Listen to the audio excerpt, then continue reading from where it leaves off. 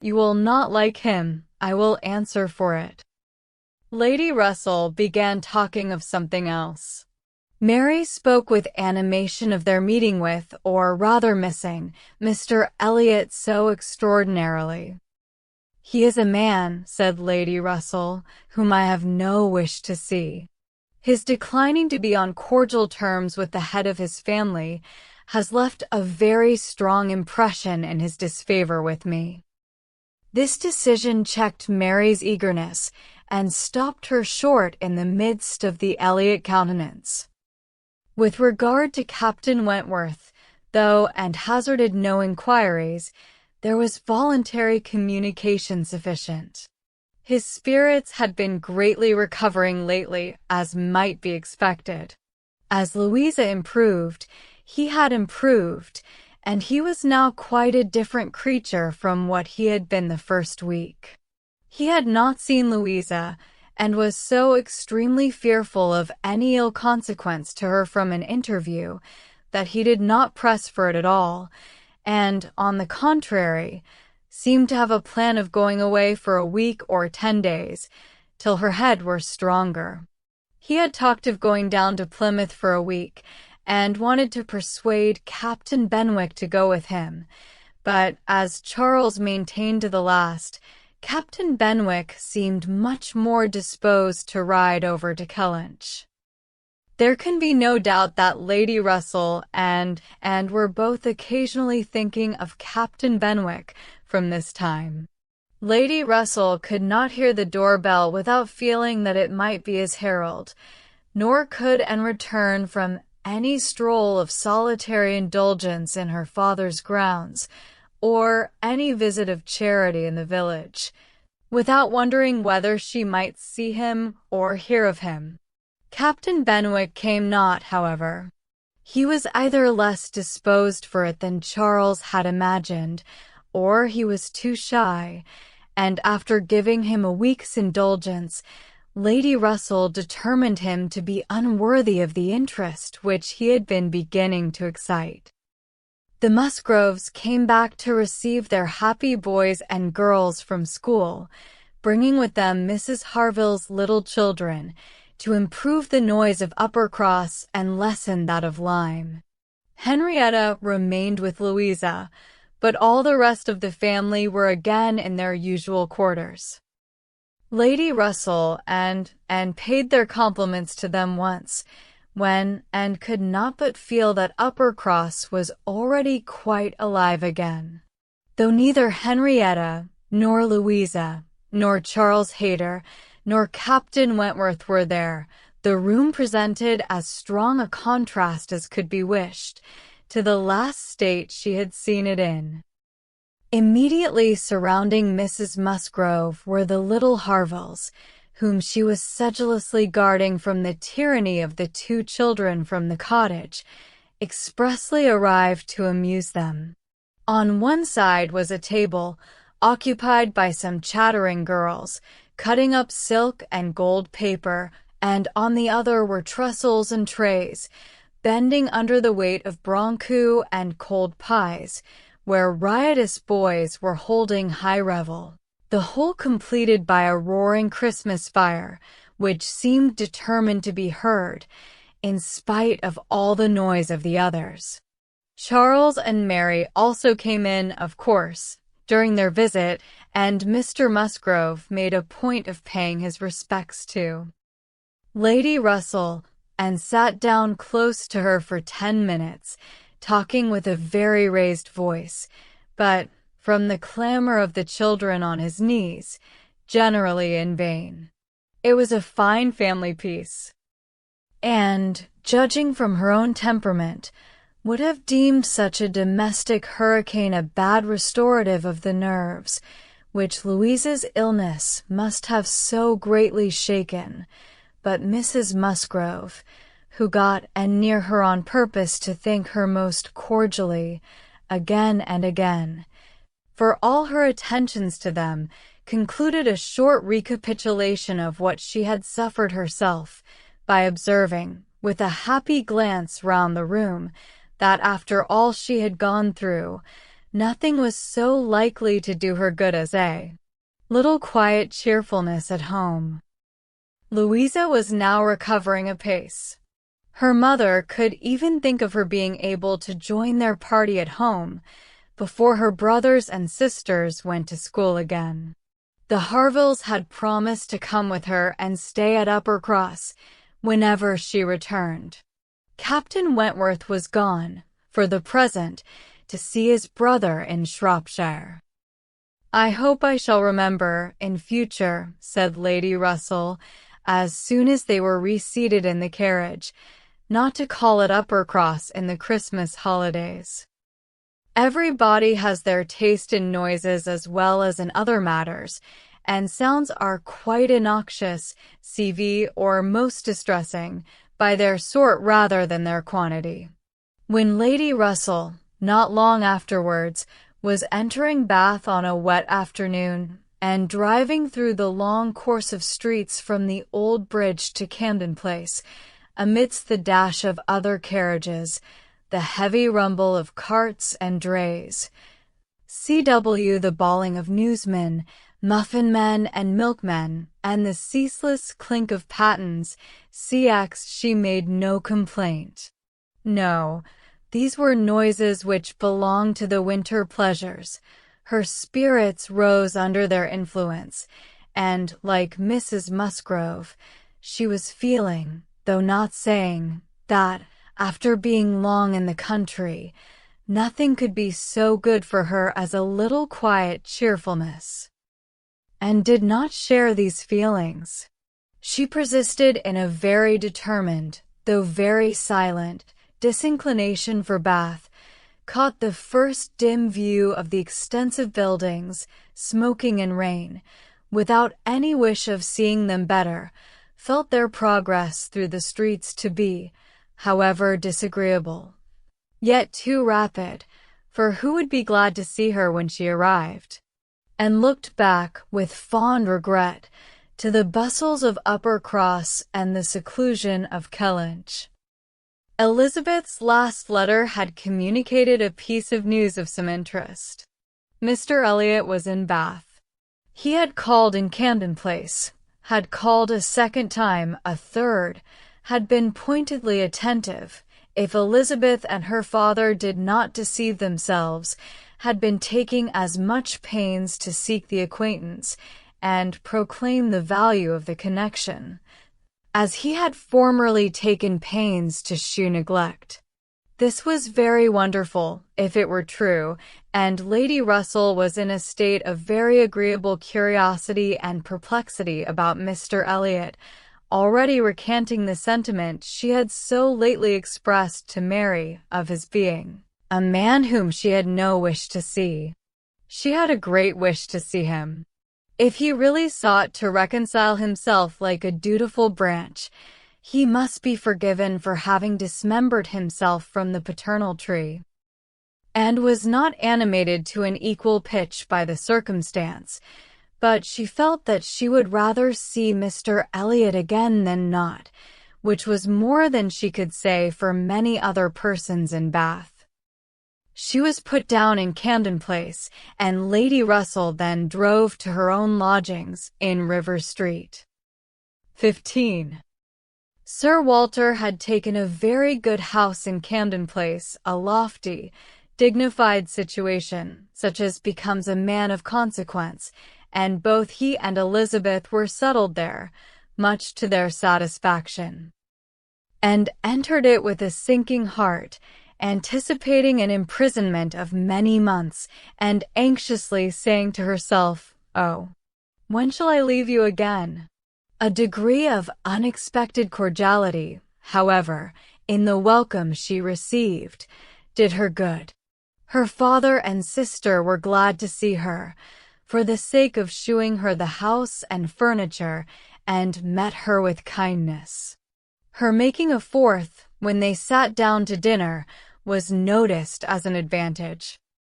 Mrs. Clay was very pleasant and very smiling, but her courtesies and smiles were more a matter of course, and had always felt that she would pretend what was proper on her arrival, but the complaisance of the others was unlooked for.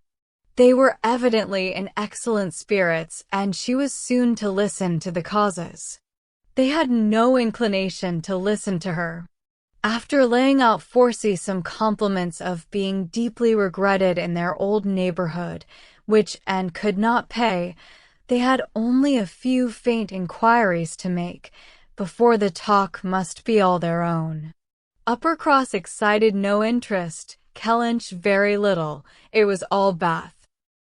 They had the pleasure of assuring her that Bath more than answered their expectations in every respect. Their house was undoubtedly the best in Camden Place. Their drawing-rooms had many decided advantages over all the others which they had either seen or heard of, and the superiority was not less in the style of the fitting-up, or the taste of the furniture. Their acquaintance was exceedingly sought after. Everybody was wanting to visit them. They had drawn back from many introductions, and still were perpetually having cards left by people of whom they knew nothing. Here were funds of enjoyment. Could Anne wonder that her father and sister were happy? She might not wonder, but she might sigh that her father should feel no degradation in his change, should see nothing to regret in the duties and dignity of the resident landholder, should find so much to be vain of in the littlenesses of a town, and she must sigh. And smile and wonder too, as Elizabeth threw open the folding doors, and walked with exultation from one drawing-room to the other, boasting of their space, at the possibility of that woman, who had been mistress of Kellynch Hall, finding extent to be proud of between two walls, perhaps 30 feet asunder. But this was not all which they had to make them happy. They had Mr. Elliot too, and had a great deal to hear of Mr. Elliot. He was not only pardoned, they were delighted with him. He had been in Bath about a fortnight. He had passed through Bath in November, in his way to London, when the intelligence of Sir Walter's being settled there had of course reached him, though only 24 hours in the place.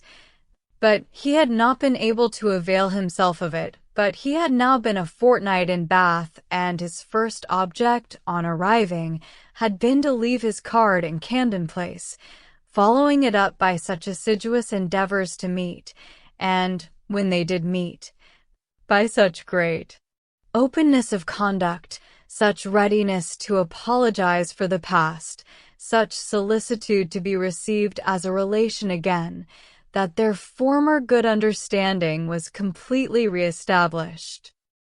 They had not a fault to find in him. He had explained away all the appearance of neglect on his own side. It had originated in misapprehension entirely. He had never had an idea of throwing himself off. He had feared that he was thrown off, but knew not why, and delicacy had kept him silent. Upon the hint of having spoken disrespectfully or carelessly of the family, and the family honors, he was quite indignant. He, who had ever boasted of being an Elliot, and whose feelings, as to connection, D.B. were only too strict to suit the unfeudal tone of the present day. He was astonished, indeed, but his character and general conduct must refute it. He could refer Sir Walter to all who knew him, and, certainly, the pains he had been taking on this, the first opportunity of reconciliation, to be restored to the footing of a relation and heir presumptive, was a strong proof of his opinions on the subject. The circumstances of his marriage, too, were found to admit of much extenuation. This was an article not to be entered on by himself, but a very intimate friend of his, a Colonel Wallace, a highly respectable man, perfectly the gentleman, and not an ill-looking man, Sir Walter added, who was living in very good style in Marlborough Buildings, and had, at his own particular request, been admitted to their acquaintance through Mr. Elliot, had mentioned one or two things relative to the marriage, which made a material difference in the discredit of it. Colonel Wallace had known Mr. Elliot long, had been well acquainted also with his wife, had perfectly understood the whole story. She was certainly not a woman of family, but well educated, accomplished, rich, and excessively in love with his friend. There had been the charm. She had sought him. Without that attraction, not all her money would have tempted Elliot, and Sir Walter was, moreover, assured of her having been a very fine woman. DC here was a great deal to soften the business. A very fine woman, with a large fortune, in love with him. Sir Walter seemed to admit it as complete apology, and though Elizabeth could not see the circumstance in quite so favorable a light, she allowed it be a great extenuation. Mr. Elliot had called repeatedly, had dined with them once, evidently delighted by the distinction of being asked, for they gave no dinners in general, delighted, in short, by every proof of cousinly notice, and placing his whole happiness in being on intimate terms in Camden Place. And listened, but without quite understanding it. Allowances, large allowances, she knew, must be made for the ideas of those who spoke. She heard it all under embellishment. All that sounded extravagant or irrational in the progress of the reconciliation might have no origin but in the language of the relators. Still, however, she had the sensation of there being something more than immediately appeared in Mr. Elliot's wishing, after an interval of so many years, to be well received by them. In a worldly view, he had nothing to gain by being on terms with Sir Walter, nothing to risk by a state of variance. In all probability, he was already the richer of the two, and the Kellynch estate would as surely be his hereafter as the title. A sensible man. And he had looked like a very sensible man. Who should it be an object to him? She could only offer one solution. It was, perhaps, for Elizabeth's sake. There might really have been a liking formerly, though convenience and accident had drawn him a different way, and now that he could afford to please himself, he might mean to pay his addresses to her. Elizabeth was certainly very handsome, with well-bred, elegant manners, and her character might never have been penetrated by Mr. Elliot, knowing her but in public, and when very young himself. How her temper and understanding might bear the investigation of his present keener time of life was another concern, and rather a fearful one. Most earnestly did she wish that he might not be too nice, or too observant, if Elizabeth were his object, and that Elizabeth was disposed to believe herself so, and that her friend Mrs. Clay was encouraging the idea, seemed apparent by a glance or two between them, while Mr. Elliot's frequent visits were talked of, and mentioned the glimpses she had had of him at Lyme, but without being much attended to. Oh, yes, perhaps it had been Mr. Elliot. They did not know. It might be him, perhaps. They could not listen to her description of him. They were describing him themselves, Sir Walter especially. He did justice to his very gentlemanlike appearance, his air of elegance and fashion, his good-shaped face, his sensible eye, but, at the same time, must lament his being very much underhung, a defect which time seemed to have increased. Nor could he pretend to say that 10 years had not altered almost every feature for the worse. Mr. Elliot appeared to think that he, Sir Walter, was looking exactly as he had done when they last parted, but Sir Walter had not been able to return the compliment entirely, which had embarrassed him. He did not mean to complain, however.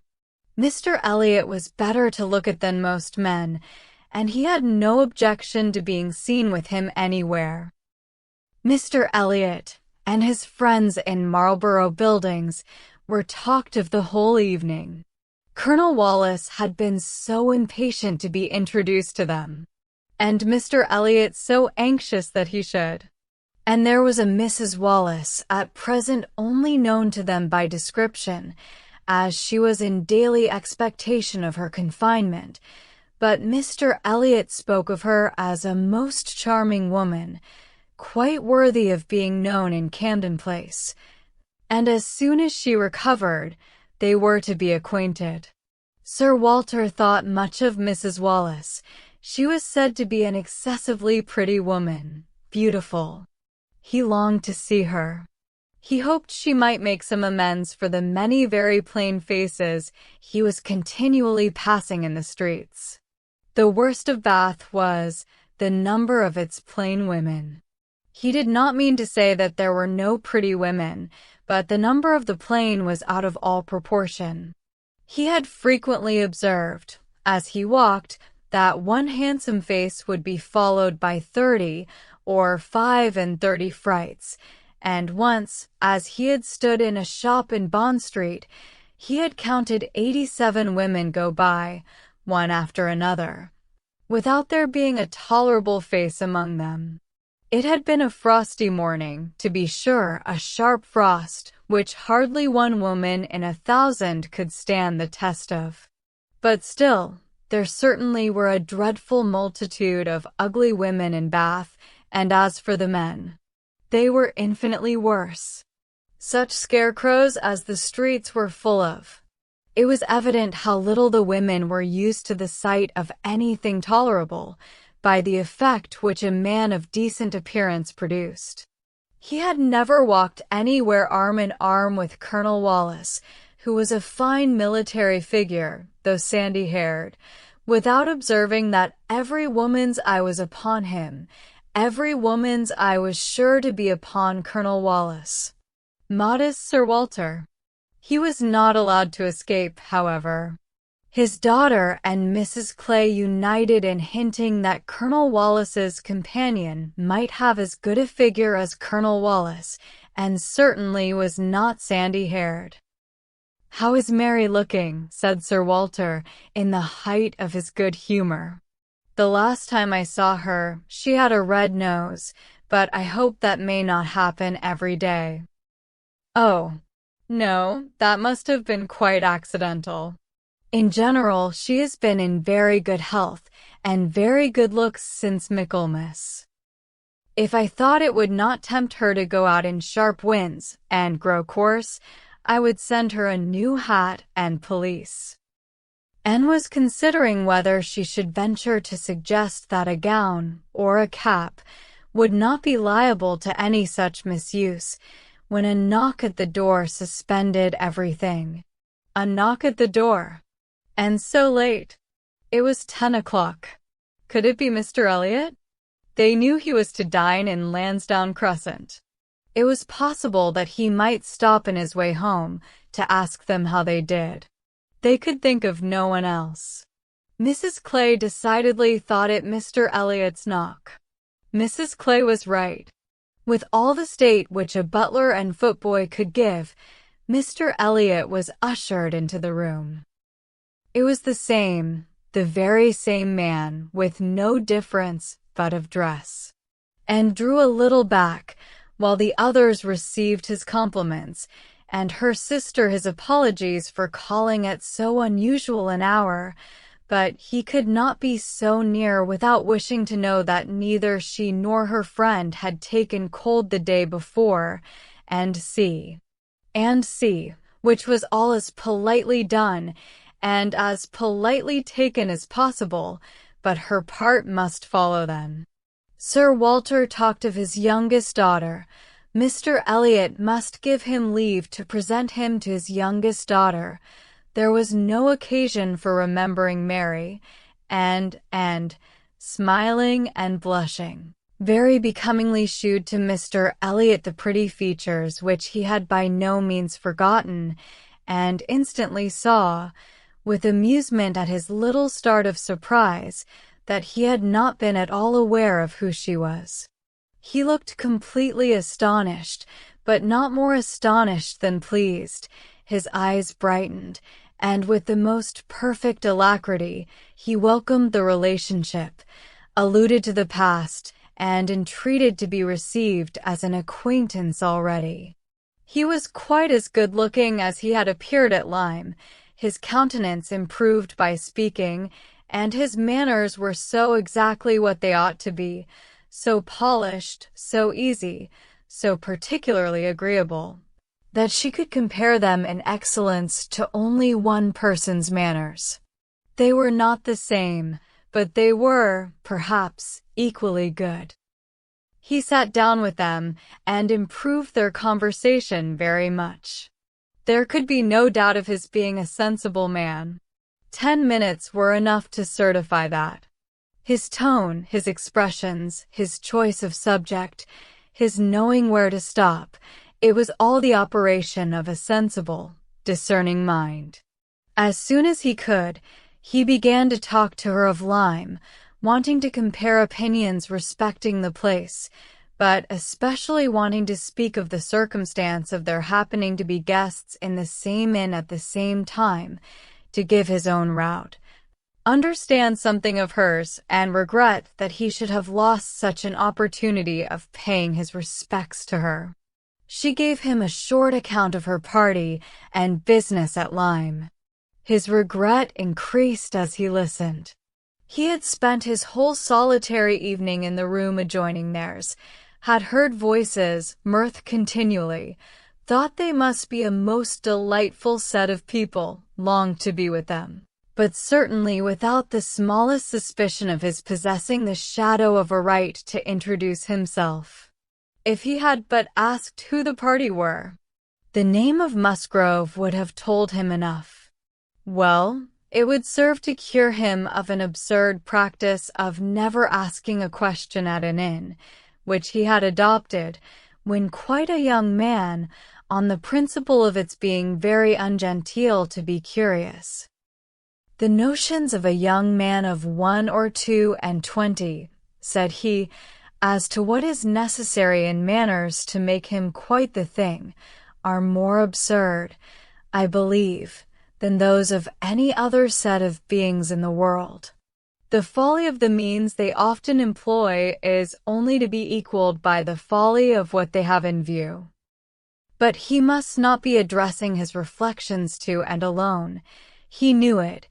He was soon diffused again among the others, and it was only at intervals that he could return to Lyme. His inquiries, however, produced at length an account of the scene she had been engaged in there, soon after his leaving the place. Having alluded to an accident, he must hear the whole. When he questioned, Sir Walter and Elizabeth began to question also, but the difference in their manner of doing it could not be unfelt. She could only compare Mr. Elliot to Lady Russell, in the wish of really comprehending what had passed, and in the degree of concern for what she must have suffered in witnessing it. He stayed an hour with them. The elegant little clock on the mantelpiece had struck 11 with its silver sounds, 19, and the watchman was beginning to be heard at a distance telling the same tale, before Mr. Elliot or any of them seemed to feel that he had been there long, and could not have supposed it possible that her first evening in Camden Place could have passed so well. 16.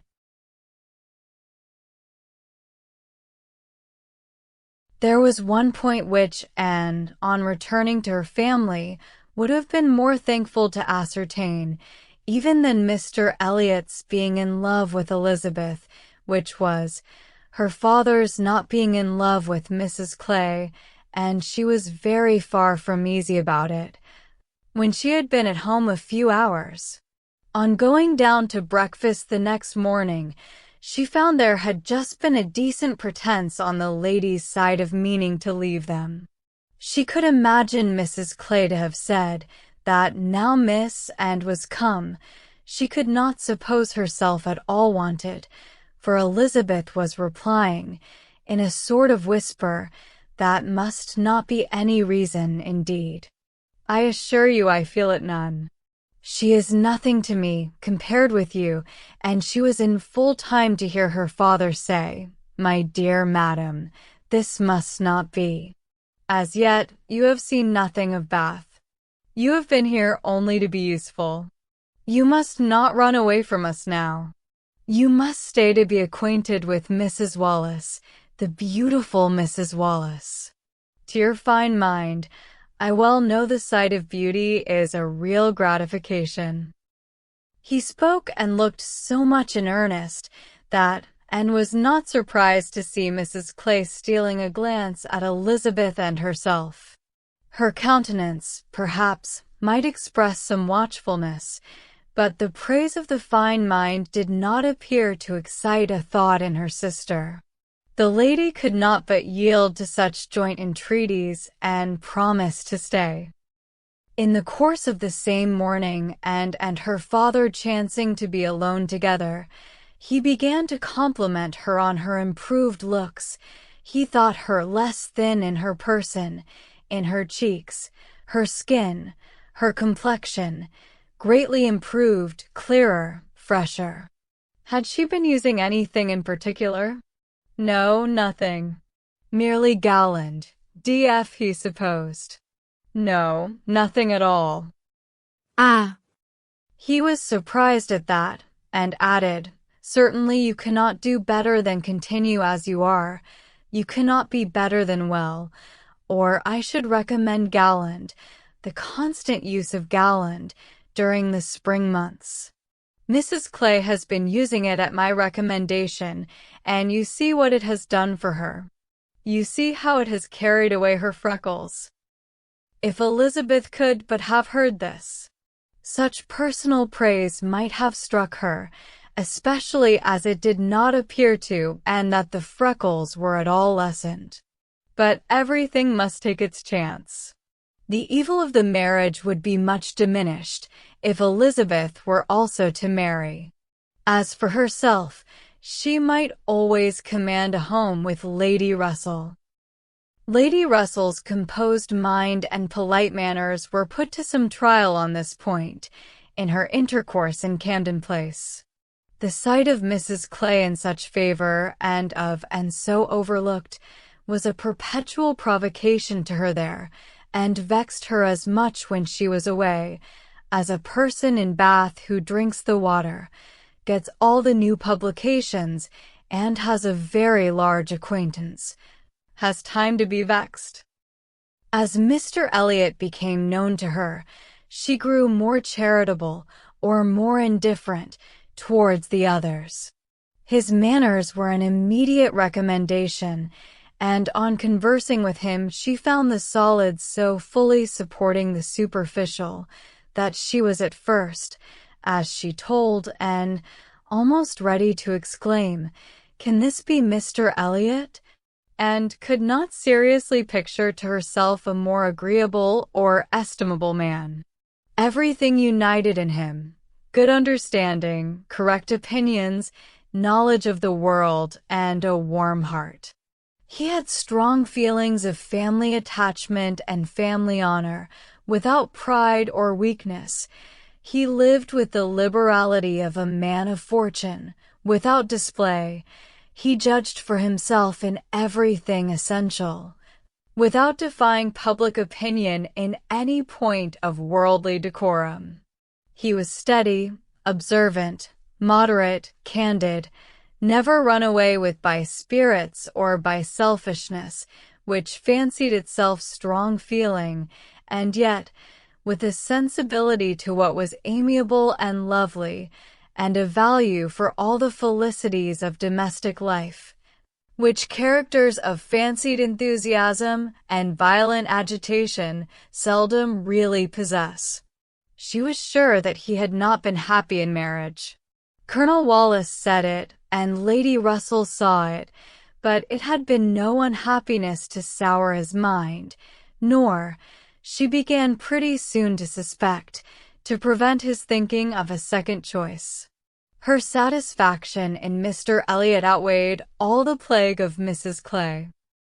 It was now some years since, and had begun to learn that she and her excellent friend could sometimes think differently, and it did not surprise her, therefore, that Lady Russell should see nothing suspicious or inconsistent, nothing to require more motives than appeared, in Mr. Elliot's great desire of a reconciliation. In Lady Russell's view, it was perfectly natural that Mr. Elliot, at a mature time of life, should feel it a most desirable object, and what would very generally recommend him, among all sensible people, to be on good terms with the head of his family, the simplest process in the world of time upon a head naturally clear, and only erring in the heyday of youth. And presumed, however, still to smile about it, and at last to mention Elizabeth. Lady Russell listened and looked, and made only this cautious reply, "Elizabeth. Very well. Time will explain." It was a reference to the future, which Anne, after a little observation, felt she must submit to. She could determine nothing at present. In that house Elizabeth must be first, and she was in the habit of such general observance as Miss Elliot that any particularity of attention seemed almost impossible. Mr. Elliot, too, it must be remembered, had not been a widower 7 months. A little delay on his side might be very excusable. In fact, Anne could never see the crape edge round his hat, without fearing that she was the inexcusable one in attributing to him such imaginations, for though his marriage had not been very happy, still it had existed so many years that she could not comprehend a very rapid recovery from the awful impression of its being dissolved. However it might end, he was without any question their pleasantest acquaintance in Bath. She saw nobody equal to him, and it was a great indulgence now and then to talk to him about Lyme, which he seemed to have as lively a wish to see again, and to see more of, as herself. They went through the particulars of their first meeting a great many times. He gave her to understand that he had looked at her with some earnestness. She knew it well, and she remembered another person's look also. They did not always think alike. His value for rank and connection she perceived to be greater than hers. It was not merely complaisance, it must be a liking to the cause, which made him enter warmly into her father and sister's solicitudes on a subject which she thought unworthy to excite them. The Bath paper one morning announced the arrival of the Dowager Viscountess Dalrymple and her daughter, the Honourable Miss Carteret, and all the comfort of Camden Place was swept away for many days, for the Dalrymples, in Anne's opinion, most unfortunately, were cousins of the Elliots, and the agony was how to introduce themselves properly, and had never seen her father and sister before in contact with nobility, and she must acknowledge herself disappointed. She had hoped better things from their high ideas of their own situation in life, and was reduced to form a wish which she had never foreseen, a wish that they had more pride, for our cousins Lady Dalrymple and Miss Carteret, our cousins, the Dalrymples, sounded in her ears all day long. Sir Walter had once been in company with the late Viscount, but had never seen any of the rest of the family, and the difficulties of the case arose from there having been a suspension of all intercourse by letters of ceremony. ever since the death of that said late Viscount, when, in consequence of a dangerous illness of Sir Walter's at the same time, there had been an unlucky omission at Kellynch. No letter of condolence had been sent to Ireland. The neglect had been visited on the head of the sinner, for when poor Lady Elliot died herself, no letter of condolence was received at Kellynch, and, consequently, there was but too much reason to apprehend that the Dalrymples considered the relationship as closed. How to have this anxious business set to rights, and be admitted as cousins again, was the question, and it was a question which, in a more rational manner, neither Lady Russell nor Mr. Elliot thought unimportant. Family connections were always worth preserving, good company always worth seeking. Lady Dalrymple had taken a house, for 3 months, in Laura Place, and would be living in style. She had been at Bath the year before, and Lady Russell had heard her spoken of as a charming woman. It was very desirable that the connection should be renewed, if it could be done, without any compromise of propriety on the side of the Elliots. Sir Walter, however, would choose his own means, and at last wrote a very fine letter of ample explanation, regret, and entreaty to his right honourable cousin. Neither Lady Russell nor Mr. Elliot could admire the letter, but it did all that was wanted, in bringing 3 lines of scrawl from the Dowager Viscountess. She was very much honoured, and should be happy in their acquaintance. The toils of the business were over, the sweets began. They visited in Laura Place. They had the cards of Dowager Viscountess Dalrymple and the Honourable Miss Carteret, to be arranged wherever they might be most visible, and our cousins in Laura Place, our cousins, Lady Dalrymple and Miss Carteret, were talked of to everybody, and was ashamed. Had Lady Dalrymple and her daughter even been very agreeable, she would still have been ashamed of the agitation they created, but they were nothing. There was no superiority of manner, accomplishment, or understanding.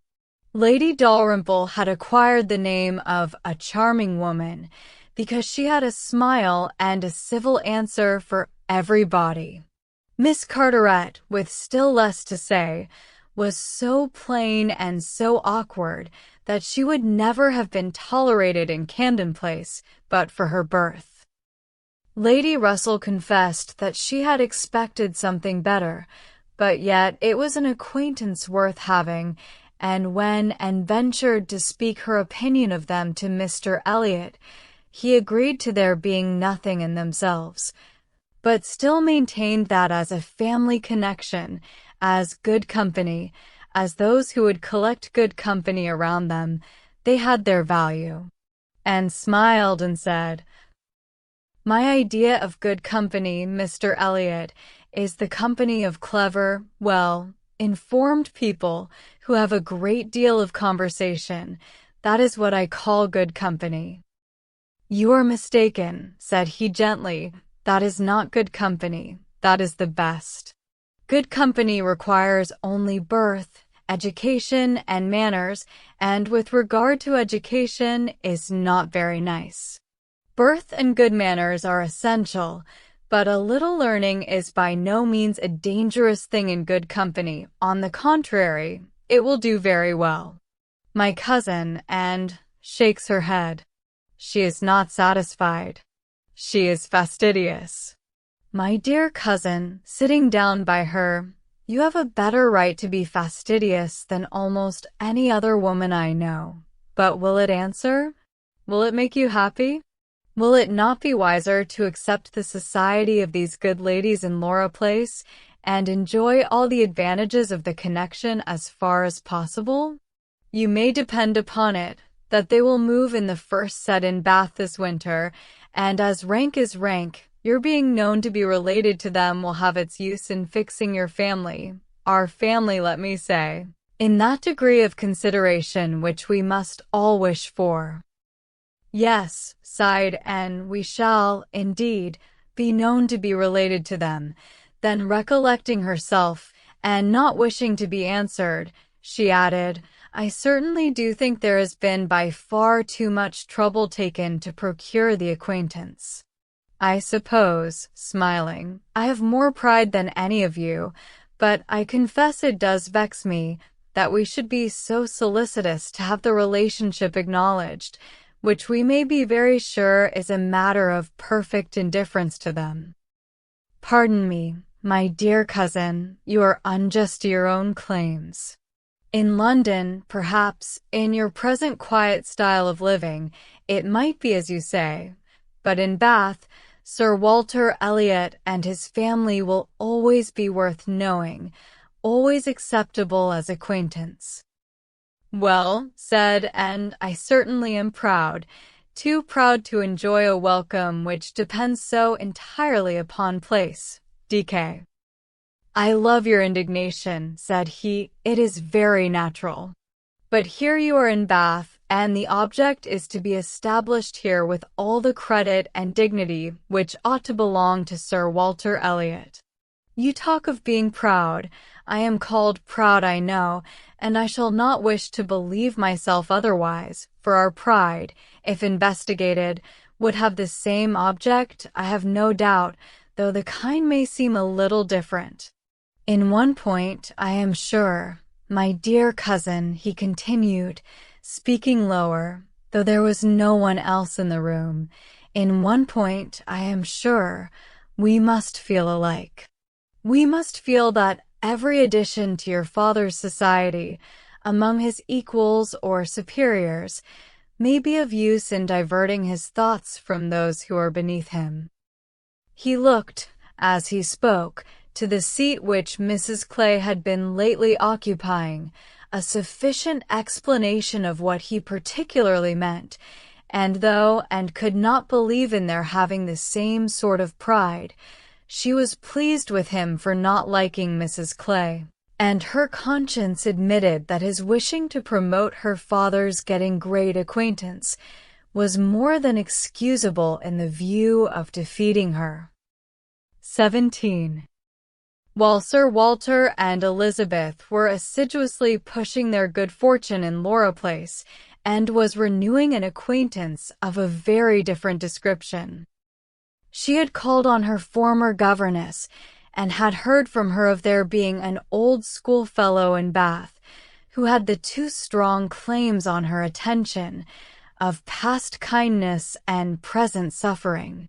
Miss Hamilton, now Mrs. Smith, had shown her kindness in one of those periods of her life when it had been most valuable, and had gone unhappy to school, grieving for the loss of a mother whom she had dearly loved, feeling her separation from home, and suffering as a girl of 14, of strong sensibility and not high spirits, must suffer at such a time, and Miss Hamilton, 3 years older than herself, but still from the want of near relations and a settled home, remaining another year at school, had been useful and good to her in a way which had considerably lessened her misery, and could never be remembered with indifference. Miss Hamilton had left school, had married not long afterwards, was said to have married a man of fortune, and this was all that and had known of her, till now that their governess's account brought her situation forward in a more decided, but very different form. She was a widow and poor. Her husband had been extravagant, and at his death, about 2 years before, had left his affairs dreadfully involved. She had had difficulties of every sort to contend with, and in addition to these distresses, had been afflicted with a severe rheumatic fever, which, finally settling in her legs, had made her for the present a cripple. She had come to Bath on that account, and was now in lodgings near the hot baths, living in a very humble way, unable even to afford herself the comfort of a servant, and, of course, almost excluded from society. Their mutual friend answered for the satisfaction which a visit from Miss Elliot would give Mrs. Smith, and therefore lost no time in going. She mentioned nothing of what she had heard, or what she intended, at home. it would excite no proper interest there. She only consulted Lady Russell, who entered thoroughly into her sentiments, and was most happy to convey her as near to Mrs. Smith's lodgings in Westgate Buildings as and chose to be taken. The visit was paid, their acquaintance re-established, their interest in each other more than rekindled. The first 10 minutes had its awkwardness and its emotion. 12 years were gone since they had parted, and each presented a somewhat different person from what the other had imagined. 12 years had changed, and from the blooming, silent, unformed girl of 15 to the elegant little woman of 27, with every beauty excepting bloom, and with manners as consciously right as they were invariably gentle. and 12 years had transformed the fine-looking, well-grown Miss Hamilton, in all the glow of health and confidence of superiority, into a poor, infirm, helpless widow, receiving the visit of her former protégé as a favor. But all that was uncomfortable in the meeting had soon passed away, and left only the interesting charm of remembering former partialities and talking over old times. And found in Mrs. Smith the good sense and agreeable manners which she had almost ventured to depend on, and a disposition to converse and be cheerful beyond her expectation. Neither the dissipations of the past, and she had lived very much in the world, nor the restrictions of the present, neither sickness nor sorrow seemed to have closed her heart or ruined her spirits. In the course of a second visit, she talked with great openness, and Anne's astonishment increased. She could scarcely imagine a more cheerless situation in itself than Mrs. Smith's. She had been very fond of her husband. She had buried him. She had been used to affluence, it was gone. She had no child to connect her with life and happiness again, no relations to assist in the arrangement of perplexed affairs, no health to make all the rest supportable. Her accommodations were limited to a noisy parlor and a dark bedroom behind, with no possibility of moving from one to the other without assistance, which there was only one servant in the house to afford. And she never quitted the house, but to be conveyed into the warm bath. Yet, in spite of all this, and had reason to believe that she had moments only of languor and depression, to hours of occupation and enjoyment. How could it be? She watched, observed, reflected, and finally determined that this was not a case of fortitude or of resignation only. A submissive spirit might be patient, a strong understanding would supply resolution, but here was something more. Here was that elasticity of mind, that disposition to be comforted, that power of turning readily from evil to good, and of finding employment which carried her out of herself, which was from nature alone. It was the choicest gift of heaven, and Anne viewed her friend as one of those instances in which, by a merciful appointment, it seems designed to counterbalance almost every other want. There had been a time, Mrs. Smith told her, when her spirits had nearly failed. She could not call herself an invalid now, compared with her state on first reaching Bath. Then, she had indeed been a pitiable object, for she had caught cold on the journey, and had hardly taken possession of her lodgings, before she was again confined to her bed, and suffering under severe and constant pain, and all this among strangers, with the absolute necessity of having a regular nurse, and finances at that moment particularly unfit to meet any extraordinary expense.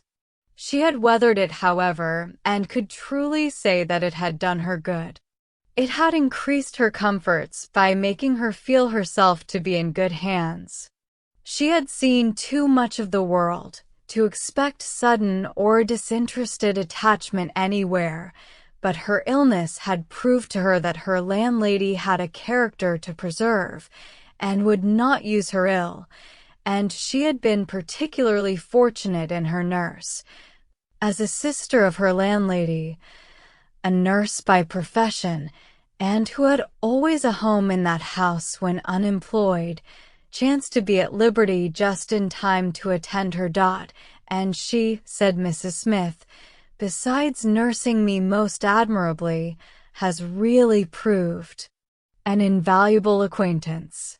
As soon as I could use my hands, she taught me to knit, which has been a great amusement, and she put me in the way of making these little thread cases, pin cushions, and card racks, which you always find me so busy about, and which supply me with the means of doing a little good to one or two very poor families in this neighborhood.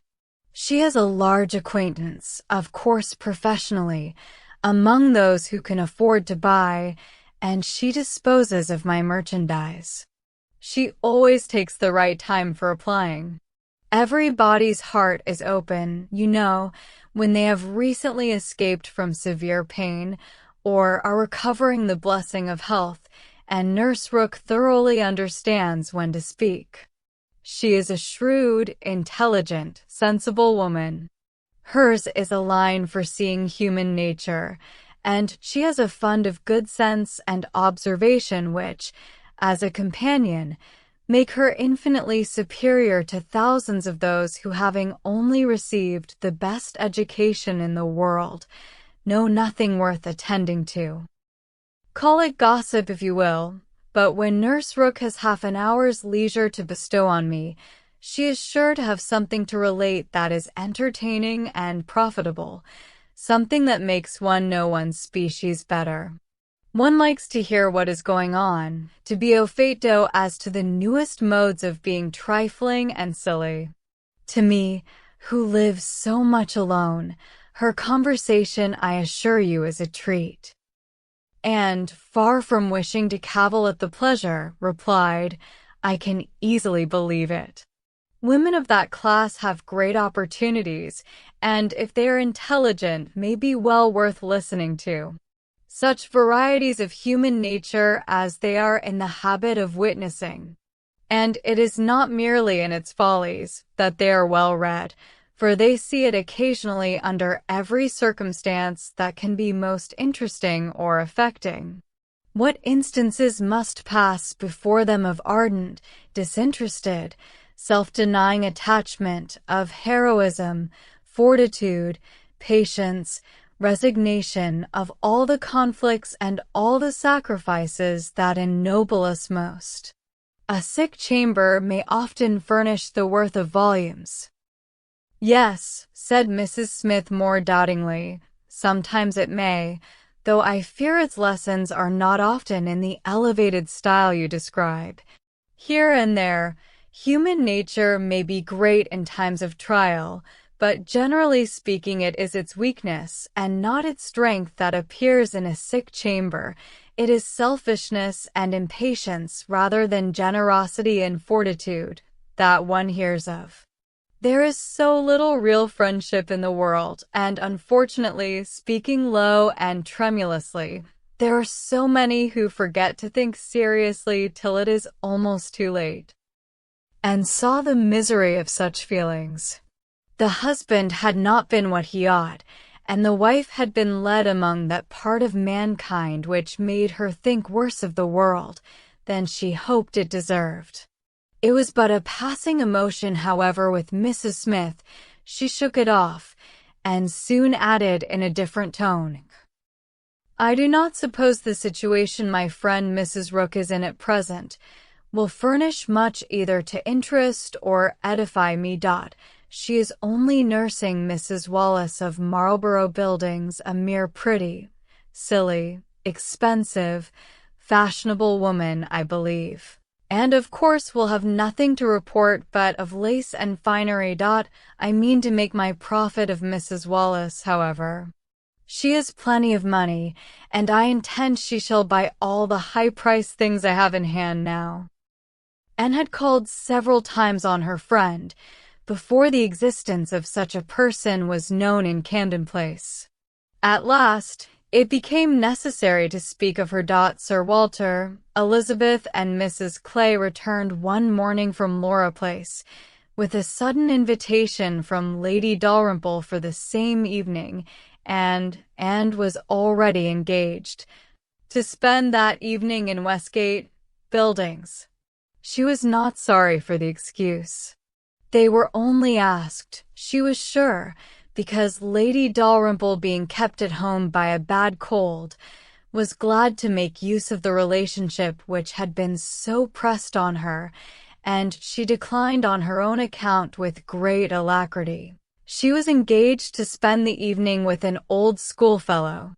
They were not much interested in anything relative to but still there were questions enough asked to make it understood what this old schoolfellow was, and Elizabeth was disdainful and Sir Walter severe.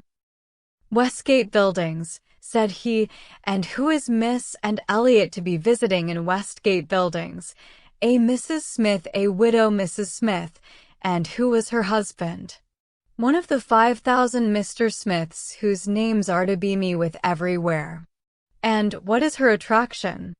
"That she is old and sickly. Upon my word, Miss and Elliot, you have the most extraordinary taste. Everything that revolts other people, low company, paltry rooms, foul air, disgusting associations are inviting to you. But surely you may put off this old lady till tomorrow. She is not so near her end, I presume, but that she may hope to see another day." "What is her age?" 40? "No, sir, she is not 31, but I do not think I can put off my engagement, because it is the only evening for some time which will at once suit her and myself. She goes into the warm bath tomorrow, and for the rest of the week we are engaged." "But what does Lady Russell think of this acquaintance?" asked Elizabeth. "She sees nothing to blame in it," replied Anne.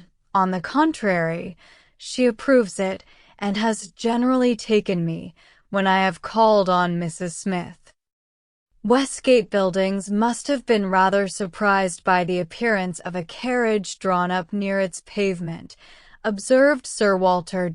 "Sir Henry Russell's widow, indeed, has no honours D.P. to distinguish her arms, but still it is a handsome equipage, and no doubt is well known to convey a Miss Elliot. A widow Mrs. Smith, lodging in Westgate Buildings, a poor widow, barely able to live, between 30 and 40, a mere Mrs. Smith, an everyday Mrs. Smith, of all people and all names in the world. To be the chosen friend of Miss and Elliot, and to be preferred by her to her own family connections among the nobility of England and Ireland. Mrs. Smith, such a name. Mrs. Clay, who had been present while all this passed, now thought it advisable to leave the room, and could have said much and did long to say a little in defense of her friends' not very dissimilar claims to theirs, but her sense of personal respect to her father prevented her. She made no reply. She left it to himself to recollect that Mrs. Smith was not the only widow in Bath between 30 and 40, with little to live on and no surnemec of dignity, and kept her appointment. The others kept theirs, and of course she heard the next morning that they had had a delightful evening, that she had been the only one of the set absent. For Sir Walter and Elizabeth had not only been quite at her ladyship's service themselves, but had actually been happy to be employed by her in collecting others, and had been at the trouble of inviting both Lady Russell and Mr. Elliot. And Mr. Elliot had made a point of leaving Colonel Wallis early, and Lady Russell had fresh arranged all her evening engagements in order to wait on her, and had the whole history of all that such an evening could supply, from Lady Russell. To her, its greatest interest must be in having been very much talked of between her friend and Mr. Elliot, in having been wished for, regretted, and at the same time honored for staying away in such a cause. Her kind, compassionate visits to this old schoolfellow, sick and reduced, seemed to have quite delighted Mr. Elliot. He thought her a most extraordinary young woman, in her temper, manners, mind, a model of female excellence. He could meet even Lady Russell in a discussion of her merits, and could not be given to understand so much by her friend, could not know herself to be so highly rated by a sensible man, without many of those agreeable sensations which her friend meant to create. Lady Russell was now perfectly decided in her opinion of Mr. Elliot. She was as much convinced of his meaning to gain and in time as of his deserving her, and was beginning to calculate the number of weeks which would free him from all the remaining restraints of widowhood, and leave him at liberty to exert his most open powers of pleasing. She would not speak to, and with half the certainty she felt on the subject, she would venture on little more than hints of what might be hereafter, of a possible attachment on his side, of the desirableness of the alliance, supposing such attachment to be real, and returned, and heard her, and made no violent exclamations. She only smiled, blushed, and gently shook her head. "I am no matchmaker, as you well know," said Lady Russell, being much too well aware of the uncertainty of all human events and calculations.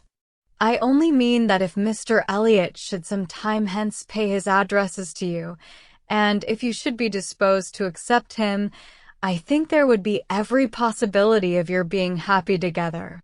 A most suitable connection, everybody must consider it, but I think it might be a very happy one. Mr. Elliot is an exceedingly agreeable man, and in many respects I think highly of him," said but we should not suit.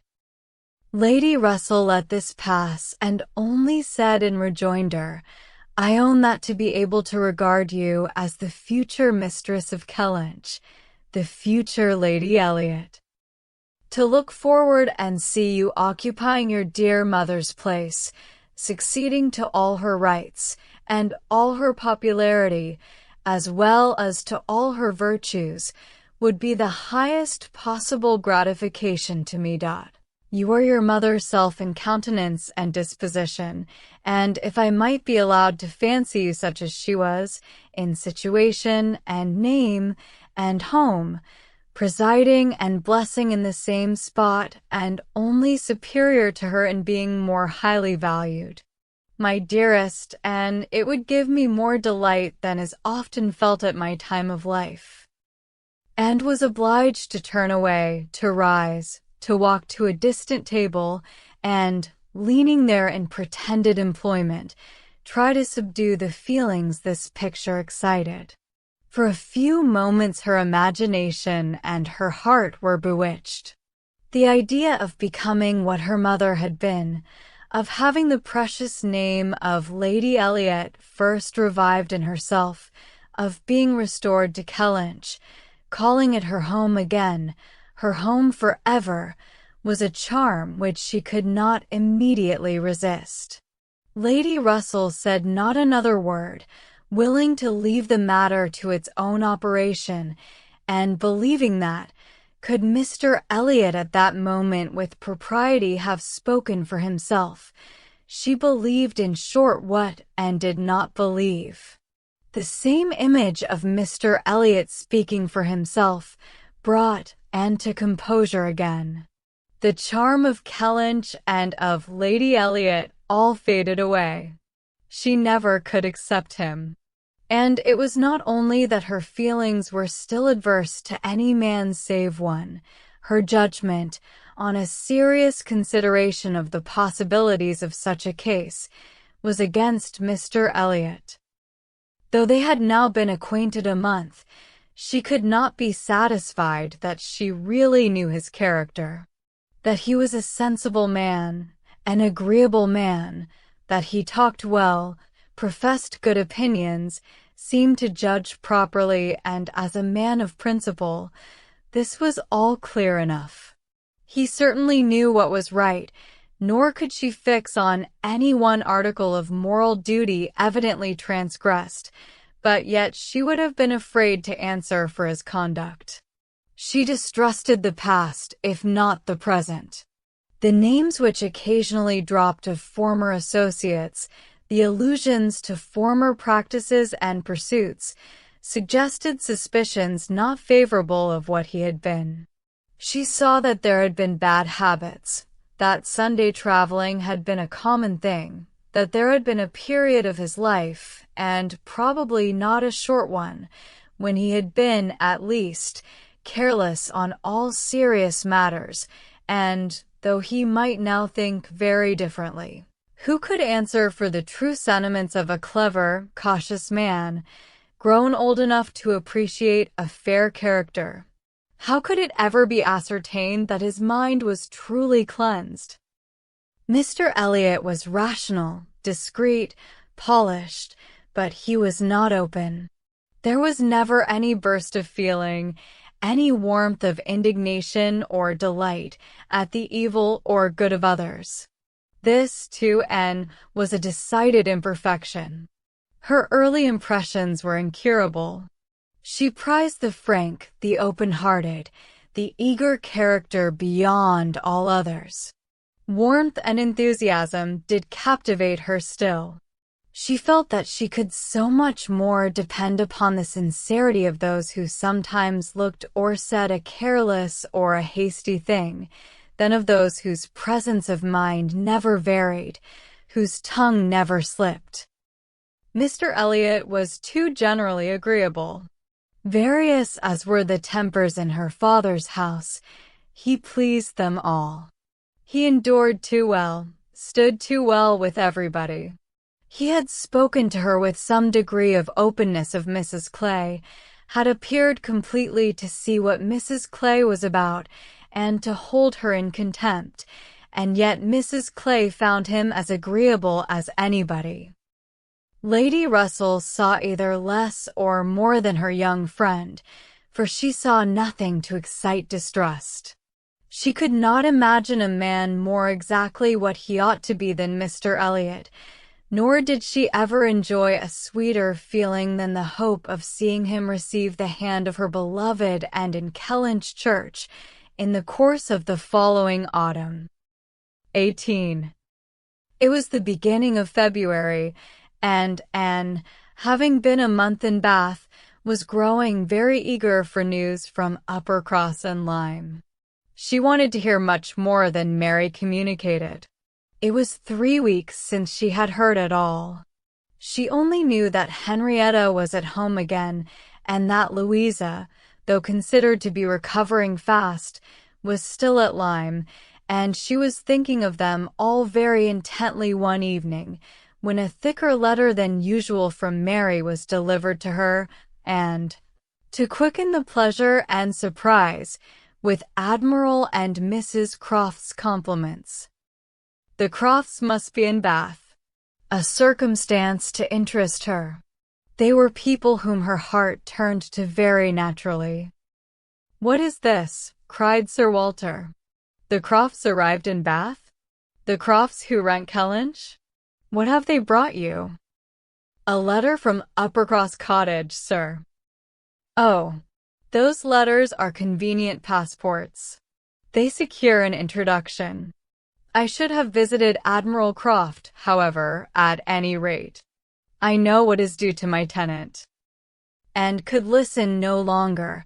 She could not even have told how the poor Admiral's complexion escaped. Her letter engrossed her. It had been begun several days back. February 1st. My dear Anne, I make no apology for my silence, because I know how little people think of letters in such a place as Bath. You must be a great deal too happy to care for Uppercross, which, as you well know, affords little to write about. We have had a very dull Christmas. Mr. and Mrs. Musgrove have not had one dinner party all the holidays. I do not reckon the haters as anybody. The holidays, however, are over at last. I believe no children ever had such long ones. I am sure I had not. The house was cleared yesterday, except of the little Harvilles, but you will be surprised to hear that they have never gone home. Mrs. Harville must be an odd mother to part with them so long. I do not understand it. They are not at all nice children, in my opinion, but Mrs. Musgrove seems to like them quite as well, if not better, than her grandchildren. What dreadful weather we have had! It may not be felt in Bath, with your nice pavements, but in the country it is of some consequence. I have not had a creature call on me since the second week in January, except Charles Hayter, who has been calling much oftener than was welcome. Between ourselves, I think it a great pity Henrietta did not remain at Lyme as long as Louisa. It would have kept her a little out of his way. The carriage is gone today, to bring Louisa and the Harvilles tomorrow. We are not asked to dine with them, however, till the day after. Mrs. Musgrove is so afraid of her being fatigued by the journey, which is not very likely, considering the care that will be taken of her.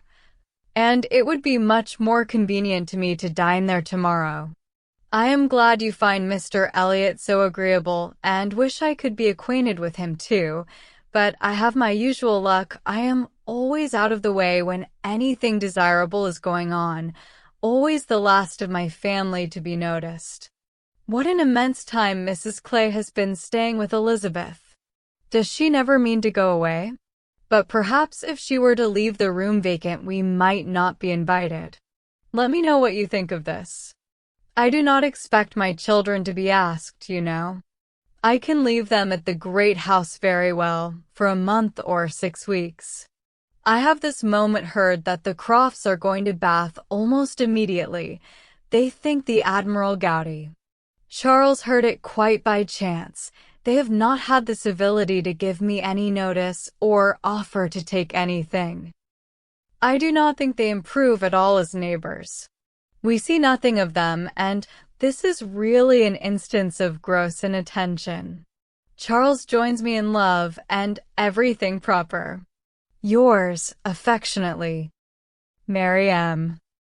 I am sorry to say that I am very far from well, and Jemima has just told me that the butcher says there is a bad sore throat very much about. I dare say I shall catch it, and my sore throats, you know, are always worse than anybody's. So ended the first part, which had been afterwards put into an envelope, containing nearly as much more. I kept my letter open, that I might send you word how Louisa bore her journey, and now I am extremely glad I did, having a great deal to add. In the first place, I had a note from Mrs. Croft yesterday, offering to convey anything to you, a very kind, friendly note indeed, addressed to me, just as it ought. I shall therefore be able to make my letter as long as I like. The Admiral does not seem very ill, and I sincerely hope Bath will do him all the good he wants. I shall be truly glad to have them back again. Our neighborhood cannot spare such a pleasant family. But now for Louisa. I have something to communicate that will astonish you not a little. She and the Harvilles came on Tuesday very safely, and in the evening we went to ask her how she did, when we were rather surprised not to find Captain Benwick of the party, for he had been invited as well as the Harvilles, and what do you think was the reason? Neither more nor less than his being in love with Louisa, and not choosing to venture to Uppercross till he had had an answer from Mr. Musgrove, for it was all settled between him and her before she came away, and he had written to her father by Captain Harville. True, upon my honor. Are not you astonished? I shall be surprised at least if you ever received a hint of it, for I never did. Mrs. Musgrove protests solemnly that she knew nothing of the matter. We are all very well pleased, however, for though it is not equal to her marrying Captain Wentworth, it is infinitely better than Charles Hayter, and Mr. Musgrove has written his consent, and Captain Benwick is expected today. Mrs. Harville says her husband feels a good deal on his poor sister's account, but, however, Louisa is a great favorite with both. Indeed, Mrs. Harville, and I quite agree that we love her the better for having nursed her. Charles wonders what Captain Wentworth will say, but if you remember, I never thought him attached to Louisa. I never could see anything of it.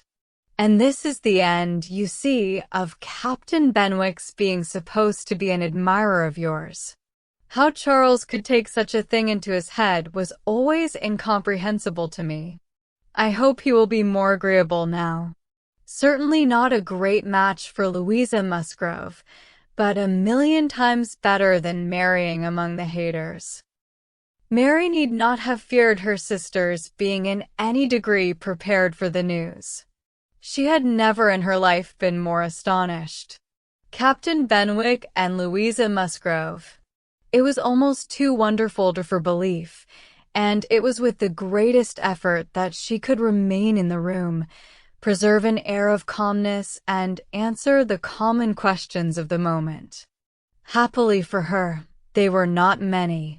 Sir Walter wanted to know whether the Crofts travelled with 4 horses, and whether they were likely to be situated in such a part of Bath as it might suit Miss Elliot and himself to visit in, but had little curiosity beyond. "How is Mary?" said Elizabeth, and without waiting for an answer, "And pray what brings the Crofts to Bath?" "They come on the Admiral's account. He is thought to be gouty." "Gout and decrepitude," said Sir Walter. "Poor old gentleman." "Have they any acquaintance here?" asked Elizabeth. "I do not know, but I can hardly suppose that, at Admiral Croft's time of life, and in his profession, he should not have many acquaintance in such a place as this." "I suspect," said Sir Walter coolly, "that Admiral Croft will be best known in Bath as the renter of Kellynch Hall. Elizabeth, may we venture to present him and his wife in Laura Place?" "Oh, no, I think not. Situated as we are with Lady Dalrymple, cousins, we ought to be very careful not to embarrass her with acquaintance she might not approve. If we were not related, it would not signify, but as cousins, she would feel scrupulous as to any proposal of ours. We had better leave the Crofts to find their own level. There are several odd-looking men walking about here, who, I am told, are sailors. The Crofts will associate with them." This was Sir Walter and Elizabeth's share of interest in the letter, when Mrs. Clay had paid her tribute of more decent attention in an inquiry after Mrs. Charles Musgrove and her fine little boys, and was at liberty. In her own room she tried to comprehend it. Well might Charles wonder how Captain Wentworth would feel. Perhaps he had quitted the field, had given Louisa up, had ceased to love, had found he did not love her. She could not endure the idea of treachery or levity, or anything akin to ill usage between him and his friend.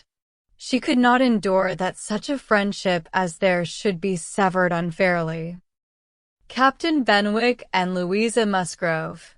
The high-spirited, joyous, talking Louisa Musgrove, and the dejected, thinking, feeling, reading Captain Benwick seemed each of them everything that would not suit the other.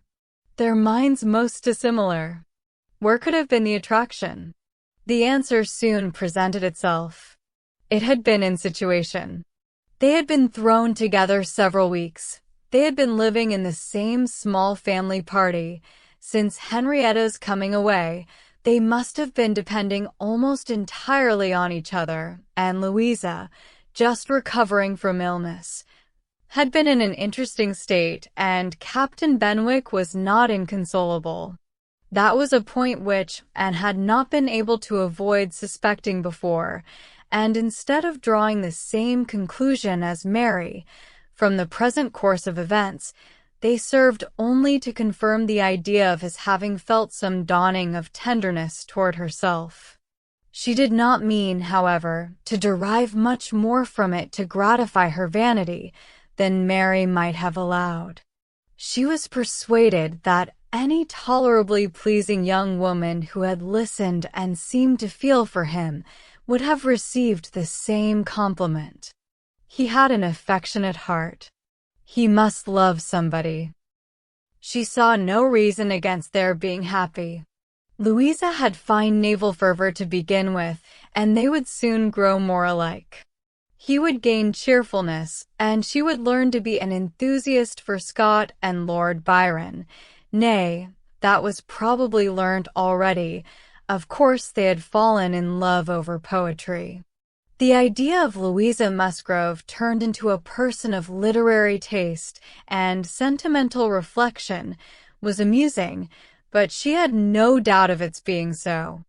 The day at Lyme, the fall from the Cobb, might influence her health, her nerves, her courage, her character to the end of her life, as thoroughly as it appeared to have influenced her fate. The conclusion of the whole was that if the woman who had been sensible of Captain Wentworth's merits could be allowed to prefer another man, there was nothing in the engagement to excite lasting wonder, and if Captain Wentworth lost no friend by it, certainly nothing to be regretted. No, it was not regret which made Anne's heart beat in spite of herself, and brought the color into her cheeks when she thought of Captain Wentworth unshackled and free. She had some feelings which she was ashamed to investigate. They were too much like joy, senseless joy. She longed to see the Crofts, but when the meeting took place, it was evident that no rumor of the news had yet reached them. The visit of ceremony was paid and returned, and Louisa Musgrove was mentioned, and Captain Benwick too, without even half a smile. The Crofts had placed themselves in lodgings in Gay Street, perfectly to Sir Walter's satisfaction. He was not at all ashamed of the acquaintance, and did, in fact, think and talk a great deal more about the Admiral than the Admiral ever thought or talked about him. The Crofts knew quite as many people in Bath as they wished for, and considered their intercourse with the Elliots as a mere matter of form, and not in the least likely to afford them any pleasure. They brought with them their country habit of being almost always together. He was ordered to walk, to keep off the gout, and Mrs. Croft seemed to go shares with him in everything, and to walk for her life, to do him good, and saw them wherever she went.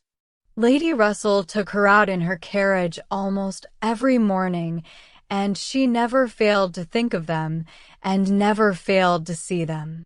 Knowing their feelings as she did, it was a most attractive picture of happiness to her. She always watched them as long as she could, delighted to fancy she understood what they might be talking of, as they walked along in happy independence, or equally delighted to see the Admiral's hearty shake of the hand when he encountered an old friend, and observe their eagerness of conversation when occasionally forming into a little knot of the Navy, Mrs. Croft looking as intelligent and keen as any of the officers around her, and was too much engaged with Lady Russell to be often walking herself.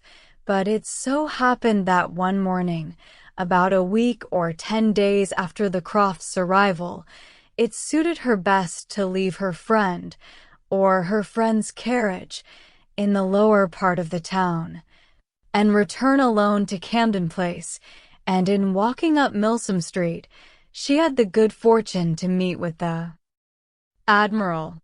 He was standing by himself at a print shop window, with his hands behind him, in earnest contemplation of some print, and she not only might have passed him unseen, but was obliged to touch as well as address him before she could catch his notice. When he did perceive and acknowledge her, however, it was done with all his usual frankness and good humor. "Ah, Is it you? Thank you, thank you. This is treating me like a friend. Here I am, you see, staring at a picture. I can never get by this shop without stopping. But what a thing here is, by way of a boat. Do look at it. Did you ever see the lake? What queer fellows your fine painters must be, to think that anybody would venture their lives in such a shapeless old cockleshell as that. And yet, here are two gentlemen stuck up in it mightily at their ease, and looking about them at the rocks and mountains, as if they were not to be upset the next moment, which they certainly must be. I wonder where that boat was built. Laughing heartily, I would not venture over a horse pond in it. Well, turning away, now, where are you bound? Can I go anywhere for you, or with you? Can I be of any use? None, I thank you, unless you will give me the pleasure of your company the little way our road lies together. I am going home. That I will, with all my heart, and farther too. Yes, yes, we will have a snug walk together, and I have something to tell you as we go along. There, take my arm. That's right. I do not feel comfortable if I have not a woman there.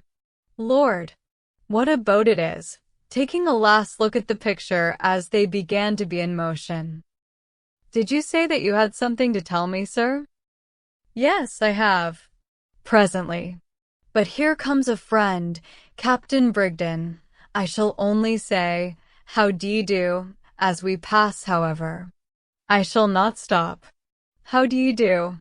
Brigden stares to see anybody with me but my wife. She, poor soul, is tied by the leg. She has a blister on one of her heels, as large as a 3-shilling piece. If you look across the street, you will see Admiral Brand coming down and his brother. Shabby fellows, both of them. I am glad they are not on this side of the way. Sophie cannot bear them. They played me a pitiful trick once, got away some of my best men. I will tell you the whole story another time. There comes old Sir Archibald Drew and his grandson. Look, he sees us. He kisses his hand to you. He takes you for my wife. The peace has come too soon for that younker. Do poor old Sir Archibald. How do you like Bath, Miss Elliot? It suits us very well.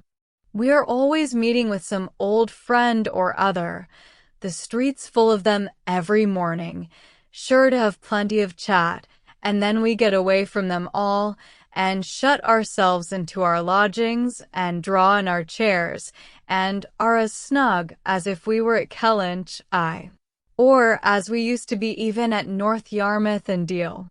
We do not like our lodgings here the worse, I can tell you, for putting us in mind of those we first had at North Yarmouth. The wind blows through one of the cupboards just in the same way. When they were got a little farther, and ventured to press again for what he had to communicate, she had hoped, when clear of Milsom Street, to have her curiosity gratified, but she was still obliged to wait, for the Admiral had made up his mind not to begin, till they had gained the greater space and quiet of Belmont, and as she was not really Mrs. Croft, she must let him have his own way. As soon as they were fairly ascending Belmont, he began. Well, now you shall hear something that will surprise you. But first of all, you must tell me the name of the young lady I am going to talk about. That young lady, you know, that we have all been so concerned for. The Miss Musgrove, that all this has been happening to. Her Christian name, I always forget her Christian name, and had been ashamed to appear to comprehend so soon as she really did, but now she could safely suggest the name of Louisa. I Miss Louisa Musgrove, that is the name. I wish young ladies had not such a number of fine Christian names. I should never be out if they were all Sophies, or something of that sort. Well, this Miss Louisa, we all thought, was to marry Frederick. He was courting her week after week. The only wonder was what they could be waiting for till the business at Lyme came. Then, indeed, it was clear enough that they must wait till her brain was set to right. But even then, there was something odd in their way of going on. Instead of staying at Lyme, he went off to Plymouth, and then he went off to see Edward. When we came back from Minehead, he was gone down to Edward's, and there he has been ever since. We have seen nothing of him since November. Even Sophie could not understand it. But now the matter has taken the strangest turn of all, for this young lady, this same Miss Musgrove, instead of being to marry Frederick, is to marry James Benwick. You know James Benwick? A little. I am a little acquainted with Captain Benwick.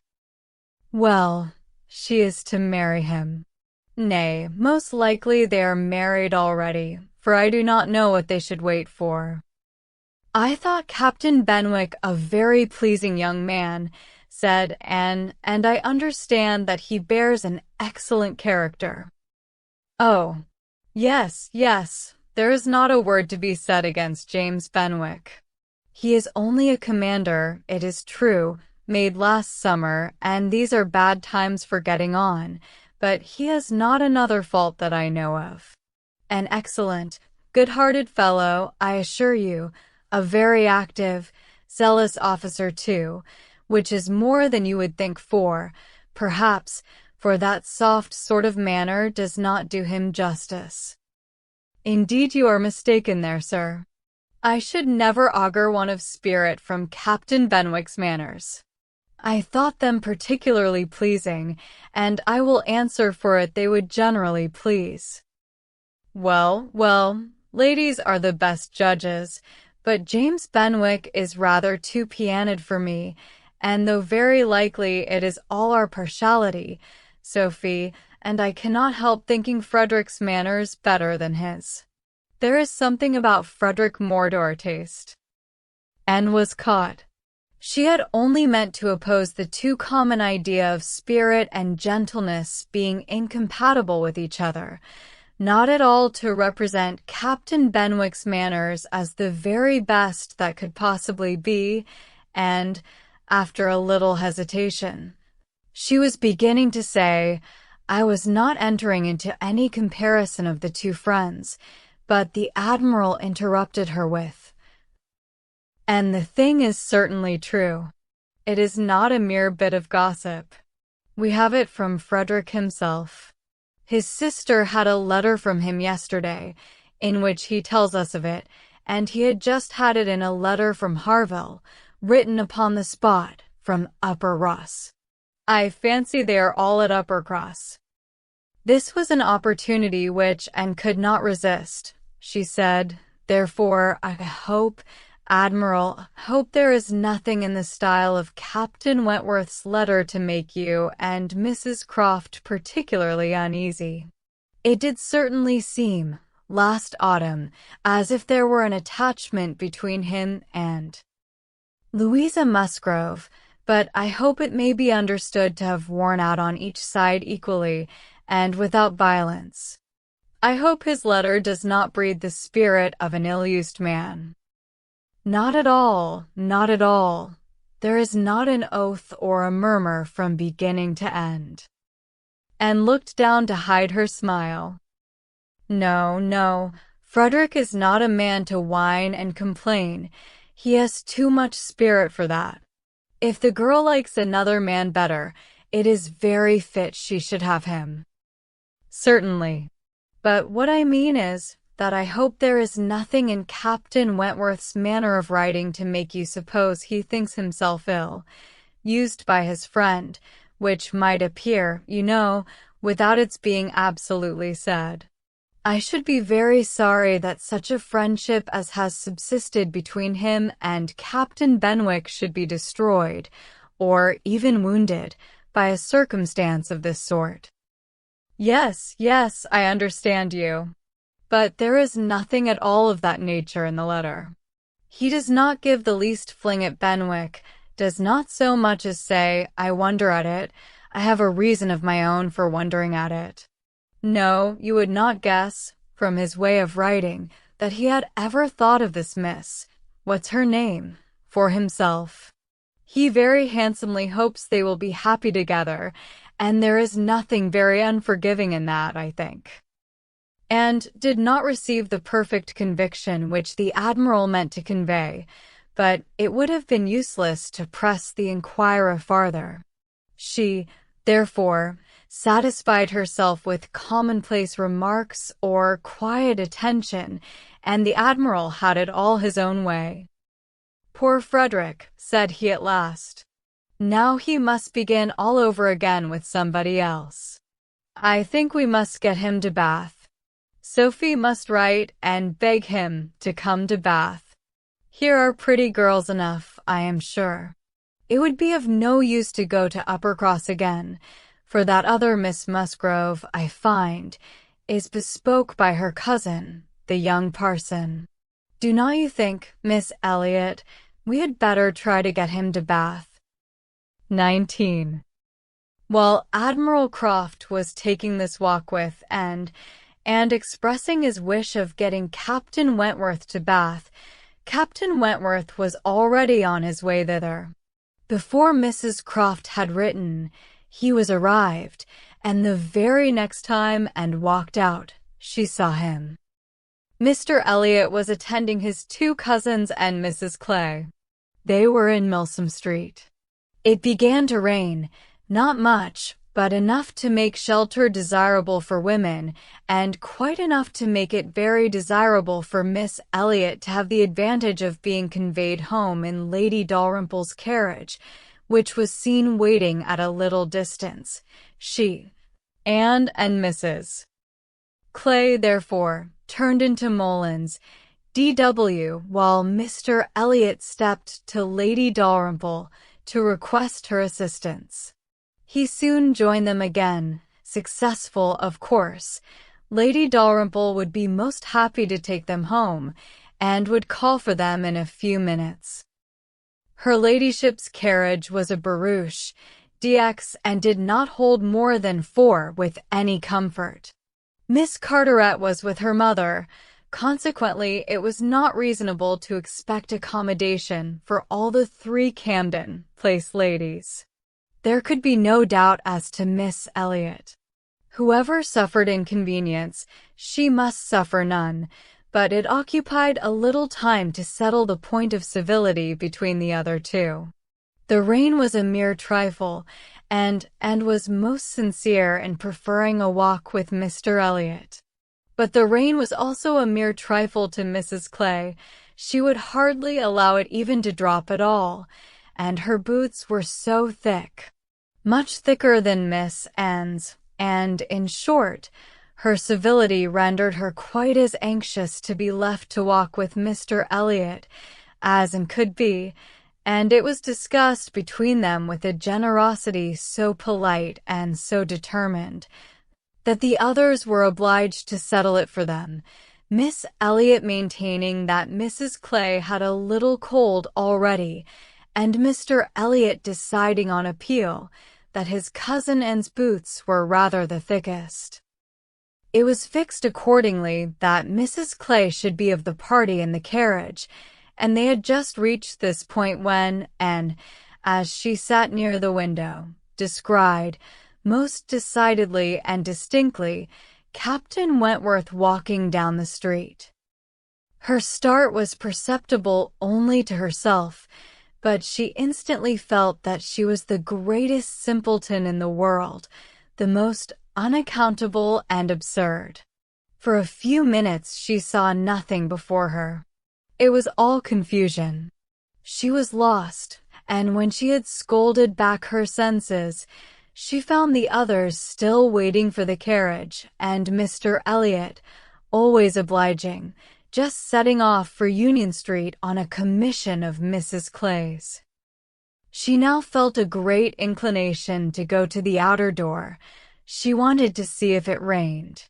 Why was she to suspect herself of another motive? Captain Wentworth must be out of sight. She left her seat. She would go. One half of her should not be always so much wiser than the other half, or always suspecting the other of being worse than it was. She would see if it rained. She was sent back, however, in a moment by the entrance of Captain Wentworth himself, among a party of gentlemen and ladies, evidently his acquaintance, and whom he must have joined a little below Milsom Street. He was more obviously struck and confused by the sight of her than she had ever observed before. He looked quite red. For the first time, since their renewed acquaintance, she felt that she was betraying the least sensibility of the two. She had the advantage of him in the preparation of the last few moments. All the overpowering, blinding, bewildering first effects of strong surprise were over with her. Still, however, she had enough to feel. It was agitation, pain, pleasure, a something between delight and misery. He spoke to her, and then turned away. The character of his manner was embarrassment. She could not have called it either cold or friendly, or anything so certainly as embarrassed. After a short interval, however, he came towards her and spoke again. Mutual inquiries on common subjects passed, neither of them, probably, much the wiser for what they heard, and continuing fully sensible of his being less at ease than formerly. They had, by dint of being so very much together, got to speak to each other with a considerable portion of apparent indifference and calmness, but he could not do it now. Time had changed him, or Louisa had changed him. There was consciousness of some sort or other. He looked very well, not as if he had been suffering in health or spirits, and he talked of Uppercross, of the Musgroves, nay, even of Louisa, and had even a momentary look of his own arch significance as he named her. But yet it was Captain Wentworth, not comfortable, not easy, not able to feign that he was. It did not surprise, but it grieved and to observe that Elizabeth would not note him. She saw that he saw Elizabeth, that Elizabeth saw him, that there was complete internal recognition on each side. She was convinced that he was ready to be acknowledged as an acquaintance, expecting it, and she had the pain of seeing her sister turn away with unalterable coldness. Lady Dalrymple's carriage, for which Miss Elliot was growing very impatient, now drew up. The servant came in to announce it. It was beginning to rain again, and altogether there was a delay, and a bustle, and a talking, which must make all the little crowd in the shop understand that Lady Dalrymple was calling to convey Miss Elliot.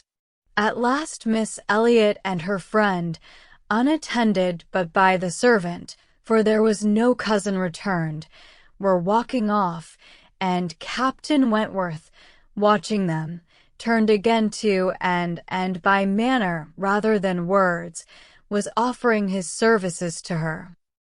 "I am much obliged to you," was her answer, "but I am not going with them.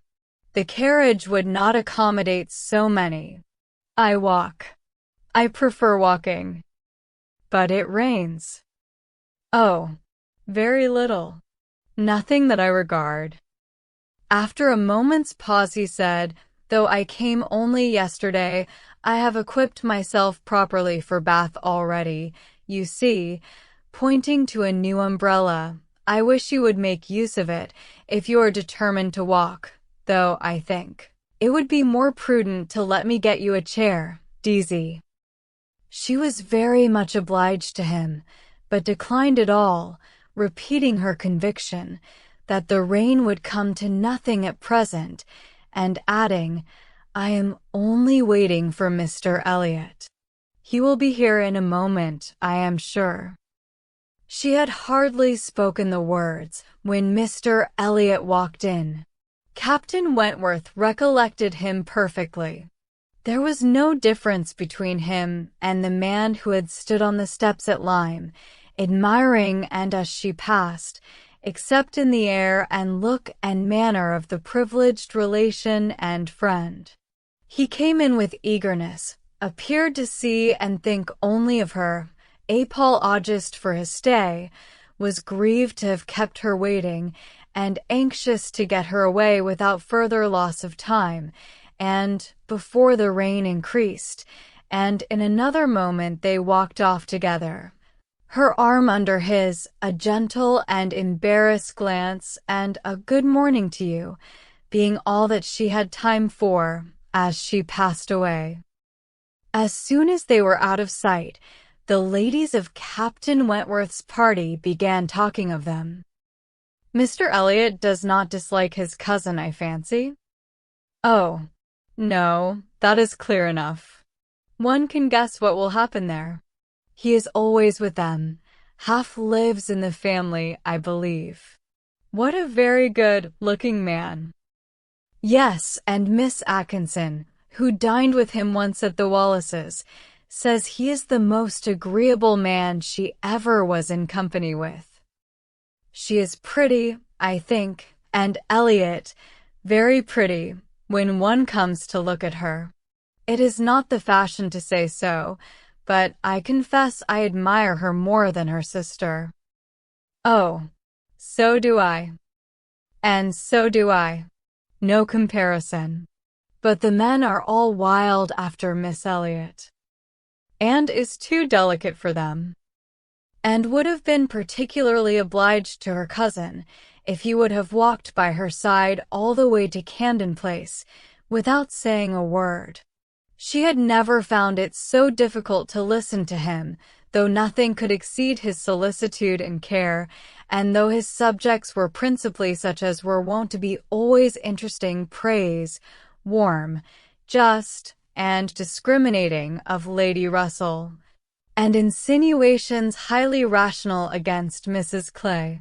But just now she could think only of Captain Wentworth. She could not understand his present feelings, whether he were really suffering much from disappointment or not, and till that point were settled, she could not be quite herself. She hoped to be wise and reasonable in time, but alas, alas, she must confess to herself that she was not wise yet. Another circumstance very essential for her to know was how long he meant to be in Bath. He had not mentioned it, or she could not recollect it. He might be only passing through, but it was more probable that he should be come to stay. In that case, so liable as everybody was to meet everybody in Bath, Lady Russell would in all likelihood see him somewhere. Would she recollect him? How would it all be? She had already been obliged to tell Lady Russell that Louisa Musgrove was to marry Captain Benwick.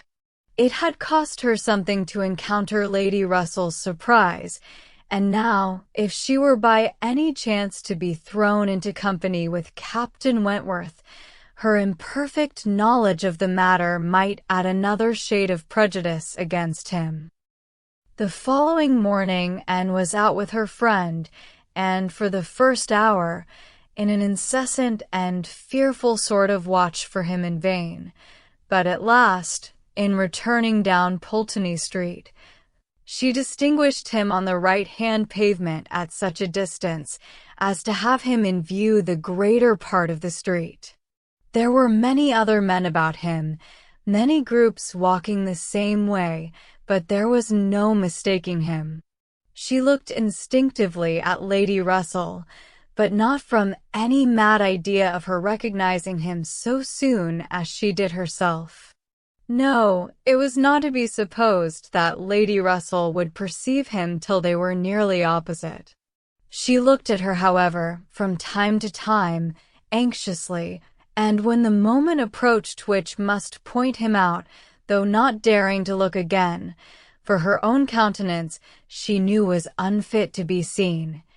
She was yet perfectly conscious of Lady Russell's eyes being turned exactly in the direction for him, of her being, in short, intently observing him.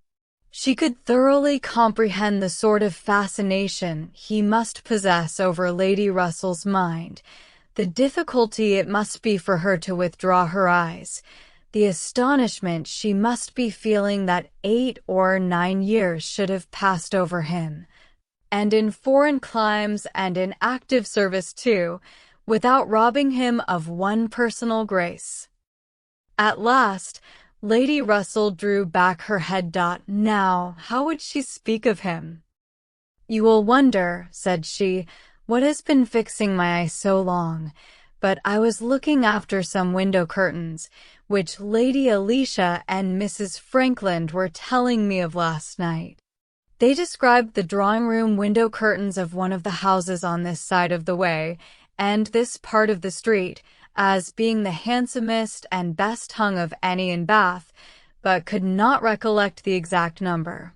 And I have been trying to find out which it could be, but I confess I can see no curtains hereabouts that answer their description," and sighed and blushed and smiled, in pity and disdain, either at her friend or herself. The part which provoked her most was that in all this waste of foresight and caution, she should have lost the right moment for seeing whether he saw them. A day or two passed without producing anything. The theatre or the rooms, yea, where he was most likely to be, were not fashionable enough for the Elliots, whose evening amusements were solely in the elegant stupidity of private parties, in which they were getting more and more engaged, and wearied of such a state of stagnation, sick of knowing nothing, and fancying herself stronger, because her strength was not tried, was quite impatient for the concert evening. It was a concert for the benefit of a person patronized by Lady Dalrymple. Of course they must attend. It was really expected to be a good one, and Captain Wentworth was very fond of music.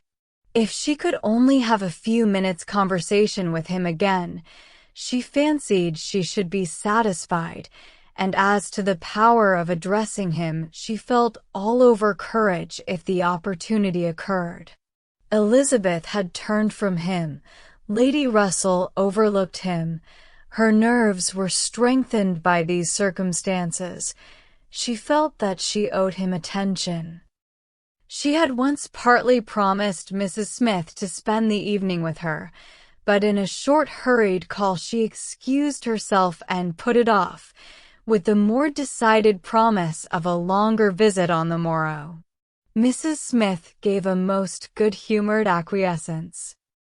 "By all means," said she, "only tell me all about it when you do come. Who is your party?" And named them all. Mrs. Smith made no reply, but when she was leaving her, said, and with an expression half serious, half arch, "Well, I heartily wish your concert may answer, and do not fail me tomorrow if you can come, for I begin to have a foreboding that I may not have many more visits from you," and was startled and confused, but after standing in a moment's suspense, was obliged, and not sorry to be obliged, to hurry away. 20. Sir Walter, his 2 daughters, and Mrs. Clay were the earliest of all their party at the rooms in the evening, and as Lady Dalrymple must be waited for, they took their station by one of the fires in the octagon room. But hardly were they so settled when the door opened again, and Captain Wentworth walked in alone. Anne was the nearest to him, and making yet a little advance, she instantly spoke. He was preparing only to bow and pass on, but her gentle, "How do you do?" brought him out of the straight line to stand near her and make inquiries in return, in spite of the formidable father and sister in the background. Their being in the background was a support to, and she knew nothing of their looks and felt equal to everything which she believed right to be done. While they were speaking, a whispering between her father and Elizabeth caught her ear. She could not distinguish, but she must guess the subject, and on Captain Wentworth's making a distant bow, she comprehended that her father had judged so well as to give him that simple acknowledgment of acquaintance, and she was just in time by a side glance to see a slight curtsy from Elizabeth herself. This, though late and reluctant and ungracious, was yet better than nothing, and her spirits improved. After talking, however, of the weather and Bath and the concert, their conversation began to flag, and so little was said at last that she was expecting him to go every moment, but he did not. He seemed in no hurry to leave her. And presently, with renewed spirit, with a little smile, a little glow, he said, "I have hardly seen you since our day at Lyme. I am afraid you must have suffered from the shock, and the more from its not overpowering you at the time." She assured him that she had not. "It was a frightful hour," said he, "a frightful day," and he passed his hand across his eyes, as if the remembrance were still too painful, but in a moment, half smiling again, added, "The day has produced some effects, however, has had some consequences which must be considered as the very reverse of frightful. When you had the presence of mind to suggest that Benwick would be the properest person to fetch a surgeon, you could have little idea of his being eventually one of those most concerned in her recovery." "Certainly I could have none. But it appears I should hope it would be a very happy match. There are on both sides good principles and good temper." "Yes," said he, looking not exactly forward, "but there I think ends the resemblance. With all my soul I wish them happy, and rejoice over every circumstance in favor of it. They have no difficulties to contend with at home, no opposition, no caprice, no delays. The Musgroves are behaving like themselves, most honorably and kindly, only anxious with true parental hearts to promote their daughter's comfort. All this is much, very much in favor of their happiness, more than perhaps—" He stopped. A sudden recollection seemed to occur, and to give him some taste of that emotion which was reddening Anne's cheeks and fixing her eyes on the ground. After clearing his throat, however, he proceeded thus, "I confess that I do think there is a disparity, too great a disparity, and in a point no less essential than mine.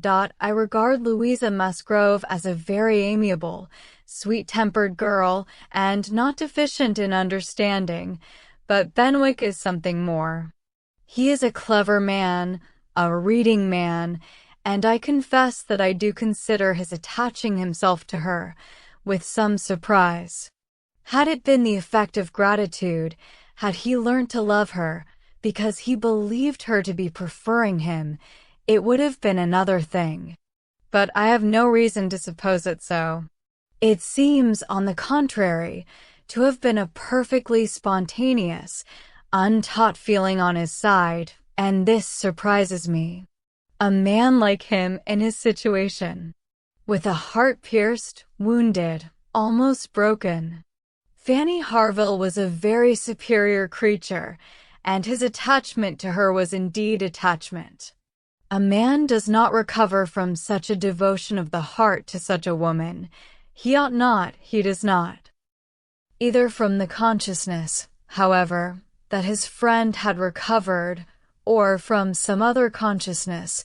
He went no farther, and who, in spite of the agitated voice in which the latter part had been uttered, and in spite of all the various noises of the room, the almost ceaseless slam of the door, and ceaseless buzz of persons walking through, had distinguished every word, was struck, gratified, confused, and beginning to breathe very quick, and feel 100 things in a moment.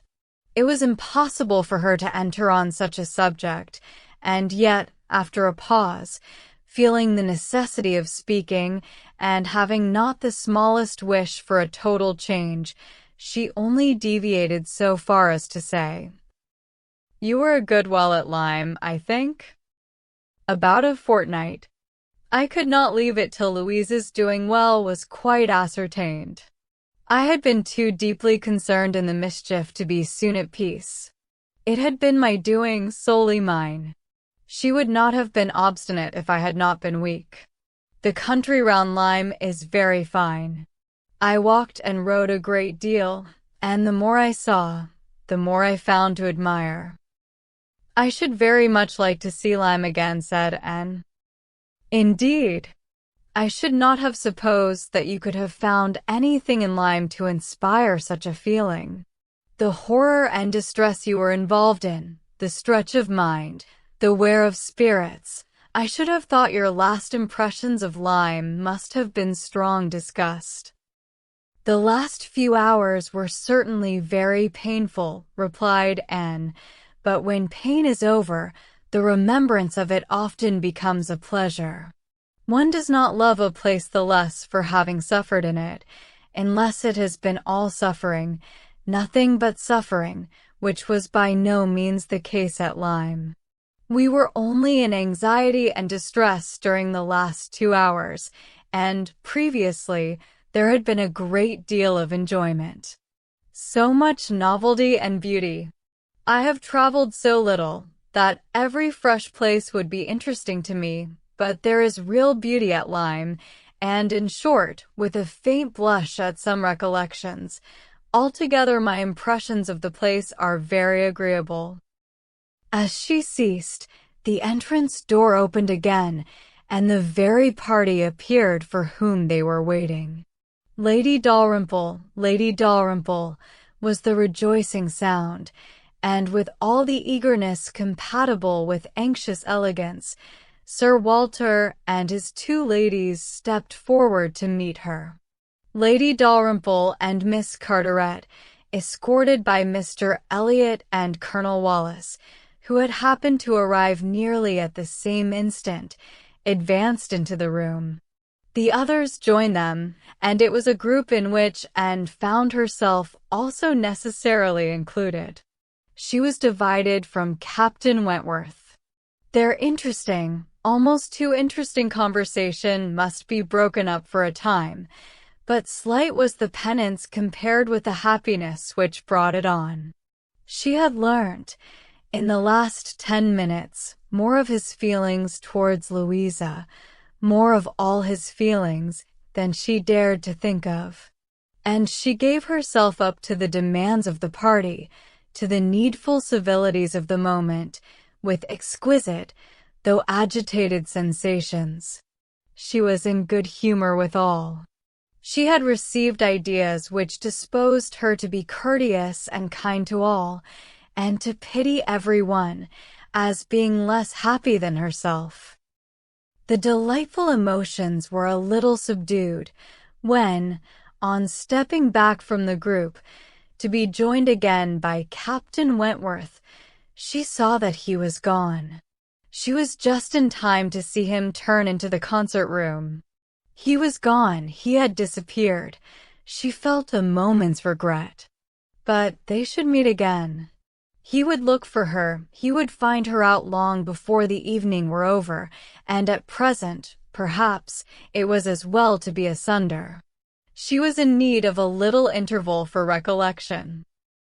Upon Lady Russell's appearance soon afterwards, The whole party was collected, and all that remained was to marshal themselves and proceed into the concert room and be of all the consequence in their power, draw as many eyes, excite as many whispers, and disturb as many people as they could. Very, very happy were both Elizabeth and Elliot as they walked in. Elizabeth, arm in arm with Miss Carteret, and looking on the broad back of the Dowager Viscountess Dalrymple before her, had nothing to wish for which did not seem within her reach, but it would be an insult to the nature of Anne's felicity to draw any comparison between it and her sister's, the origin of one all selfish vanity, of the other all generous attachment. Anne saw nothing, thought nothing of the brilliancy of the room. Her happiness was from within. Her eyes were bright, and her cheeks glowed, but she knew nothing about it. She was thinking only of the last half-hour, and as they passed to their seats, her mind took a hasty range over it. His choice of subjects, his expressions, and still more his manner and look, had been such as she could see in only one light. His opinion of Louisa Musgrove's inferiority, an opinion which he had seemed solicitous to give, his wonder at Captain Benwick, his feelings as to a first, strong attachment. Sentences begun which he could not finish, his half-averted eyes, and more than half-expressive glance, all declared that he had a heart returning to her at least, that anger, resentment, avoidance were no more, and that they were succeeded, not merely by friendship and regard, but by the tenderness of the past, yes, some share of the tenderness of the past. She could not contemplate the change as implying less. He must love her. These were thoughts, with their attendant visions, which occupied and flurried her too much to leave her any power of observation, and she passed along the room without having a glimpse of him, without even trying to discern him. When their places were determined on, and they were all properly arranged, she looked round to see if he should happen to be in the same part of the room, but he was not.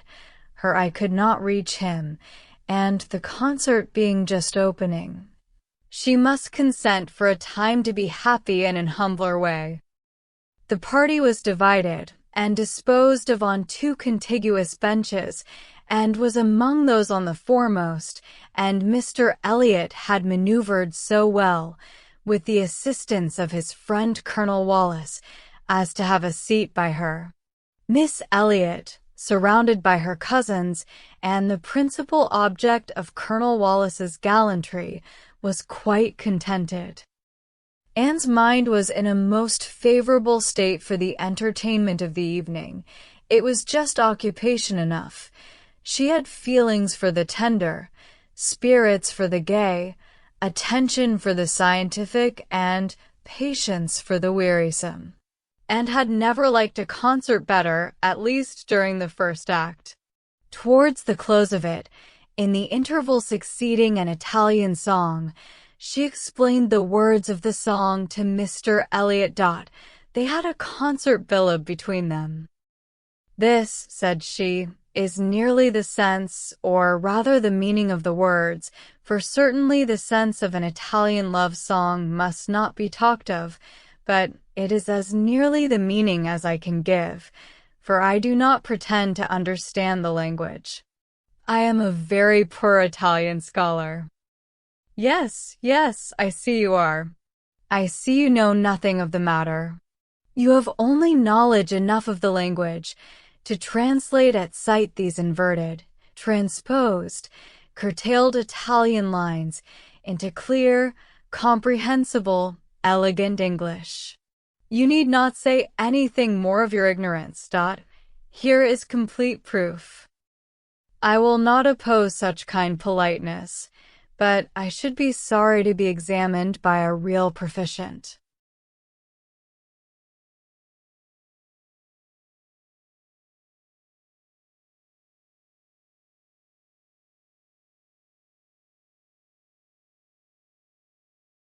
"I have not had the pleasure of visiting in Camden Place so long," replied he, "without knowing something of Miss and Elliot, and I do regard her as one who is too modest for the world in general to be aware of half her accomplishments, and too highly accomplished for modesty to be natural in any other woman. For shame, for shame, this is too much of flattery. I forget what we are to have next," turning to the bill. "Perhaps," said Mr. Elliot, speaking low, "I have had a longer acquaintance with your character than you are aware of." "Indeed, how so?" "You can have been acquainted with it only since I came to Bath, excepting as you might hear me previously spoken of in my own family. I knew you by report long before you came to Bath. I had heard you described by those who knew you intimately. I have been acquainted with you by character many years. Your person, your disposition, accomplishments, manner, they were all described, they were all present to me." Mr. Elliot was not disappointed in the interest he hoped to raise. No one can withstand the charm of such a mystery. To have been described long ago to a recent acquaintance, by nameless people, is irresistible, and was all curiosity. She wondered, and questioned him eagerly, but in vain. He delighted in being asked, but he would not tell. No, some time or other perhaps, but not now. He would mention no names now, but such, he could assure her, had been the fact. He had many years ago received such a description of Miss and Elliot as had inspired him with the highest idea of her merit and excited the warmest curiosity to know her, and could think of no one so likely to have spoken with partiality of her many years ago as the Mr. Wentworth of Monkford, Captain Wentworth's brother. He might have been in Mr. Elliot's company, but she had not courage to ask the question. "The name of and Elliot," said he, "has long had an interesting sound to me. Very long has it possessed a charm over my fancy, and, if I dared, I would breathe my wishes that the name might never change." Such she believed were his words, but scarcely had she received their sound than her attention was caught by other sounds immediately behind her, which rendered everything else trivial. Her father and Lady Dalrymple were speaking. "A well-looking man," said Sir Walter, "a very well-looking man." "A very fine young man indeed," said Lady Dalrymple. "More air than one often sees in Bath. Irish, I dare say." "No, I just know his name." "A bowing acquaintance. Wentworth, Captain Wentworth of the Navy. His sister married my tenant in Somersetshire, the Croft, who rents Kellynch." Before Sir Walter had reached this point, Anne's eyes had caught the right direction, and distinguished Captain Wentworth standing among a cluster of men at a little distance. As her eyes fell on him, his seemed to be withdrawn from her. It had that appearance. It seemed as if she had been one moment too late, and as long as she dared observe, he did not look again, but the performance was recommencing, and she was forced to seem to restore her attention to the orchestra and look straight forward.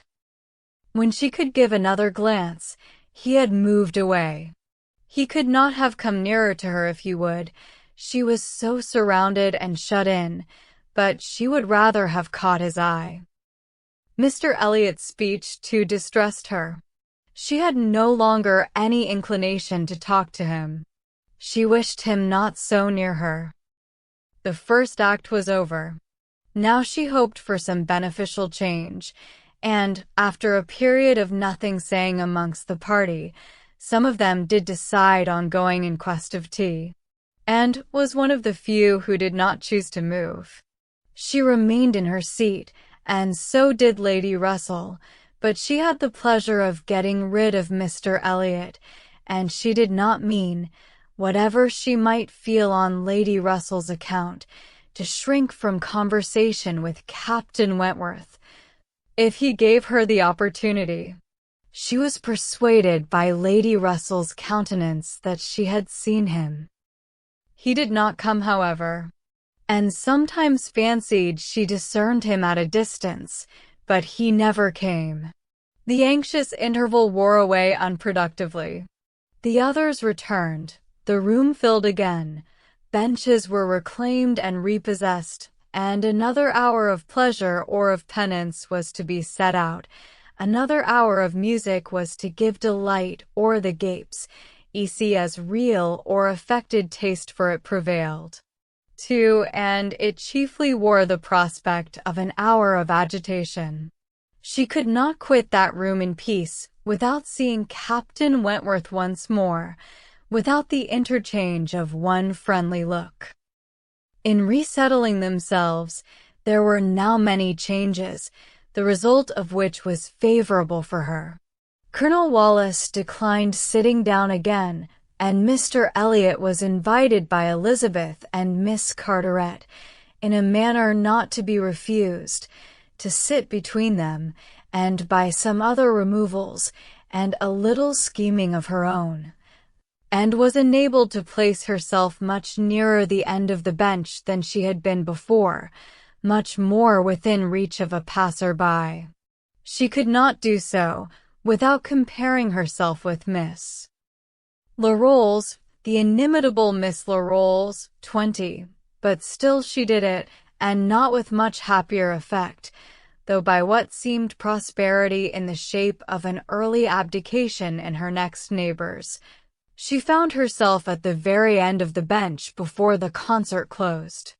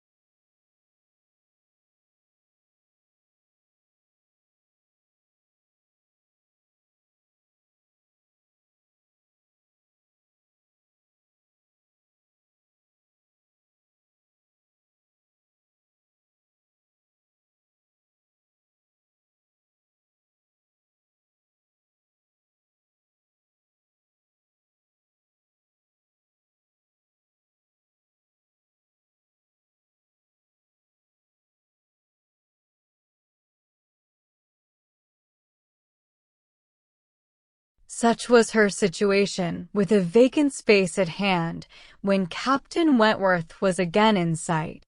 She saw him not far off. He saw her too, yet he looked grave, and seemed irresolute, and only by very slow degrees came at last near enough to speak to her. She felt that something must be the matter. The change was indubitable. The difference between his present air and what it had been in the octagon room was strikingly great. Why was it? She thought of her father, of Lady Russell. Could there have been any unpleasant glances? He began by speaking of the concert, gravely, more like the Captain Wentworth of Uppercross, owned himself disappointed, had expected better singing, and, in short, must confess that he should not be sorry when it was over, and replied and spoke in defense of the performance so well, and yet in allowance for his feelings, so pleasantly, that his countenance improved, and he replied again with almost a smile. They talked for a few minutes more. The improvement held.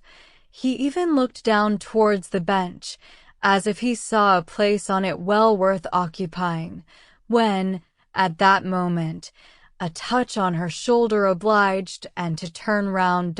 It came from Mr. Elliot.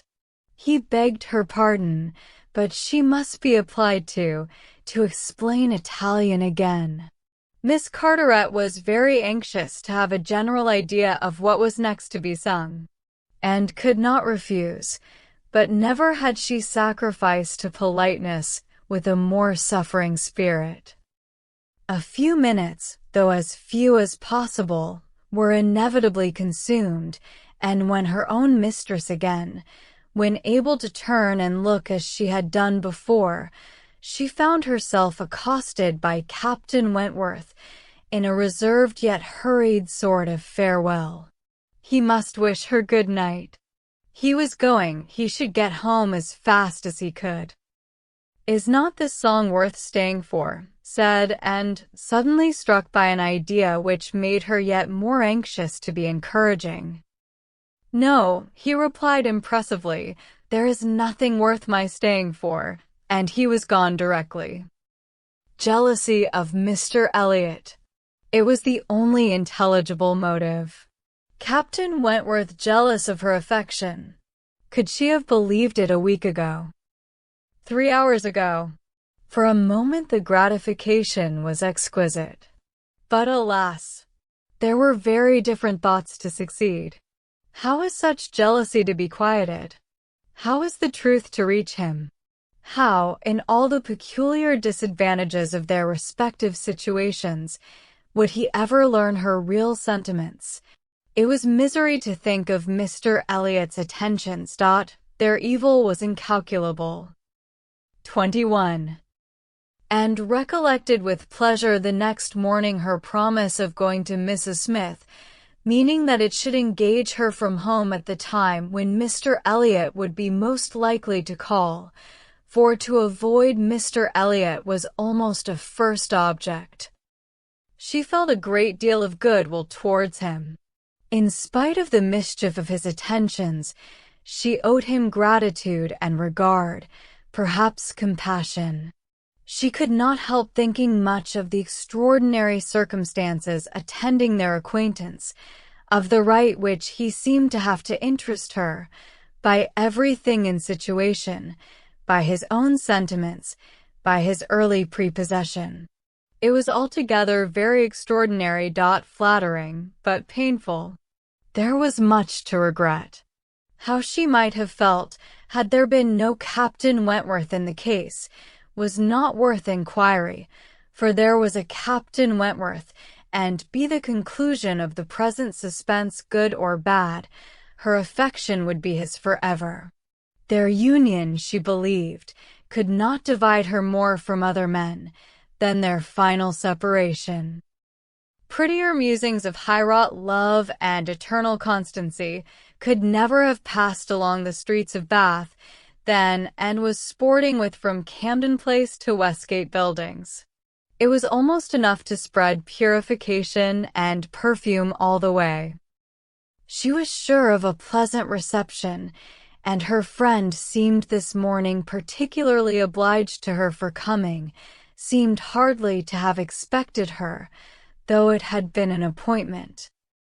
An account of the concert was immediately claimed, and Anne's recollections of the concert were quite happy enough to animate her features and make her rejoice to talk of it.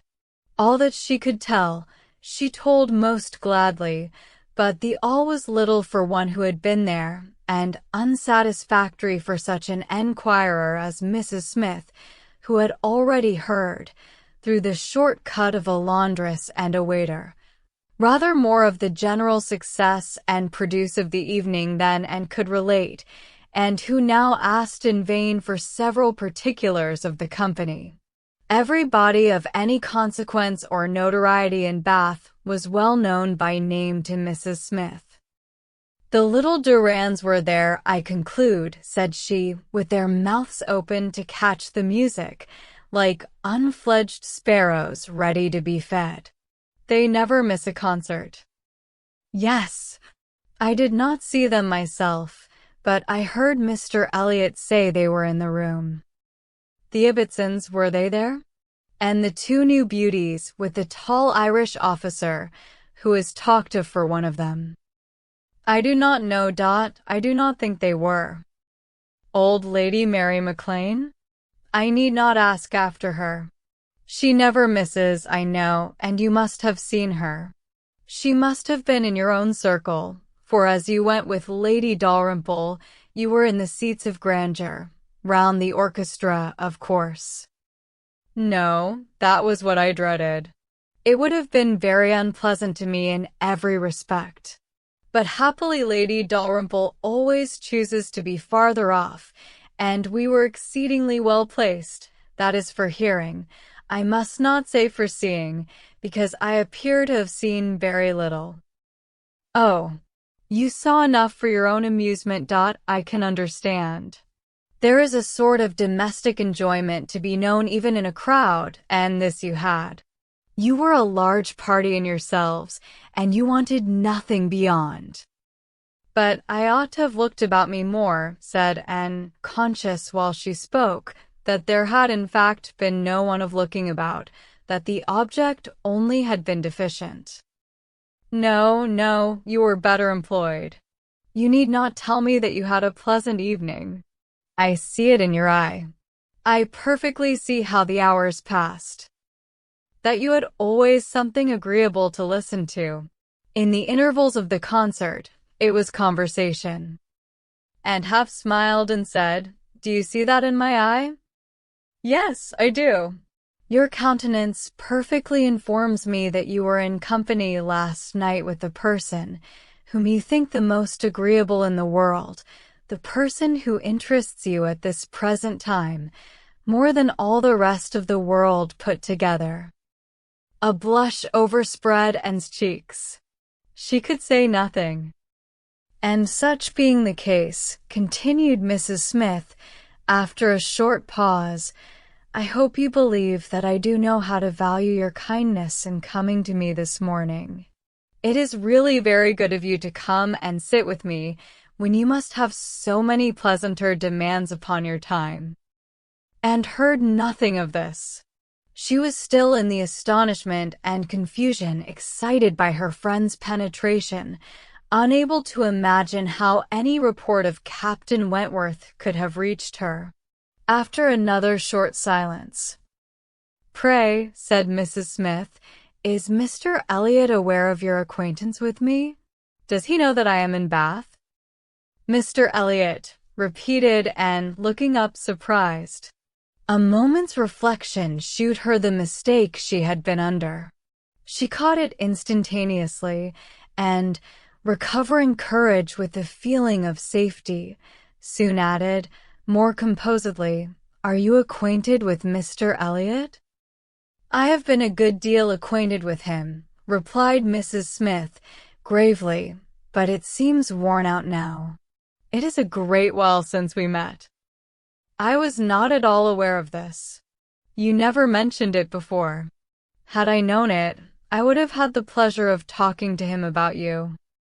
"To confess the truth," said Mrs. Smith, assuming her usual air of cheerfulness, "that is exactly the pleasure I want you to have.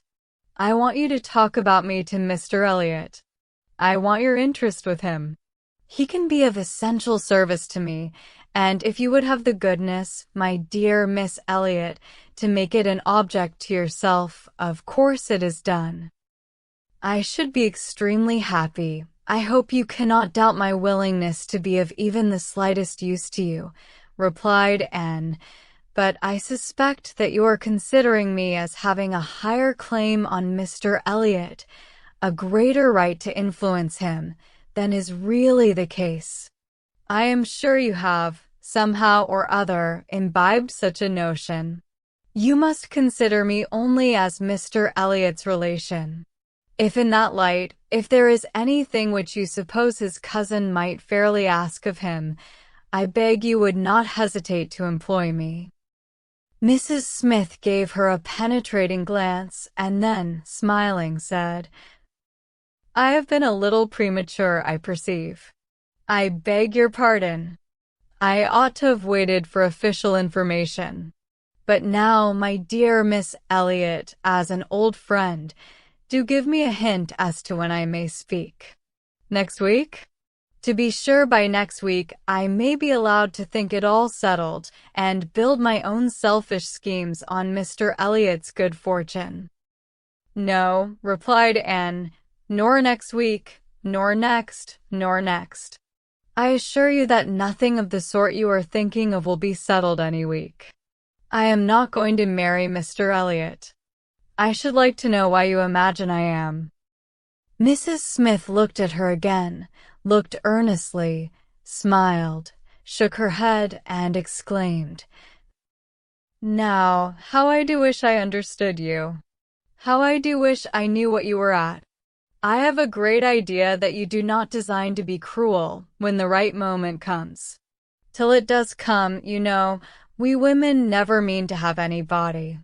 It is a thing of course among us that every man is refused till he offers. But why should you be cruel? Let me plead for my present friend. I cannot call him, but for my former friend. Where can you look for a more suitable match? Where could you expect a more gentlemanlike, agreeable man? Let me recommend Mr. Elliot. I am sure you hear nothing but good of him from Colonel Wallace, and who can know him better than Colonel Wallace? My dear Mrs. Smith, Mr. Elliot's wife has not been dead much above half a year. He ought not to be supposed to be paying his addresses to anyone." "Oh, if these are your only objections," cried Mrs. Smith archly, "Mr. Elliot is safe, and I shall give myself no more trouble about him. Do not forget me when you are married, that's all. Let him know me to be a friend of yours, and then he will think little of the trouble required, which it is very natural for him now, with so many affairs and engagements of his own, to avoid and get rid of, as he can. Very natural, perhaps. 99 out of 100 would do the same. Of course, he cannot be aware of the importance to me. Well, my dear Miss Elliot, I hope and trust you will be very happy. Mr. Elliot has sense to understand the value of such a woman. Your peace will not be shipwrecked as mine has been. You are safe in all worldly matters, and safe in his character. He will not be led astray. He will not be misled by others to his ruin." "No," said Anne, "I can readily believe all that of my cousin. He seems to have a calm, decided temper, not at all open to dangerous impressions. I consider him with great respect. I have no reason, from anything that has fallen within my observation, to do otherwise. But I have not known him long, and he is not a man, I think, to be known intimately soon. Will not this manner of speaking of him, Mrs. Smith, convince you that he is nothing to me? Surely this must be calm enough. And, upon my word, he is nothing to me. Should he ever propose to me, which I have very little reason to imagine he has any thought of doing, I shall not accept him. I assure you I shall not. I assure you Mr. Elliot had not the share which you have been supposing, in whatever pleasure the concert of last night might afford. Not Mr. Elliot. It is not Mr. Elliot that—" She stopped, regretting with a deep blush that she had implied so much, but less would hardly have been sufficient. Mrs. Smith would hardly have believed so soon in Mr. Elliot's failure, but from the perception of there being a somebody else. As it was, she instantly submitted, and with all the semblance of seeing nothing beyond, and eager to escape farther notice, was impatient to know why Mrs. Smith should have fancied she was to marry Mr. Elliot, where she could have received the idea, or from whom she could have heard it. "Do tell me how it first came into your head." "It first came into my head," replied Mrs. Smith, "upon finding how much you were together, and feeling it to be the most probable thing in the world to be wished for by everybody belonging to either of you. And you may depend upon it that all your acquaintance have disposed of you in the same way. but I never heard it spoken of till 2 days ago. And has it indeed been spoken of? Did you observe the woman who opened the door to you when you called yesterday? No. Was not it Mrs. Speed, as usual, or the maid? I observed no one in particular. It was my friend, Mrs. Rook, Nurse Rook, who, by the by, had a great curiosity to see you, and was delighted to be in the way to let you in. She came away from Marlborough Buildings only on Sunday, and she it was who told me you were to marry Mr. Elliot. She had had it from Mrs. Wallace herself, which did not seem bad authority. She sat an hour with me on Monday evening and gave me the whole history. The whole history, repeated Anne, laughing. She could not make a very long history, I think, of one such little article of unfounded news. Mrs. Smith said nothing, but continued, and presently, though there is no truth in my having this claim on Mr. Elliot, I should be extremely happy to be of use to you, in any way that I could. Shall I mention to him your being in Bath? Shall I take any message? No, I thank you. No, certainly not. In the warmth of the moment, and under a mistaken impression, I might, perhaps, have endeavored to interest you in some circumstances. But not now. No, I thank you. I have nothing to trouble you with. I think you spoke of having known Mr. Elliot many years? I did. Not before he married, I suppose? Yes, he was not married when I knew him first. And were you much acquainted? Intimately.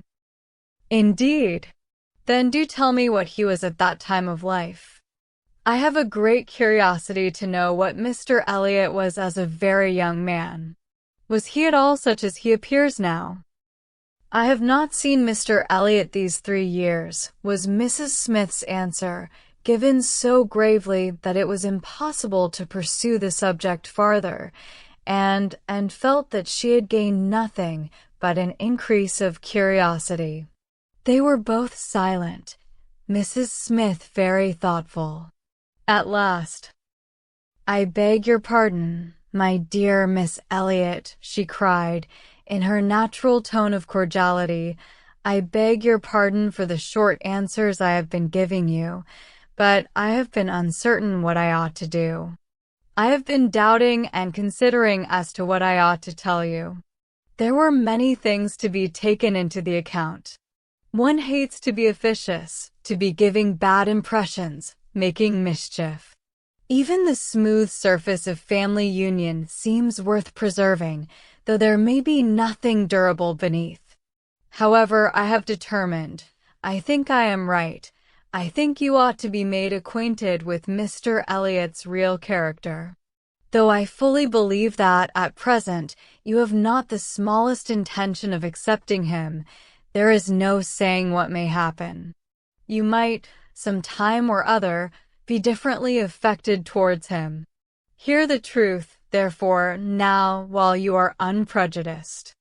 Mr. Elliot is a man without heart or conscience, a designing, wary, cold-blooded being, who thinks only of himself, who, for his own interest or ease, would be guilty of any cruelty or any treachery that could be perpetrated without risk of his general character. He has no feeling for others. Those whom he has been the chief cause of leading into ruin, he can neglect and desert without the smallest compunction. He is totally beyond the reach of any sentiment of justice or compassion. Oh, he is black at heart, hollow and black. Anne's astonished air and exclamation of wonder made her pause, and in a calmer manner she added, "My expressions startle you. You must allow for an injured, angry woman. But I will try to command myself. I will not abuse him. I will only tell you what I have found him. Facts shall speak. He was the intimate friend of my dear husband, who trusted and loved him and thought him as good as himself. The intimacy had been formed before our marriage. I found them most intimate friends, and I, too, became excessively pleased with Mr. Elliot and entertained the highest opinion of him. At 19, one does not think very seriously, but Mr. Elliot appeared to me quite as good as others, and much more agreeable than most others, and we were almost always together. We were principally in town, living in very good style. He was then the inferior in circumstances. He was then the poor one. He had chambers in the Temple, and it was as much as he could do to support the appearance of a gentleman. He had always a home with us whenever he chose it. He was always welcome. He was like a brother. My poor Charles, who had the finest, most generous spirit in the world, would have divided his last farthing with him, and I know that his purse was open to him. I know that he often assisted him. This must have been about that very period of Mr. Elliot's life, said Anne, which has always excited my particular curiosity. It must have been about the same time that he became known to my father and sister. I never knew him myself, I only heard of him, but there was a something in his conduct then with regard to my father and sister, and afterwards in the circumstances of his marriage, which I never could quite reconcile with present times. It seemed to announce a different sort of man. I know it all, cried Mrs. Smith. He had been introduced to Sir Walter and your sister before I was acquainted with him, but I heard him speak of them forever. I know he was invited and encouraged, and I know he did not choose to go. I can satisfy you, perhaps, on points which you would little expect, and as to his marriage, I knew all about it at the time. I was privy to all the fors and againsts. I was the friend to whom he confided his hopes and plans, and though I did not know his wife previously, her inferior situation in society, indeed, rendered that impossible. Yet I knew her all her life afterwards, or, at least, till within the last 2 years of her life, and can answer any question you wish to put. Nay, said Anne, I have no particular inquiry to make about her. I have always understood they were not a happy couple. But I should like to know why, at that time of his life, he should slight my father's acquaintance as he did. My father was certainly disposed to take very kind and proper notice of him. Why did Mr. Elliot draw back? Mr. Elliot, replied Mrs. Smith, at that period of his life, had one object in view, to make his fortune, and by a rather quicker process than the law. He was determined to make it by marriage. He was determined, at least, not to mar it by an imprudent marriage, and I know it was his belief, whether justly or not, of course I cannot decide, that your father and sister, in their civilities and invitations, were designing a match between the heir and the young lady, and it was impossible that such a match should have answered his ideas of wealth and independence. That was his motive for drawing back, I can assure you. He told me the whole story. He had no concealments with me. It was curious that having just left you behind me in Bath, my first and principal acquaintance on marrying should be your cousin, and that, through him, I should be continually hearing of your father and sister. He described one Miss Elliot, and I thought very affectionately of the other. Perhaps, cried Anne, struck by a sudden idea, you sometimes spoke of me to Mr. Elliot? To be sure I did, very often. I used to boast of my own and Elliot, and vouch for your being a very different creature from. She checked herself just in time. This accounts for something which Mr. Elliot said last night, cried Anne. This explains it. I found he had been used to hear of me. I could not comprehend how. What wild imaginations one forms, where dear self is concerned. How sure to be mistaken. But I beg your pardon, I have interrupted you. Mr. Elliot married, then, completely for money?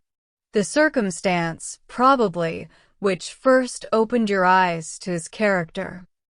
Mrs. Smith hesitated a little here. Oh, those things are too common. When one lives in the world, a man or woman's marrying for money is too common to strike one as it ought. I was very young and associated only with the young, and we were a thoughtless, gay set, without any strict rules of conduct. We lived for enjoyment. I think differently now.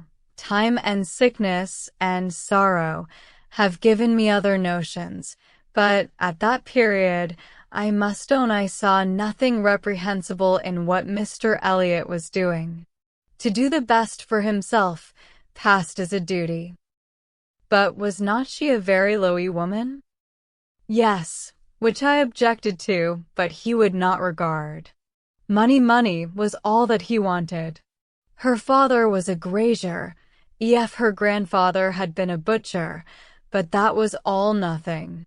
She was a fine woman, had had a decent education, was brought forward by some cousins, thrown by chance into Mr. Elliot's company, and fell in love with him, and not a difficulty or a scruple was there on his side, with respect to her birth.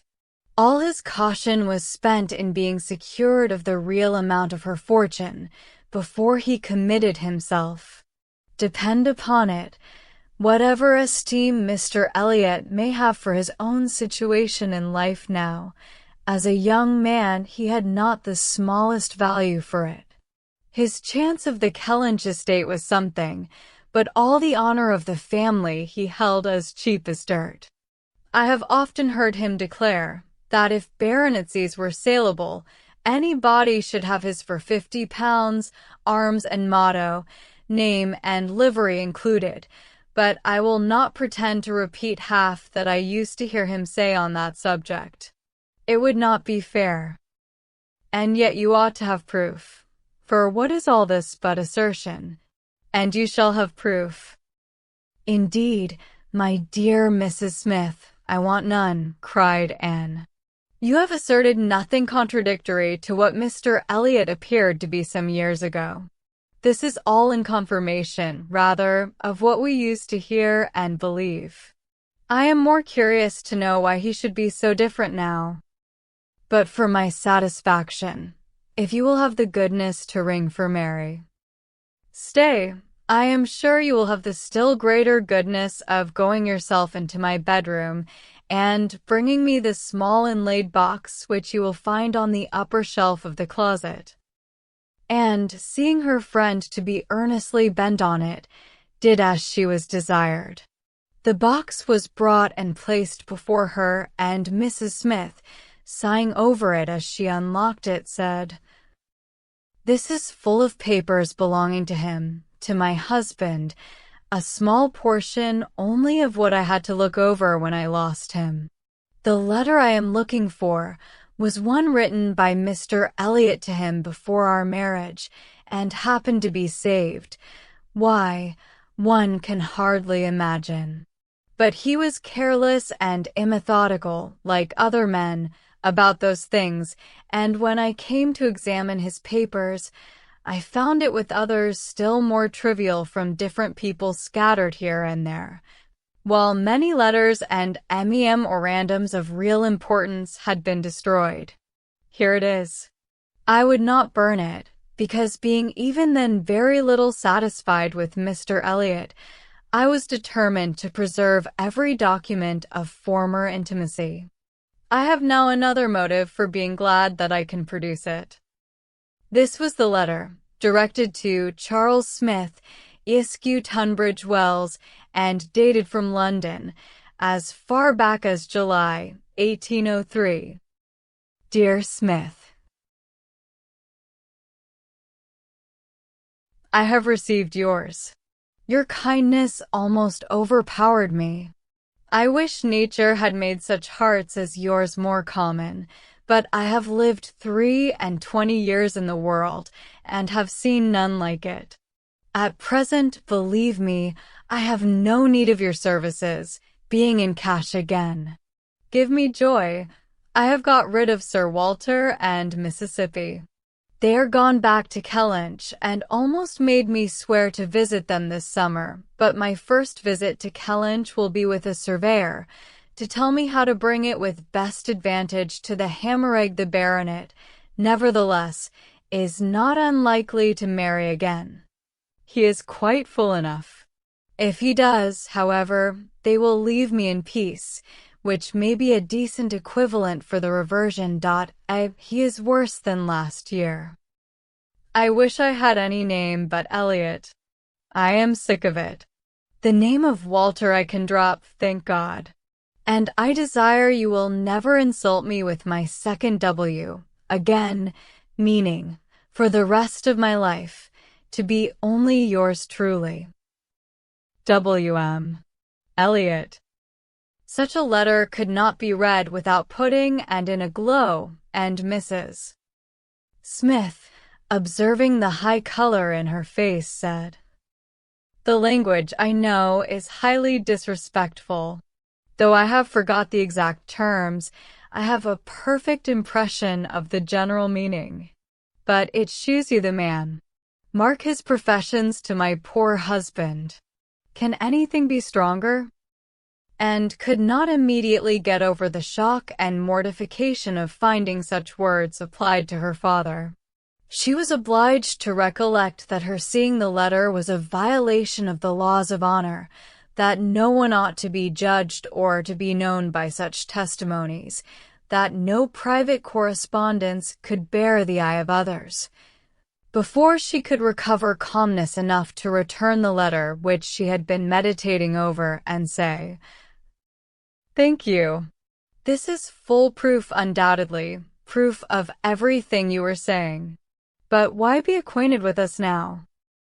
"I can explain this too," cried Mrs. Smith, smiling. "Can you really?" "Yes. I have shown you Mr. Elliot as he was a dozen years ago, and I will shew him as he is now. I cannot produce written proof again, but I can give as authentic oral testimony as you can desire of what he is now wanting and what he is now doing. He is no hypocrite now. He truly wants to marry you. His present attentions to your family are very sincere, quite from the heart. I will give you my authority, his friend Colonel Wallace." "Colonel Wallace. Are you acquainted with him?" "No. It does not come to me in quite so direct a line as that. It takes a bend or two, but nothing of consequence. The stream is as good as at first. The little rubbish it collects in the turnings is easily moved away. Mr. Elliot talks unreservedly to Colonel Wallace of his views on you, which said Colonel Wallace I imagine to be in himself a sensible, careful, discerning sort of character, but Colonel Wallace has a very pretty silly wife, to whom he tells things which he had better not, and he repeats it all to her. She, in the overflowing spirits of her recovery, repeats it all to her nurse, and the nurse, knowing my acquaintance with you, very naturally brings it all to me.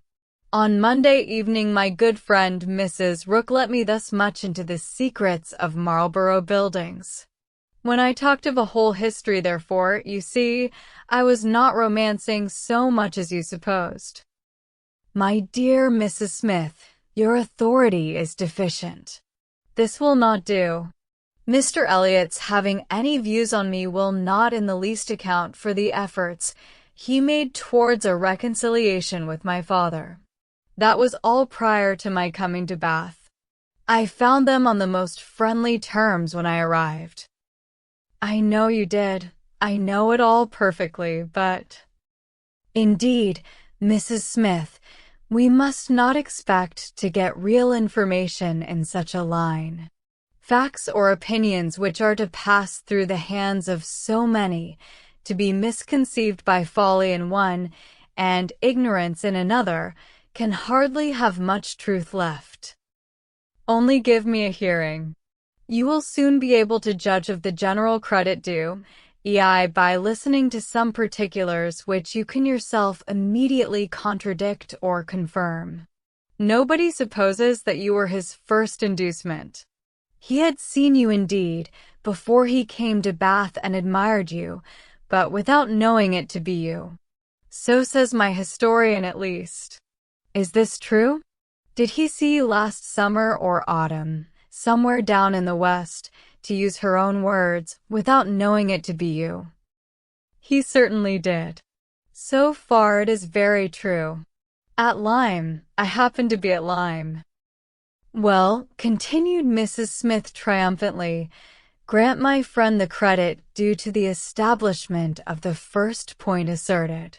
He saw you then at Lyme, and liked you so well as to be exceedingly pleased to meet with you again in Camden Place, as Miss and Elliot, and from that moment, I have no doubt, had a double motive in his visits there. But there was another and an earlier, which I will now explain. If there is anything in my story which you know to be either false or improbable, stop me.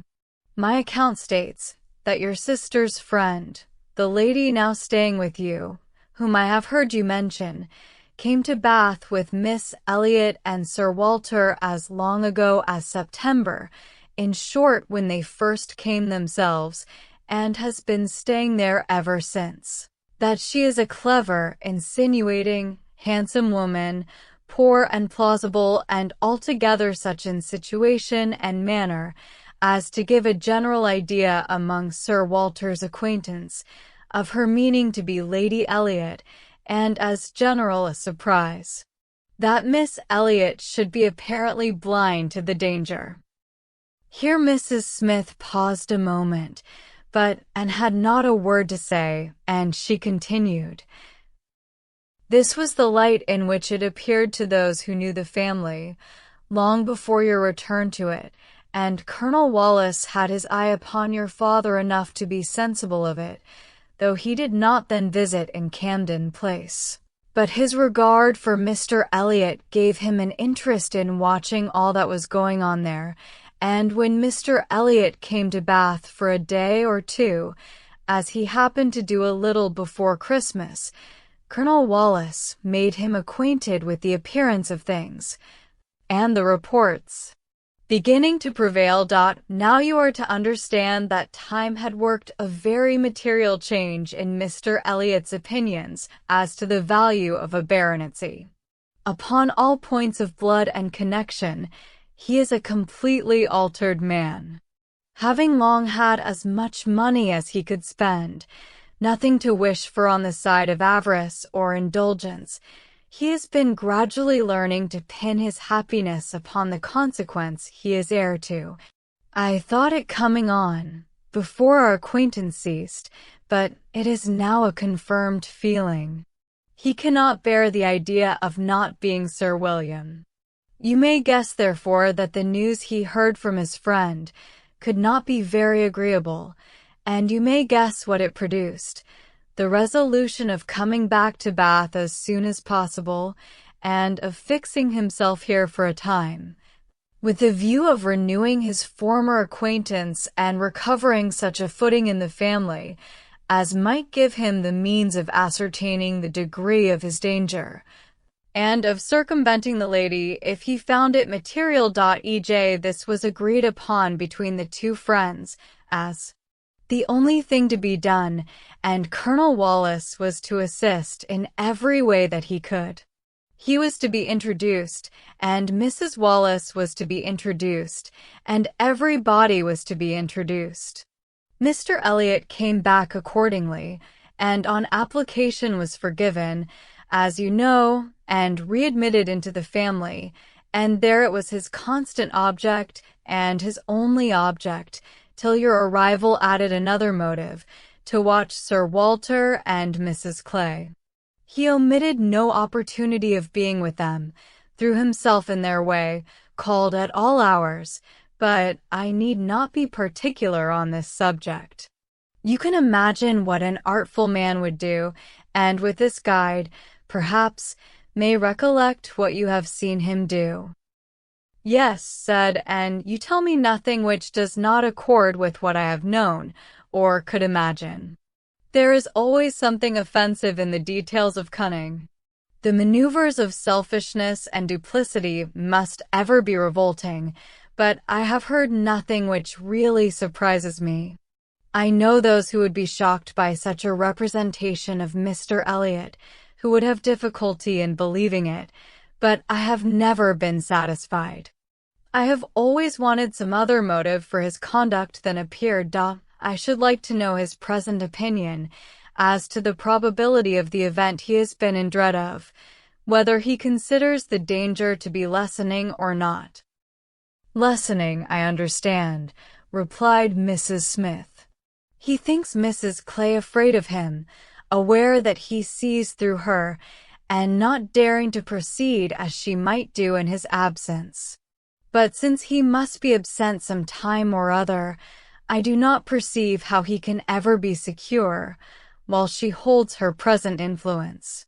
Mrs. Wallace has an amusing idea, as nurse tells me, that it is to be put into the marriage articles when you and Mr. Elliot marry, that your father is not to marry Mrs. Clay.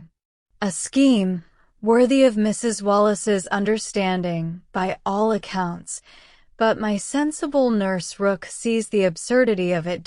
Why, to be sure, ma'am, said she, it would not prevent his marrying anybody else, and indeed, to own the truth, I do not think nurse in her heart is a very strenuous opposer of Sir Walter's making a second match. She must be allowed to be a favorer of matrimony, you know, and, since self will intrude, who can say that she may not have some flying visions of attending the next Lady Elliot through Mrs. Wallace's recommendation? I am very glad to know all this, said, and after a little thoughtfulness, it will be more painful to me in some respects to be in company with him, but I shall know better what to do. My line of conduct will be more direct. Mr. Elliot is evidently a disingenuous, artificial, worldly man, who has never had any better principle to guide him than selfishness. But Mr. Elliot was not yet done with. Mrs. Smith had been carried away from her first direction, and had forgotten, in the interest of her own family concerns, how much had been originally implied against him, but her attention was now called to the explanation of those first hints, and she listened to a recital which, if it did not perfectly justify the unqualified bitterness of Mrs. Smith, proved him to have been very unfeeling in his conduct towards her, very deficient both in justice and compassion. She learned that, the intimacy between them continuing unimpaired by Mr. Elliot's marriage, they had been as before always together, and Mr. Elliot had led his friend into expenses much beyond his fortune. Mrs. Smith did not want to take blame to herself, and was most tender of throwing any on her husband, and could collect that their income had never been equal to their style of living, and that from the first there had been a great deal of general and joint extravagance. From his wife's account of him, she could discern Mr. Smith to have been a man of warm feelings, easy temper, careless habits, and not strong understanding, much more amiable than his friend, and very unlike him, led by him, and probably despised by him. Mr. Elliot, raised by his marriage to great affluence, and disposed to every gratification of pleasure and vanity which could be commanded without involving himself, for with all his self-indulgence he had become a prudent man, and beginning to be rich, just as his friend ought to have found himself to be poor, seemed to have had no concern at all for that friend's probable finances, but, on the contrary, had been prompting and encouraging expenses which could end only in ruin. And the Smiths accordingly had been ruined. The husband had died just in time to be spared the full knowledge of it. They had previously known embarrassments enough to try the friendship of their friends, and to prove that Mr. Elliot's had better not be tried, but it was not till his death that the wretched state of his affairs was fully known. With a confidence in Mr. Elliot's regard, more creditable to his feelings than his judgment, Mr. Smith had appointed him the executor of his will, but Mr. Elliot would not act, and the difficulties and distresses which this refusal had heaped on her, in addition to the inevitable sufferings of her situation, had been such as could not be related without anguish of spirit, or listened to without corresponding indignation. Anne was shown some letters of his on the occasion, answers to urgent applications from Mrs. Smith, which all breathed the same stern resolution of not engaging in a fruitless trouble, and, under a cold civility, the same hard-hearted indifference to any of the evils it might bring on her. It was a dreadful picture of ingratitude and inhumanity, and felt at some moments that no flagrant open crime could have been worse. She had a great deal to listen to, all the particulars of past sad scenes, all the minutiae of distress upon distress, which in former conversations had been merely hinted at, were dwelt on now with a natural indulgence, and could perfectly comprehend the exquisite relief, and was only the more inclined to wonder at the composure of her friend's usual state of mind. There was one circumstance in the history of her grievances of particular irritation. She had good reason to believe that some property of her husband in the West Indies, which had been for many years under a sort of sequestration for the payment of its own encumbrances, might be recoverable by proper measures, and this property, though not large, would be enough to make her comparatively rich. But there was nobody to steer him in it. Mr. Elliot would do nothing, and she could do nothing herself, equally disabled from personal exertion by her state of bodily weakness, and from employing others by her want of money. She had no natural connections to assist her even with their counsel, and she could not afford to purchase the assistance of the law. This was a cruel aggravation of actually straitened means. To feel that she ought to be in better circumstances, that a little trouble in the right place might do it, and to fear that delay might be even weakening her claims, was hard to bear.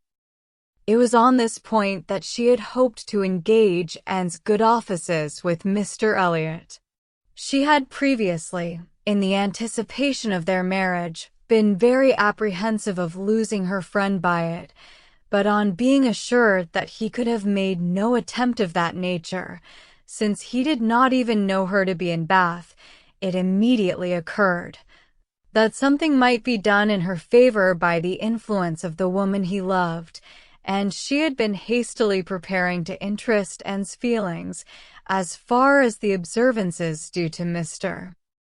Elliot's character would allow, when Anne's refutation of the supposed engagement changed the face of everything, and while it took from her the new-formed hope of succeeding in the object of her first anxiety, left her at least the comfort of telling the whole story her own way.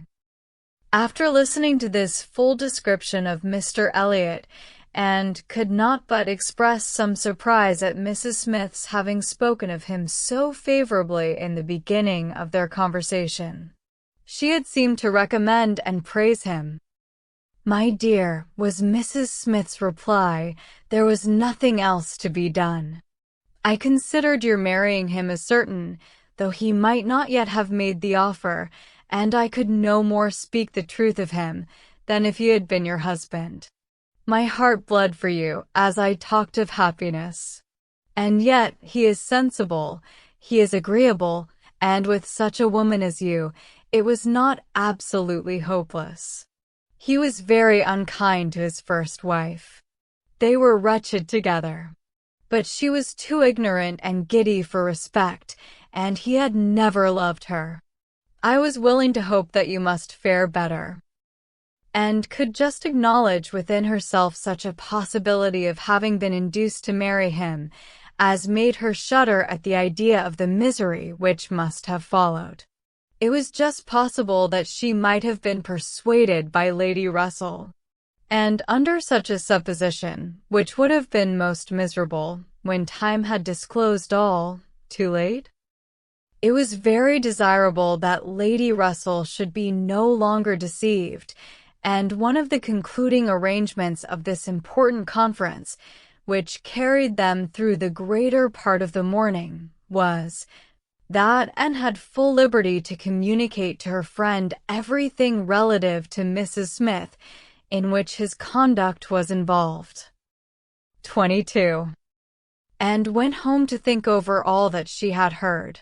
In one point, her feelings were relieved by this knowledge of Mr. Elliot. There was no longer anything of tenderness due to him.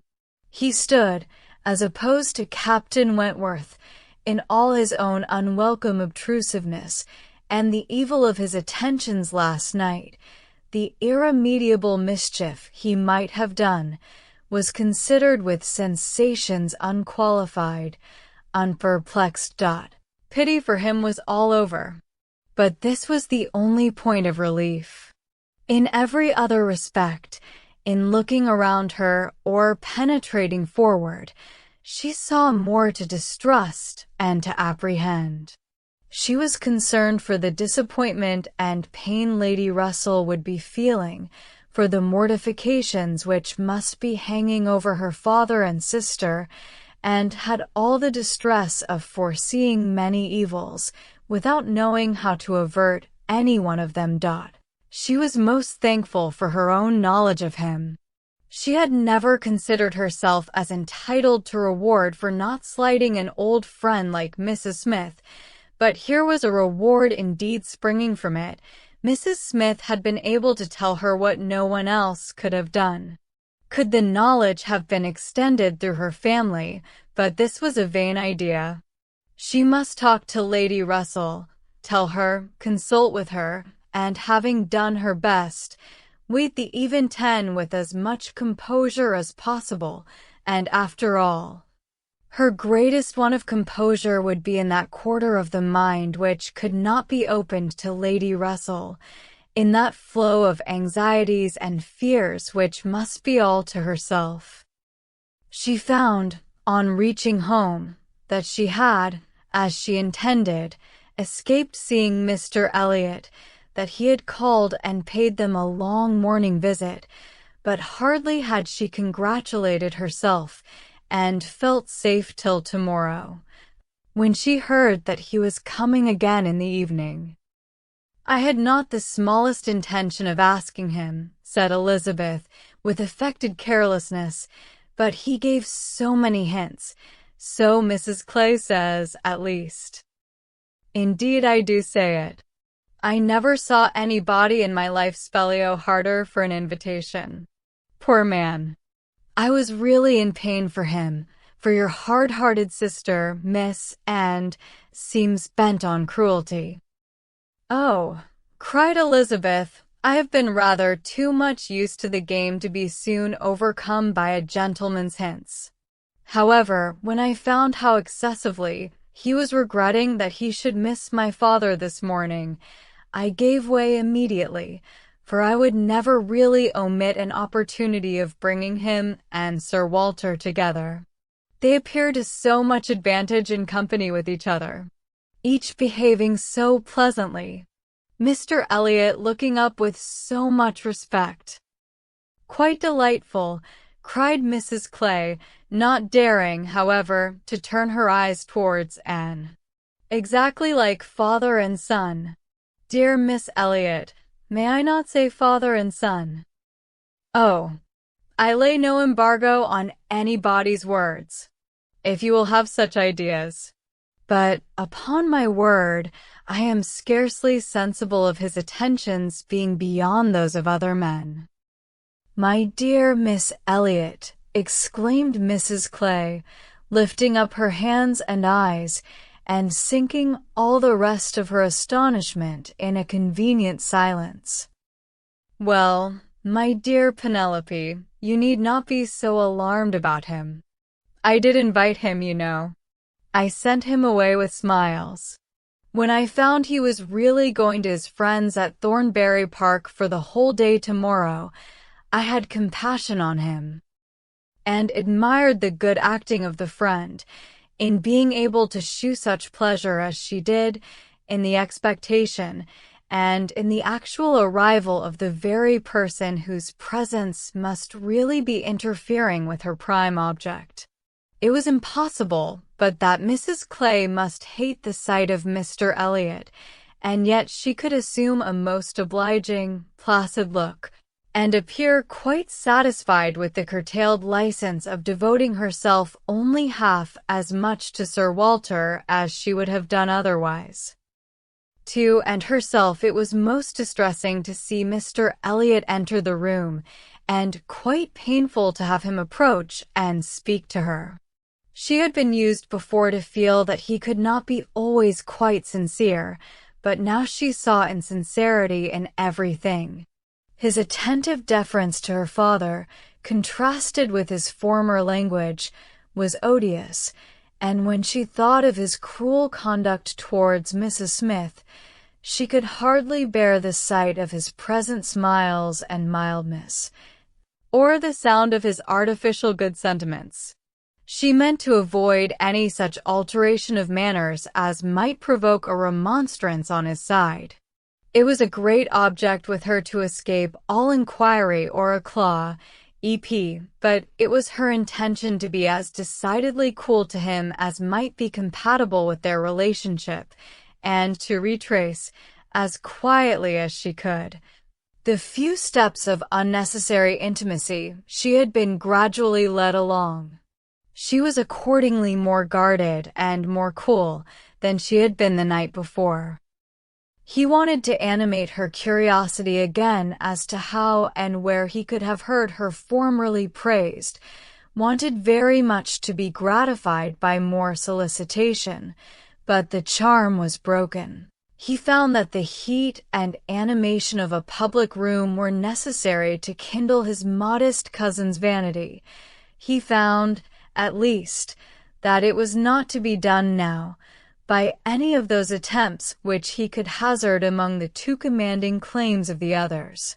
He little surmised that it was a subject acting now exactly against his interest, bringing immediately into her thoughts all those parts of his conduct which were least excusable.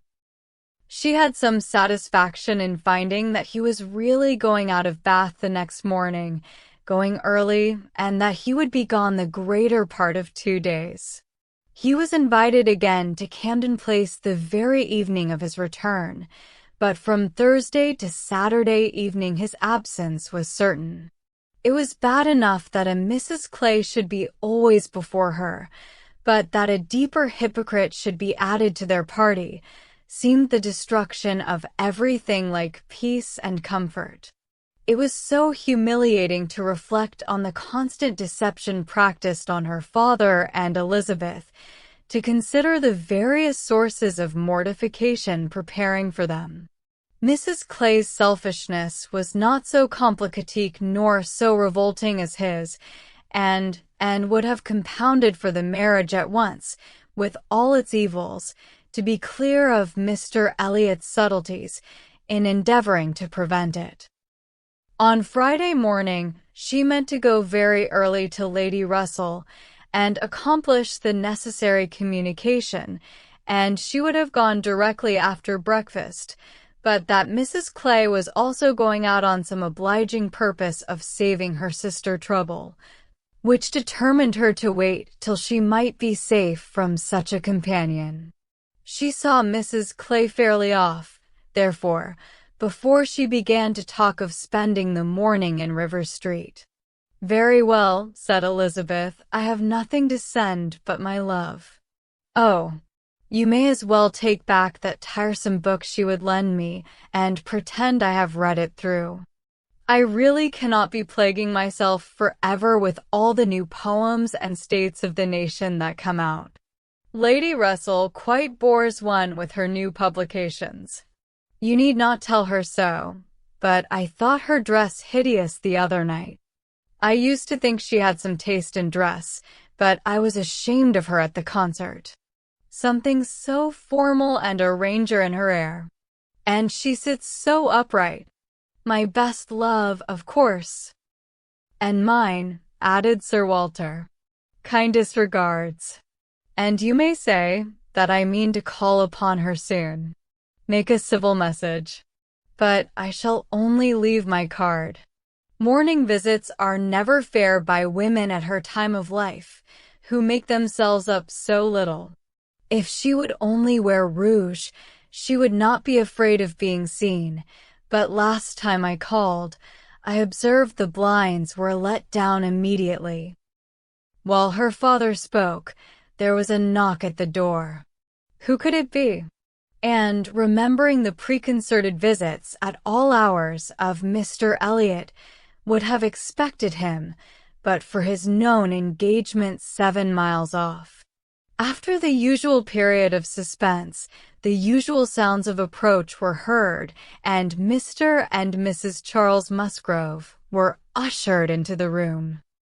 Surprise was the strongest emotion raised by their appearance, but Anne was really glad to see them, and the others were not so sorry but that they could put on a decent air of welcome, and as soon as it became clear that these, their nearest relations, were not arrived with any views of accommodation in that house, Sir Walter and Elizabeth were able to rise in cordiality and do the honors of it very well.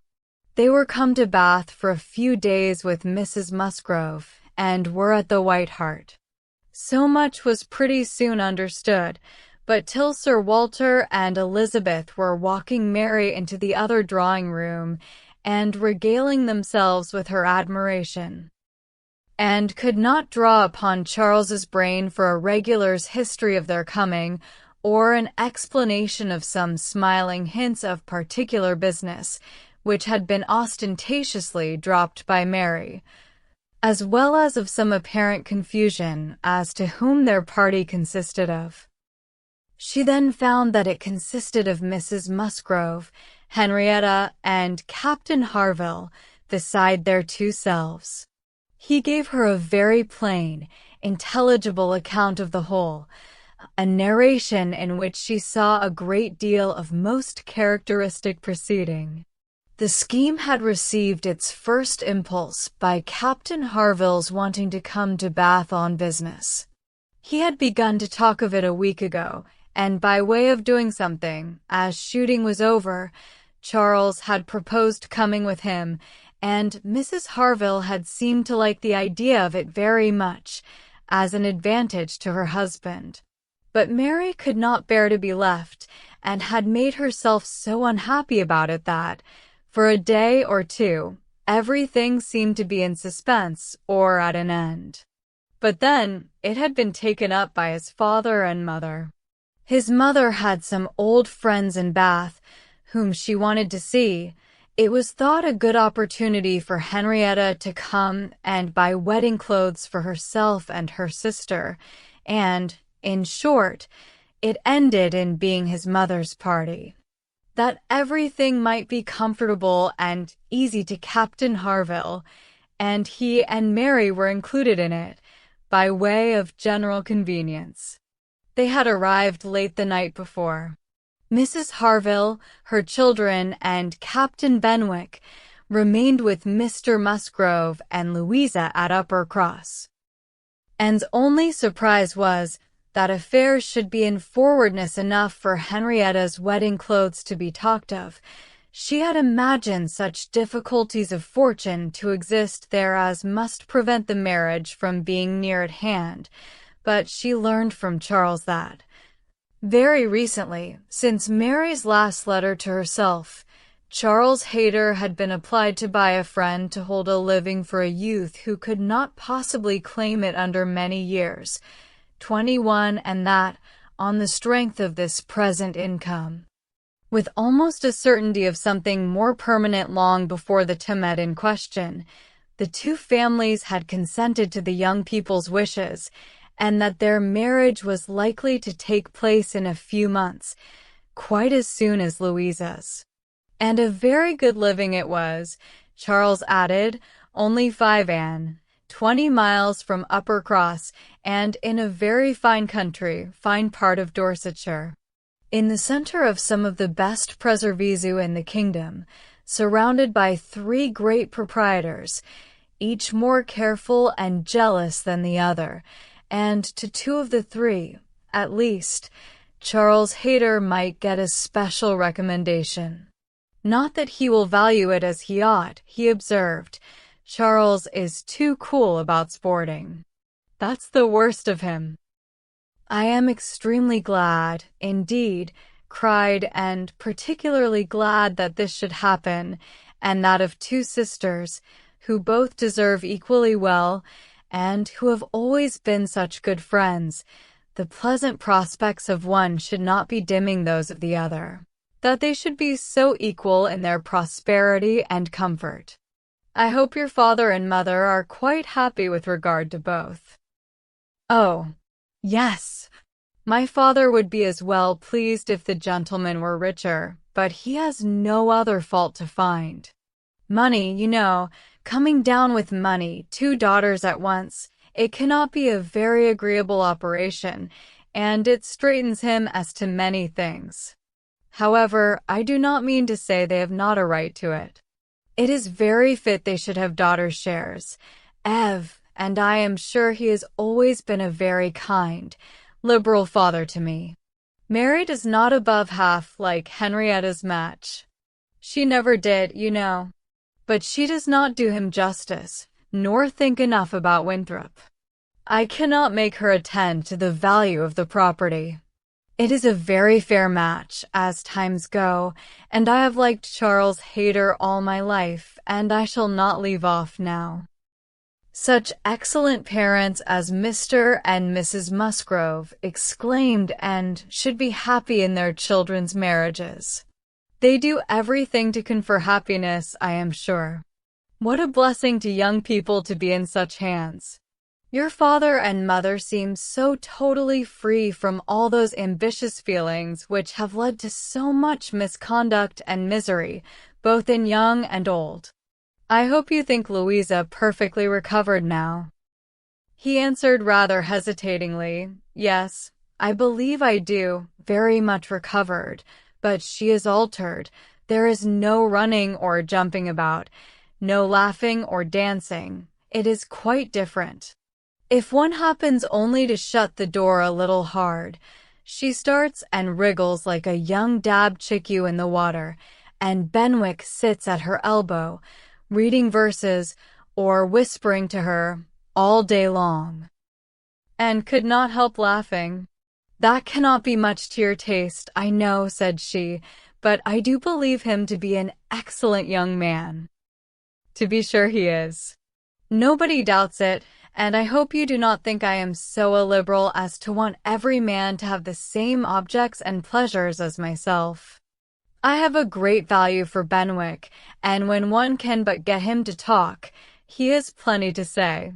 His reading has done him no harm, for he has fought as well as read. He is a brave fellow. I got more acquainted with him last Monday than ever I did before. We had a famous set-to at rat-hunting all the morning, in my father's great barns, and he played his part so well that I have liked him the better ever since. Here they were interrupted by the absolute necessity of Charles's following the others to admire mirrors and china, and had heard enough to understand the present state of Uppercross, and rejoice in its happiness, and though she sighed as she rejoiced, her sigh had none of the ill will of envy in it. She would certainly have risen to their blessings if she could, but she did not want to lessen theirs. The visit passed off altogether in high good humor. Mary was in excellent spirits, enjoying the gaiety and the change, and so well satisfied with the journey in her mother-in-law's carriage with 4 horses, and with her own complete independence of Camden Place, that she was exactly in a temper to admire everything as she ought, and enter most readily into all the superiorities of the house, as they were detailed to her. She had no demands on her father or sister, and her consequence was just enough increased by their handsome drawing-rooms. Elizabeth was, for a short time, suffering a good deal. She felt that Mrs. Musgrove and all her party ought to be asked to dine with them, but she could not bear to have the difference of style, the reduction of servants, which a dinner must betray, witnessed by those who had been always so inferior to the Elliots of Kellynch. It was a struggle between propriety and vanity, but vanity got the better, and then Elizabeth was happy again. These were her internal persuasions, old-fashioned notions, country hospitality. We do not profess to give dinners, few people in Bath do, Lady Alicia never does, did not even ask her own sister's family, though they were here a month. And I dare say it would be very inconvenient to Mrs. Musgrove, put her quite out of her way. I am sure she would rather not come. She cannot feel easy with us. I will ask them all for an evening. That will be much better. That will be a novelty and a treat. They have not seen 2 such drawing-rooms before. They will be delighted to come tomorrow evening. It shall be a regular party, small, but most elegant. And this satisfied Elizabeth, and when the invitation was given to the 2 present, and promised for the absent, Mary was as completely satisfied. She was particularly asked to meet Mr. Elliot and be introduced to Lady Dalrymple and Miss Carteret, who were fortunately already engaged to come, and she could not have received a more gratifying attention. Miss Elliot was to have the honor of calling on Mrs. Musgrove in the course of the morning, and walked off with Charles and Mary to go and see her and Henrietta directly. Her plan of sitting with Lady Russell must give way for the present. They all 3 called in Rivers Street for a couple of minutes, but Anne convinced herself that a day's delay of the intended communication could be of no consequence, and hastened forward to the White Hart, to see again the friends and companions of the last autumn, with an eagerness of goodwill which many associations contributed to form. They found Mrs. Musgrove and her daughter within, and by themselves, and had the kindest welcome from each. Henrietta was exactly in that state of recently improved views, of fresh-formed happiness, which made her full of regard and interest for everybody she had ever liked before it all. And Mrs. Musgrove's real affection had been won by her usefulness when they were in distress. It was a heartiness and a warmth and a sincerity which delighted in the more, from the sad want of such blessings at home.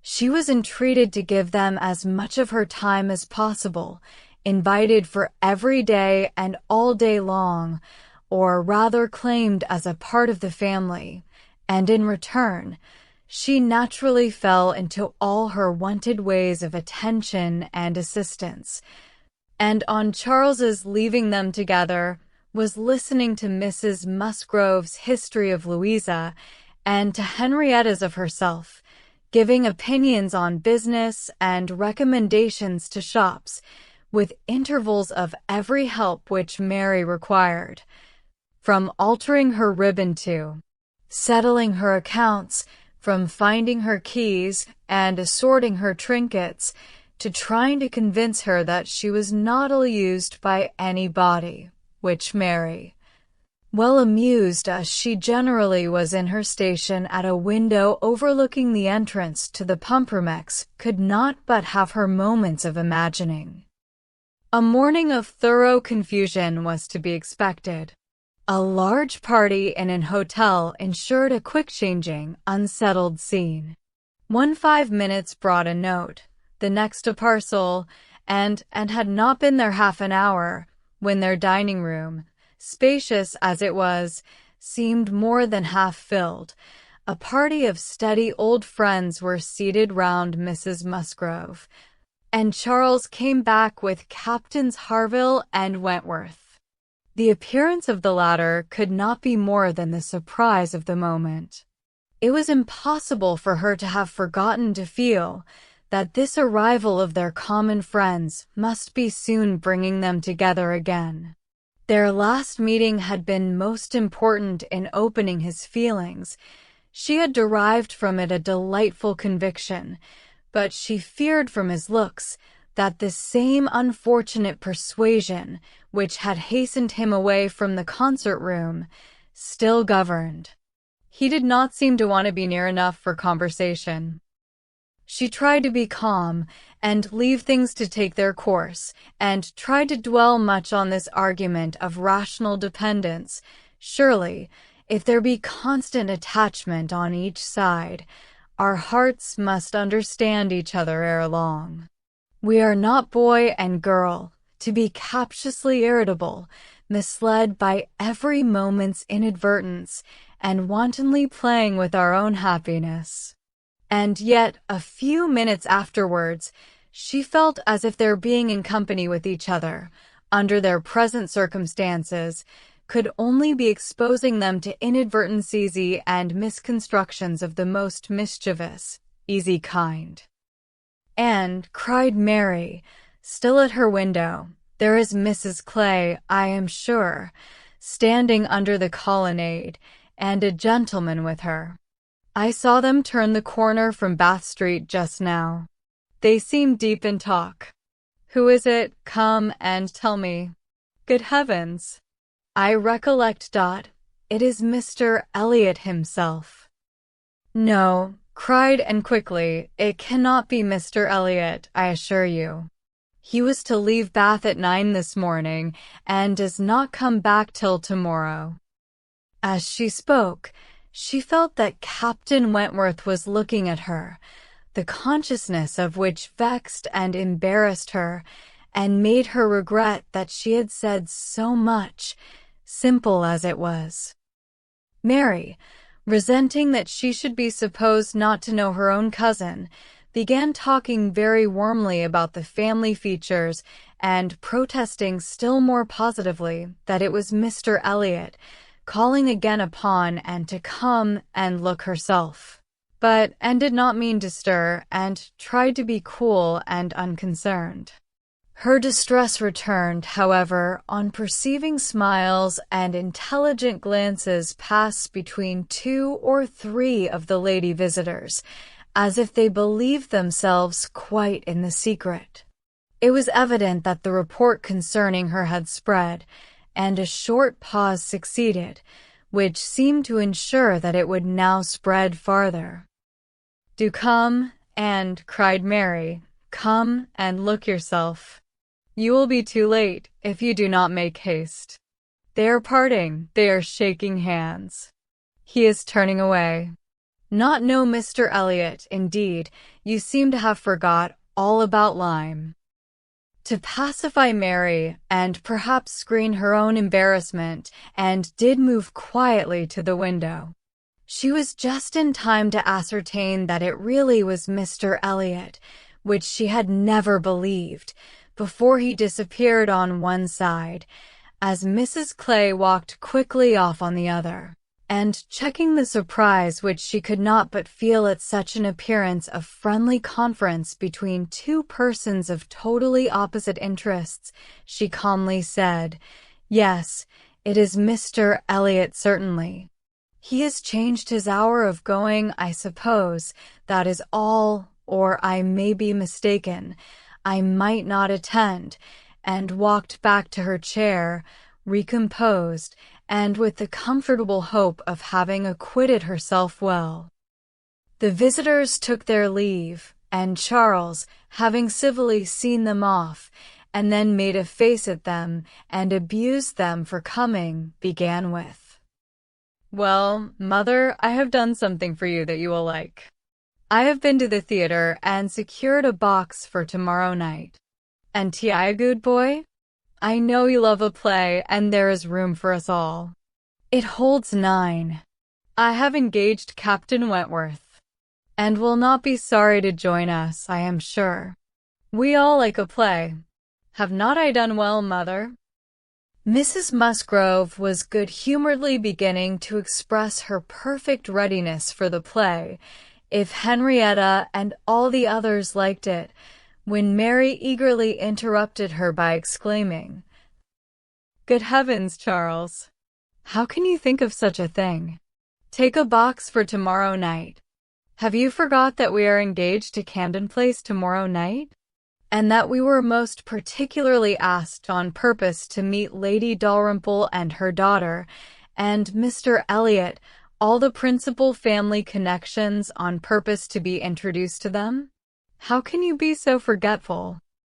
"Phoo, phoo," replied Charles. "What's an evening party? Never worth remembering. Your father might have asked us to dinner, I think, if he had wanted to see us. You may do as you like, but I shall go to the play." "Oh, Charles, I declare it will be too abominable if you do. When you promised to go." "No, I did not promise. I only smirked and bowed and said the word happy. There was no promise." "But you must go, Charles. It would be unpardonable to fail. We were asked on purpose to be introduced. There was always such a great connection between the Dalrymples and ourselves. Nothing ever happened on either side that was not announced immediately. We are quite near relations, you know, and Mr. Elliot too, whom you ought so particularly to be acquainted with. Every attention is due to Mr. Elliot. Consider my father's heir, the future representative of the family." "Don't talk to me about heirs and representatives," cried Charles. "I am not one of those who neglect the reigning power to bow to the rising sun. If I would not go for the sake of your father, I should think it scandalous to go for the sake of his heir. What is Mr. Elliot to me?" The careless expression was life to Anne, who saw that Captain Wentworth was all attention, looking and listening with his whole soul, and that the last words brought his inquiring eyes from Charles to herself. Charles and Mary still talked on in the same style, he, half serious and half jesting, maintaining the scheme for the play, and she, invariably serious, most warmly opposing it, and not omitting to make it known that, however determined to go to Camden Place herself, she should not think herself very well used if they went to the play without her. Mrs. Musgrove interposed. "We had better put it off. Charles, you had much better go back and change the box for Tuesday. It would be a pity to be divided, and we should be losing Miss and two if there is a party at her father's, and I am sure neither Henrietta nor I should care at all for the play if Miss and could not be with us." Anne felt truly obliged to her for such kindness, and quite as much so, moreover, for the opportunity it gave her of decidedly saying, "If it depended only on my inclination, ma'am, the party at home, excepting on Mary's account, would not be the smallest impediment. I have no pleasure in the sort of meeting, and should be too happy to change it for a play and with you. But it had better not be attempted, perhaps." She had spoken it, but she trembled when it was done, conscious that her words were listened to, and daring not even to try to observe their effect. It was soon generally agreed that Tuesday should be the day, Charles only reserving the advantage of still teasing his wife, by persisting that he would go to the play tomorrow if nobody else would. Captain Wentworth left his seat and walked to the fireplace, probably for the sake of walking away from it soon afterwards and taking a station with less barefaced design by N. "You have not been long enough in Bath," said he, "to enjoy the evening parties of the place." "Oh, no. The usual character of them has nothing for me. I am no card player." "You were not formerly, I know. You did not use to like cards, but time makes many changes." "I am not yet so much changed," cried Anne, and stopped, fearing she hardly knew what misconstruction. After waiting a few moments, he said, and as if it were the result of immediate feeling, "It is a period indeed. 8 years and a half is a period." Whether he would have proceeded farther was left to Anne's imagination to ponder over in a calmer hour, for while still hearing the sounds he had uttered, she was startled to other subjects by Henrietta, eager to make use of the present leisure for getting out, and calling on her companions to lose no time, lest somebody else should come in.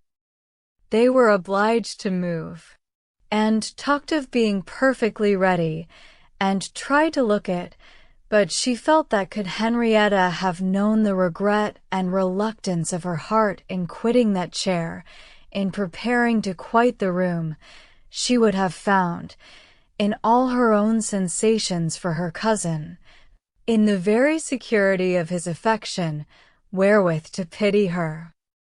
Their preparations, however, were stopped short. Alarming sounds were heard, other visitors approached, and the door was thrown open for Sir Walter and Miss Elliot, whose entrance seemed to give a general chill. Anne felt an instant oppression, and, wherever she looked, saw symptoms of the same. The comfort, the freedom, the gaiety of the room was over, hushed into cold composure, determined silence, or insipid talk, to meet the heartless elegance of her father and sister. How mortifying to feel that it was so! Her jealous eye was satisfied in one particular. Captain Wentworth was acknowledged again by each, by Elizabeth more graciously than before.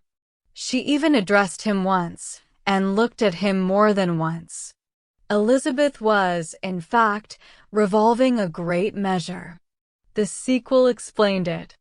After the waste of a few minutes in saying the proper nothings, she began to give the invitation which was to comprise all the remaining dues of the Musgroves. Tomorrow evening, to meet a few friends, no formal party. It was all said very gracefully, and the cards with which she had provided herself, the Miss Elliot at home, were laid on the table, with a courteous, comprehensive smile to all, and one smile and one card more decidedly for Captain Wentworth. The truth was that Elizabeth had been long enough in Bath to understand the importance of a man of such an air and appearance as his. The past was nothing. The present was that Captain Wentworth would move about well in her drawing-room. The card was pointedly given, and Sir Walter and Elizabeth arose and disappeared. The interruption had been short, though severe, and ease and animation returned to most of those they left, as the door shut them out, but not to Anne. She could think only of the invitation she had with such astonishment witnessed, and of the manner in which it had been received, a manner of doubtful meaning, of surprise rather than gratification, of polite acknowledgment rather than acceptance. She knew him. She saw disdain in his eye, and could not venture to believe that he had determined to accept such an offering as atonement for all the insolence of the past. Her spirits sank. He held the card in his hand after they were gone, as if deeply considering it. Only think of Elizabeth's including everybody, whispered Mary very audibly. "I do not wonder Captain Wentworth is delighted. You see he cannot put the card out of his hand." And caught his eye, saw his cheeks glow, and his mouth form itself into a momentary expression of contempt, and turned away, that she might neither see nor hear more to vex her. The party separated. The gentlemen had their own pursuits, the ladies proceeded on their own business, and they met no more while and belonged to them. She was earnestly begged to return and dine, and give them all the rest of the day, but her spirits had been so long exerted, that at present she felt unequal to more, and fit only for home, where she might be sure of being as silent as she chose. Promising to be with them the whole of the following morning, therefore, she closed the fatigues of the present by a toilsome walk to Camden Place, there to spend the evening chiefly in listening to the busy arrangements of Elizabeth and Mrs. Clay for the morrow's party. The frequent enumeration of the persons invited, and the continually improving detail of all the embellishments which were to make it the most completely elegant of its kind in Bath, while harassing herself in secret with the never-ending question of whether Captain Wentworth would come or not. They were reckoning him as certain, but with her it was a gnawing solicitude never appeased for 5 minutes together. She generally thought he would come, because she generally thought he ought, but it was a case which she could not so shape into any positive act of duty or discretion, as inevitably to defy the suggestions of very opposite feelings.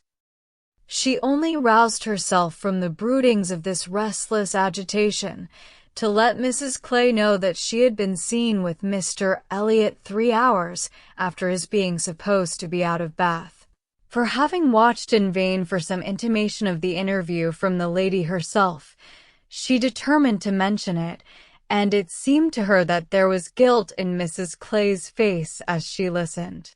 It was transient, cleared away in an instant, and could imagine she read there the consciousness of having, by some complication of mutual trick, or some overbearing authority of his, been obliged to attend, perhaps for half an hour, to his lectures and restrictions on her designs on Sir Walter.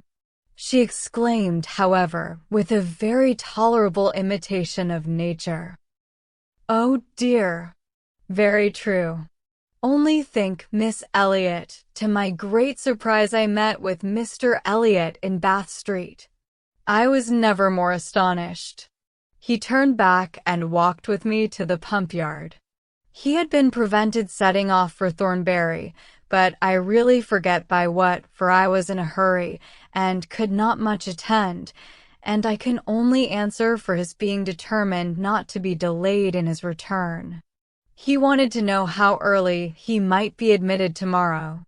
He was full of tomorrow, and it is very evident that I have been full of it too ever since I entered the house and learnt the extension of your plan, and all that had happened, or my seeing him could never have gone so entirely out of my head." 23. One day only had passed since Anne's conversation with Mrs. Smith, but a keener interest had succeeded, and she was now so little touched by Mr. Elliot's conduct, except by its effects in one quarter, that it became a matter of course the next morning, still to defer her explanatory visit in Rivers Street. She had promised to be with the Musgroves from breakfast to dinner. Her faith was plighted, and Mr. Elliot's character, like the Sultaness Scheherazada's head, 22 must live another day. She could not keep her appointment punctually, however.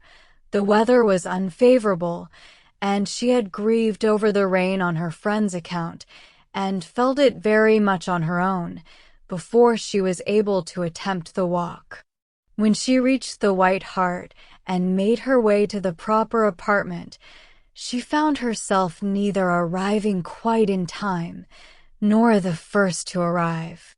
The party before her were Mrs. Musgrove, talking to Mrs. Croft, and Captain Harville to Captain Wentworth, and she immediately heard that Mary and Henrietta, too impatient to wait, had gone out the moment it had cleared, but would be back again soon, and that the strictest injunctions had been left with Mrs. Musgrove to keep her there till they returned.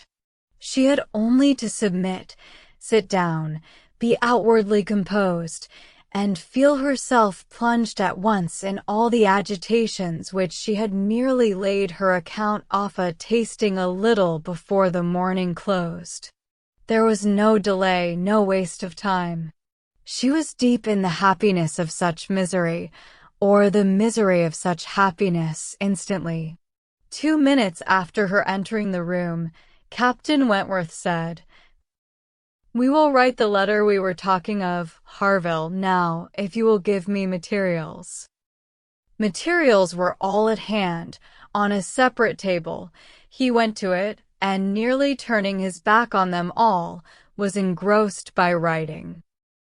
Mrs. Musgrove was giving Mrs. Croft the history of her eldest daughter's engagement, and just in that inconvenient tone of voice which was perfectly audible while it pretended to be a whisper, and felt that she did not belong to the conversation, and yet, as Captain Harville seemed thoughtful and not disposed to talk, she could not avoid hearing many undesirable particulars, such as how Mr. Musgrove and my brother Hayter had met again and again to talk it over, what my brother Hayter had said one day, and what Mr. Musgrove had proposed the next, and what had occurred to my sister Hayter, and what the young people had wished, and what I said at first I never could consent to, but was afterwards persuaded to think might do very well, and a great deal in the same style of open-hearted communication, minutiae which, even with every advantage of taste and delicacy which good Mrs. Musgrove could not give, could be properly interesting only to the principals. Mrs. Croft was attending with great good humour, and whenever she spoke at all, it was very sensibly, and hoped the gentlemen might each be too much self-occupied to hear. "And so, ma'am, all these things considered," said Mrs. Musgrove in her powerful whisper, though we could have wished it different, yet altogether we did not think it fair to stand out any longer, for Charles Hayter was quite wild about it, and Henrietta was pretty near as bad, and so we thought they had better marry at once, and make the best of it, as many others have done before them. "At any rate," said I, "it will be better than a long engagement." "That is precisely what I was going to observe," cried Mrs. Croft. "I would rather have young people settle on a small income at once, and have to struggle with a few difficulties together, than be involved in a long engagement. I always think that no mutual—" "Oh, dear Mrs. Croft," cried Mrs. Musgrove, unable to let her finish her speech, "there is nothing I so abominate for young people as a long engagement. It is what I always protested against for my children. It is all very well, I used to say, for young people to be engaged, if there is a certainty of their being able to marry in 6 months, or even in 12, but a long engagement—" "Yes, dear ma'am," said Mrs. Croft, "or an uncertain engagement, an engagement which may be long. To begin without knowing that at such a time there will be the means of marrying, I hold to be very unsafe and unwise, and what, I think, all parents should prevent as far as they can." And found an unexpected interest here. She felt its application to herself, felt it in a nervous thrill all over her, and at the same moment that her eyes instinctively glanced towards the distant table, Captain Wentworth's pen ceased to move. His head was raised, pausing, listening. And he turned round the next instant to give a look, one quick, conscious look at her. The two ladies continued to talk, to reurge the same admitted truths, and enforce them with such examples of the ill effect of a contrary practice as had fallen within their observation, and heard nothing distinctly. It was only a buzz of words in her ear.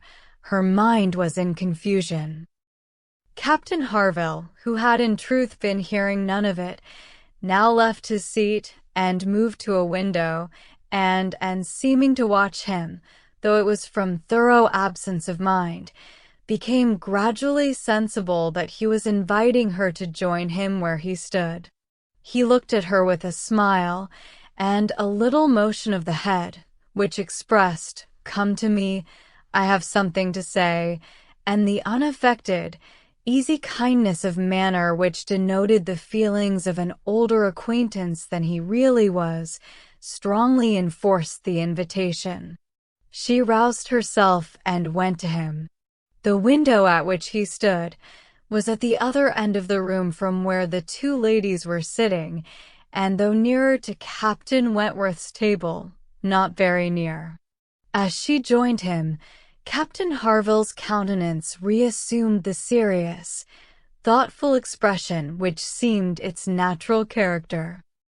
"Look here," said he, unfolding a parcel in his hand and displaying a small miniature painting. "Do you know who that is?" "Certainly, Captain Benwick." "Yes, and you may guess who it is for." But, in a deep tone, it was not done for her. "Miss Elliot, do you remember our walking together at Lyme, and grieving for him? I little thought then, but no matter. This was drawn at the Cape. He met with a clever young German artist at the Cape, and in compliance with a promise to my poor sister, sat to him and was bringing it home for her. And I have now the charge of getting it properly set for another. It was a commission to me. But who else was there to employ? I hope I can allow for him. I am not sorry, indeed, to make it over to another. He undertakes it, looking towards Captain Wentworth. He is writing about it now." And with a quivering lip he wound up the whole by adding, "Poor Fanny! She would not have forgotten him so soon." "No," replied Anne in a low feeling voice. "That I can easily believe. It was not in her nature. She doted on him. It would not be the nature of any woman who truly loved." Captain Harville smiled, as much as to say, "Do you claim that for your sex?" And she answered the question, smiling also, "Yes. We certainly do not forget you, so soon as you forget us. It is, perhaps, our fate rather than our merit. We cannot help ourselves. We live at home, quiet, confined, and our feelings prey upon us. You are forced on exertion. You have always a profession, pursuits, business of some sort or other to take you back into the world immediately, and continual occupation and change soon weaken impressions.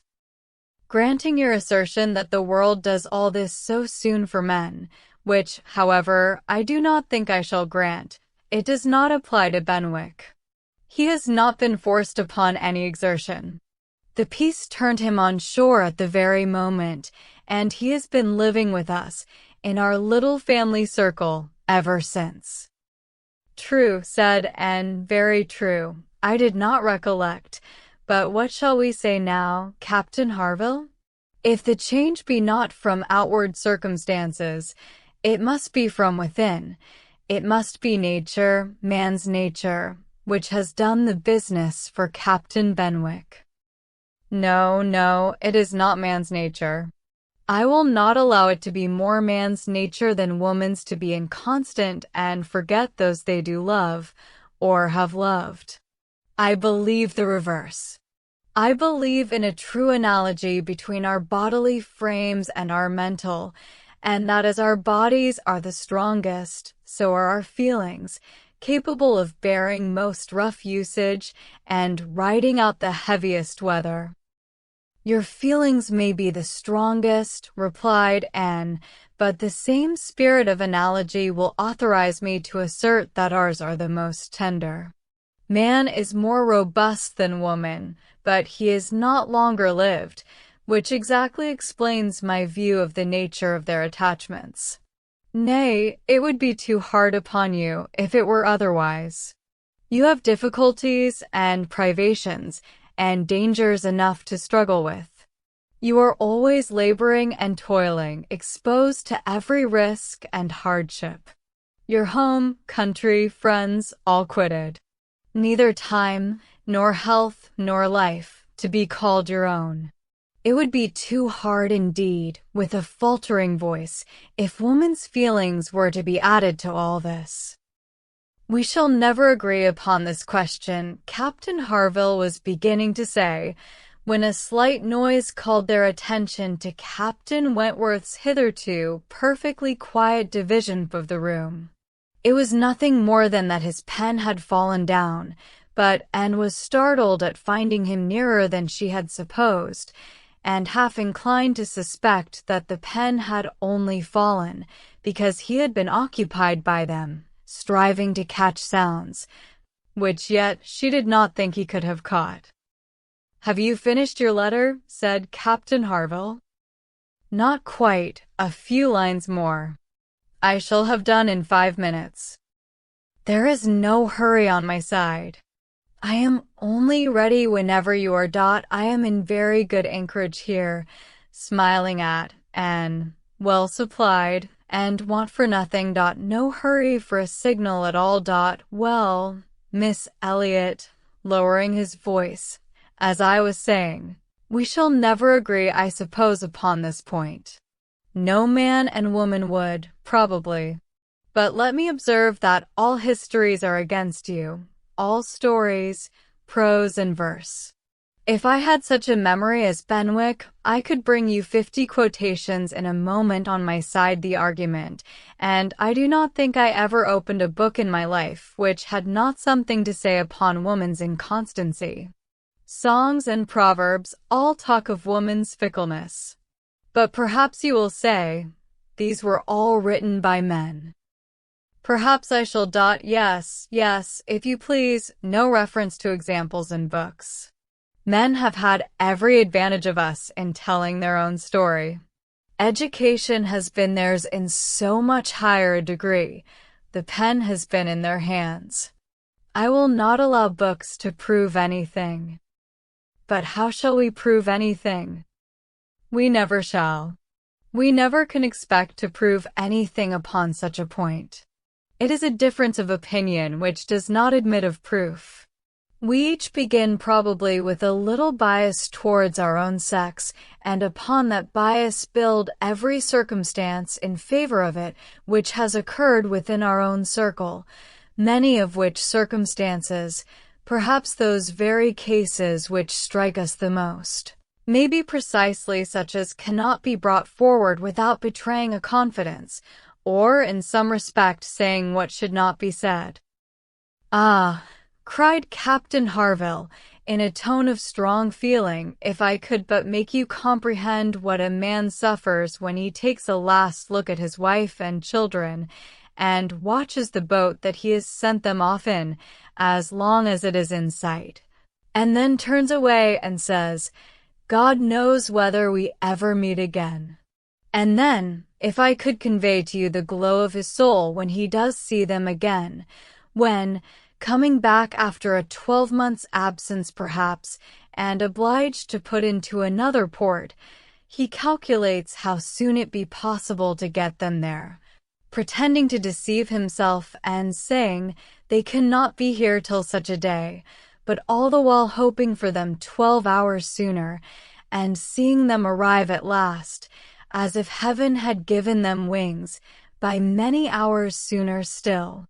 If I could explain to you all this, and all that a man can bear and do, and glories to do for the sake of these treasures of his existence. I speak, you know, only of such men as have hearts. pressing his own with emotion. "Oh," cried Anne eagerly, "I hope I do justice to all that is felt by you, and by those who resemble you. God forbid that I should undervalue the warm and faithful feelings of any of my fellow creatures. I should deserve utter contempt if I dared to suppose that true attachment and constancy were known only by woman. No, I believe you capable of everything great and good in your married lives. I believe you equal to every important exertion and to every domestic forbearance, so long as, if I may be allowed the expression, so long as you have an object. I mean, while the woman you love lives, and lives for you. All the privilege I claim for my own sex, it is not a very enviable one, you need not covet it, is that of loving longest, when existence or when hope is gone." She could not immediately have uttered another sentence. Her heart was too full, her breath too much oppressed. "You are a good soul," cried Captain Harville, putting his hand on her arm quite affectionately. "There is no quarreling with you, Dot, and when I think of Benwick, my tongue is tied." Their attention was called towards the others. Mrs. Croft was taking leave. "Here, Frederick, you and I part company, I believe," said she. "I am going home, and you have an engagement with your friend. Tonight we may have the pleasure of all meeting again at your party," turning to Anne. "We had your sister's card yesterday, and I understood Frederick had a card too, though I did not see it, and you are disengaged. Frederick, are you not, as well as ourselves?" Captain Wentworth was folding up a letter in great haste, and either could not or would not answer fully. "Yes," said he, "very true. Here we separate, but Harville and I shall soon be after you. That is, Harville, if you are ready, I am in half a minute. I know you will not be sorry to be off. I shall be at your service in half a minute." Mrs. Croft left them, and Captain Wentworth, having sealed his letter with great rapidity, was indeed ready, and had even a hurried, agitated air, which shewed impatience to be gone, and knew not how to understand it. She had the kindest "Good morning, God bless you," from Captain Harville, but from him not a word, nor a look. He had passed out of the room without a look. She had only time, however, to move closer to the table where he had been writing, when footsteps were heard returning. The door opened. It was himself. He begged their pardon, but he had forgotten his gloves, and instantly crossing the room to the writing table, and standing with his back towards Mrs. Musgrove, he drew out a letter from under the scattered paper, placed it before, and with eyes of glowing entreaty fixed on her for a moment, and hastily collecting his gloves, was again out of the room, almost before Mrs. Musgrove was aware of his being in it, the work of an instant. The revolution which one instant had made in Anne was almost beyond expression. The letter, with a direction hardly legible, to Miss A. E. was evidently the one which he had been folding so hastily. While supposed to be writing only to Captain Benwick, he had been also addressing her. On the contents of that letter depended all which this world could do for her. Anything was possible. Anything might be defied rather than suspense. Mrs. Musgrove had little arrangements of her own at her own table.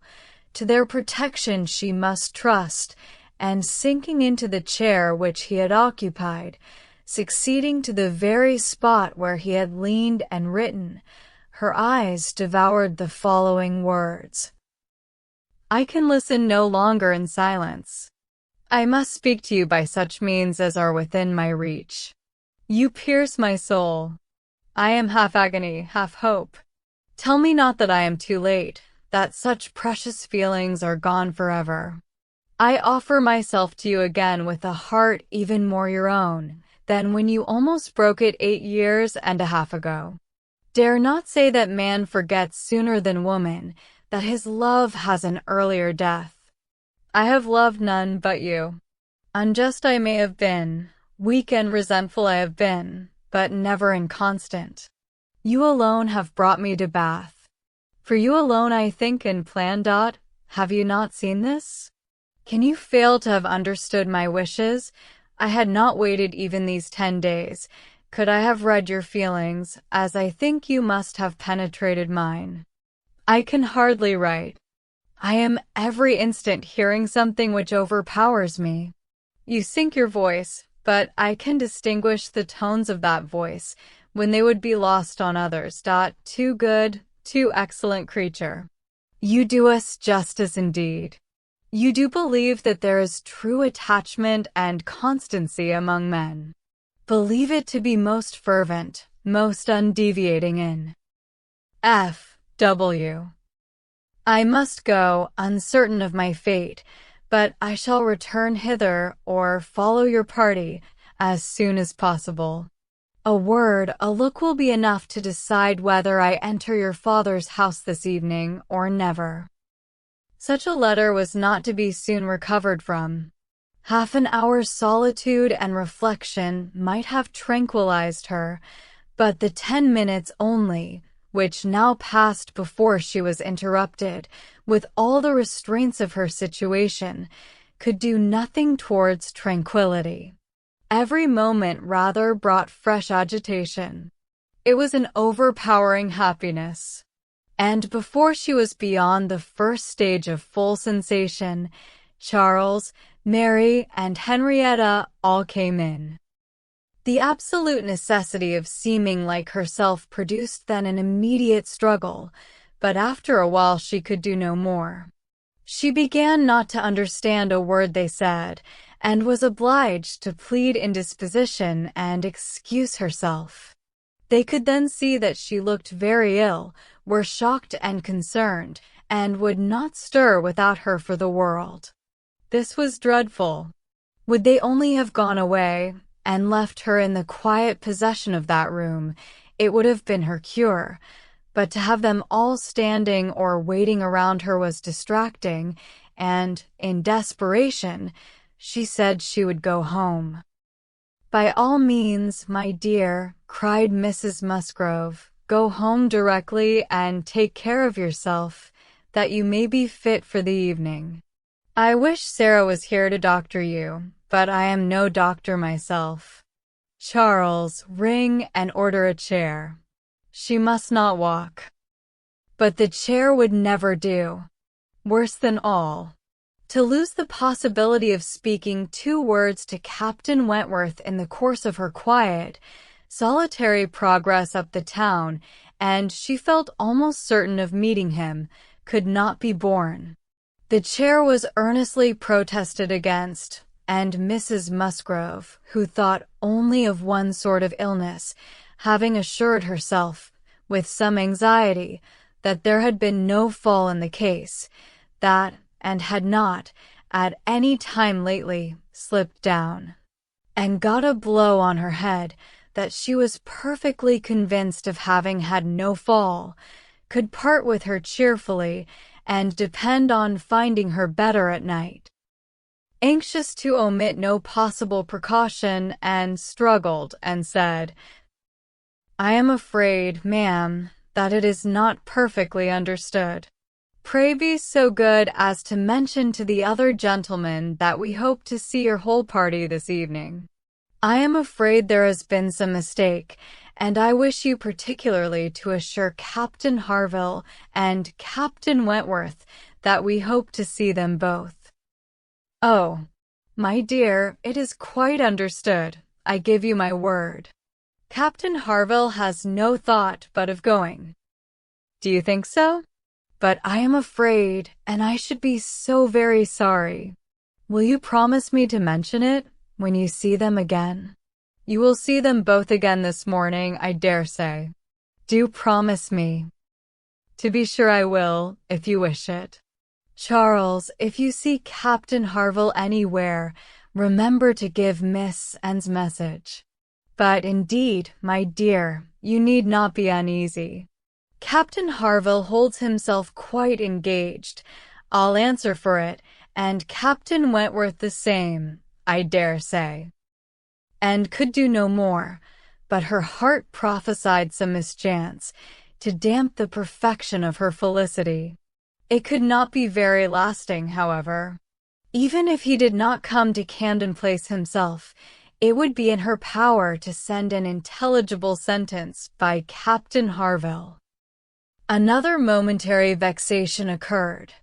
Charles, in his real concern and good nature, would go home with her. There was no preventing him.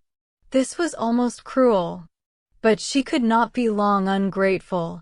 He was sacrificing an engagement at a gunsmith's to be of use to her, and she set off with him, with no feeling but gratitude apparent. They were in Union Street, when a quicker step behind, a something of familiar sound, gave her 2 moments' preparation for the sight of Captain Wentworth. He joined them, but as if irresolute whether to join or to pass on, said nothing, only looked, and could command herself enough to receive that look, and not repulsively. The cheeks which had been pale now glowed, and the movements which had hesitated were decided. He walked by her side. Presently, struck by a sudden thought, Charles said, "Captain Wentworth, which way are you going? Only to Gay Street, or farther up the town?" "I hardly know," replied Captain Wentworth, surprised. "Are you going as high as Belmont? Are you going near Camden Place? Because if you are, I shall have no scruple in asking you to take my place, and give your arm to her father's door. She is rather done for this morning, and must not go so far without help. And I ought to be at that fellow's in the market-place. He promised me the sight of a capital gun he is just going to send off, said he would keep it unpacked to the last possible moment, that I might see it, and if I do not turn back now, I have no chance. By his description, a good deal like the second-sized double barrel of mine, which you shot with one day round Winthrop." There could not be an objection. There could be only a most proper alacrity, a most obliging compliance for public view, and smiles reined in and spirits dancing in private rapture. In half a minute, Charles was at the bottom of Union Street again, and the other 2 proceeding together, and soon words enough had passed between them to decide their direction towards the comparatively quiet and retired gravel walk, where the power of conversation would make the present hour a blessing indeed, and prepare for it all the immortality which the happiest recollections of their own future lives could bestow. There they exchanged again those feelings and those promises which had once before seemed to secure everything, but which had been followed by so many, many years of division and estrangement. There they returned again into the past, more exquisitely happy, perhaps, in their reunion than when it had been first projected, more tender, more tried, more fixed in a knowledge of each other's character, truth, and attachment, more equal to act, more justified in acting. And there, as they slowly paced the gradual ascent, heedless of every group around them, seeing neither sauntering politicians, bustling housekeepers, flirting girls, nor nursery maids and children, they could indulge in those retrospections and acknowledgments, and especially in those explanations of what had directly preceded the present moment, which were so poignant and so ceaseless in interest. All the little variations of the last week were gone through, and of yesterday and today there could scarcely be an end. She had not mistaken him.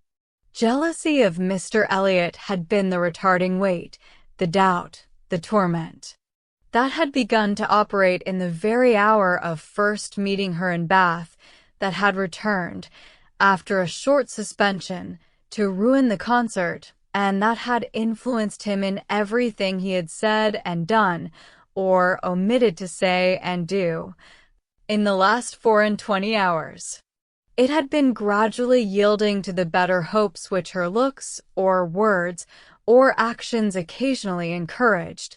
It had been vanquished at last by those sentiments and those tones which had reached him while she talked with Captain Harville, and under the irresistible governance of which he had seized a sheet of paper and poured out his feelings.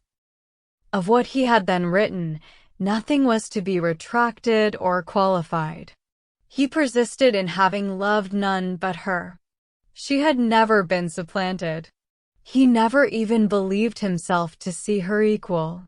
Thus much indeed he was obliged to acknowledge, that he had been constant unconsciously, nay unintentionally, that he had meant to forget her, and believed it to be done. He had imagined himself indifferent when he had only been angry, and he had been unjust to her merits, because he had been a sufferer from them. Her character was now fixed on his mind as perfection itself, maintaining the loveliest medium of fortitude and gentleness, but he was obliged to acknowledge that only at Uppercross had he learned to do her justice, and only at Lyme had he begun to understand himself. At Lyme, he had received lessons of more than one sort. The passing admiration of Mr. Elliot had at least roused him, and the scenes on the Cobb, and at Captain Harville's, had fixed her superiority. In his preceding attempts to attach himself to Louisa Musgrove, the attempts of angry pride, he protested that he had forever felt it to be impossible, that he had not cared, could not care for Louisa, though, till that day, till the leisure for reflection which followed it, he had not understood the perfect excellence of the mind with which Louisa's could so ill bear a comparison, or the perfect, unrivaled hold it possessed over his own. There, he had learned to distinguish between the steadiness of principle and the obstinacy of self-will, between the darings of heedlessness and the resolution of a collected mind. There, he had seen everything to exalt in his estimation the woman he had lost, and there begun to deplore the pride, the folly, the madness of resentment, which had kept him from trying to regain her when thrown in his way. From that period his penance had become severe. He had no sooner been free from the horror and remorse attending the first few days of Louisa's accident, no sooner begun to feel himself alive again, than he had begun to feel himself, though alive, not at liberty. "I found," said he, "that I was considered by Harville an engaged man, that neither Harville nor his wife entertained a doubt of our mutual attachment. I was startled and shocked. To a degree, I could contradict this instantly, but when I began to reflect that others might have felt the same, her own family, nay, perhaps herself, I was no longer at my own disposal. I was hers in honor if she wished it. I had been unguarded. I had not thought seriously on this subject before. I had not considered that my excessive intimacy must have its danger of ill consequence in many ways, and that I had no right to be trying whether I could attach myself to either of the girls, at the risk of raising even an unpleasant report, were there no other ill effects. I had been grossly wrong and must abide the consequences." He found too late, in short, that he had entangled himself, and that precisely as he became fully satisfied of his not caring for Louisa at all, he must regard himself as bound to her, if her sentiments for him were what the Harvilles supposed. It determined him to leave Lyme, and await her complete recovery elsewhere. He would gladly weaken, by any fair means, whatever feelings or speculations concerning him might exist, and he went, therefore, to his brothers, meaning after a while to return to Kellynch, and act as circumstances might require. "I was 6 weeks with Edward," said he, "and saw him happy. I could have no other pleasure. I deserved none. He inquired after you very particularly, asked even if you were personally altered, little suspecting that to my eye you could never alter, and smiled and let it pass. It was too pleasing a blunder for a reproach. It is something for a woman to be assured, in her 28th year, that she has not lost one charm of earlier youth, but the value of such homage was inexpressibly increased to, and, by comparing it with former words, and feeling it to be the result, not the cause of a revival of his warm attachment. He had remained in Shropshire, lamenting the blindness of his own pride and the blunders of his own calculations, till at once released from Louisa by the astonishing and felicitous intelligence of her engagement with Benwick.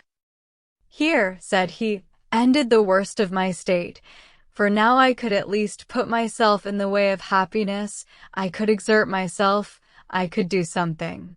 But to be waiting so long in inaction, and waiting only for evil, had been dreadful.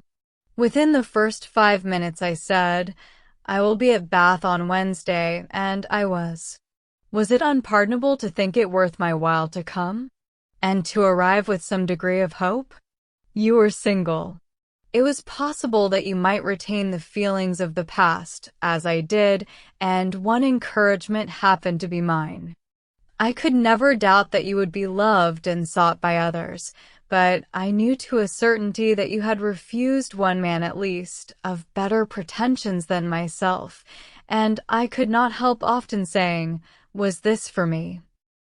Their first meeting in Milsom Street afforded much to be said, but the concert still more. That evening seemed to be made up of exquisite moments.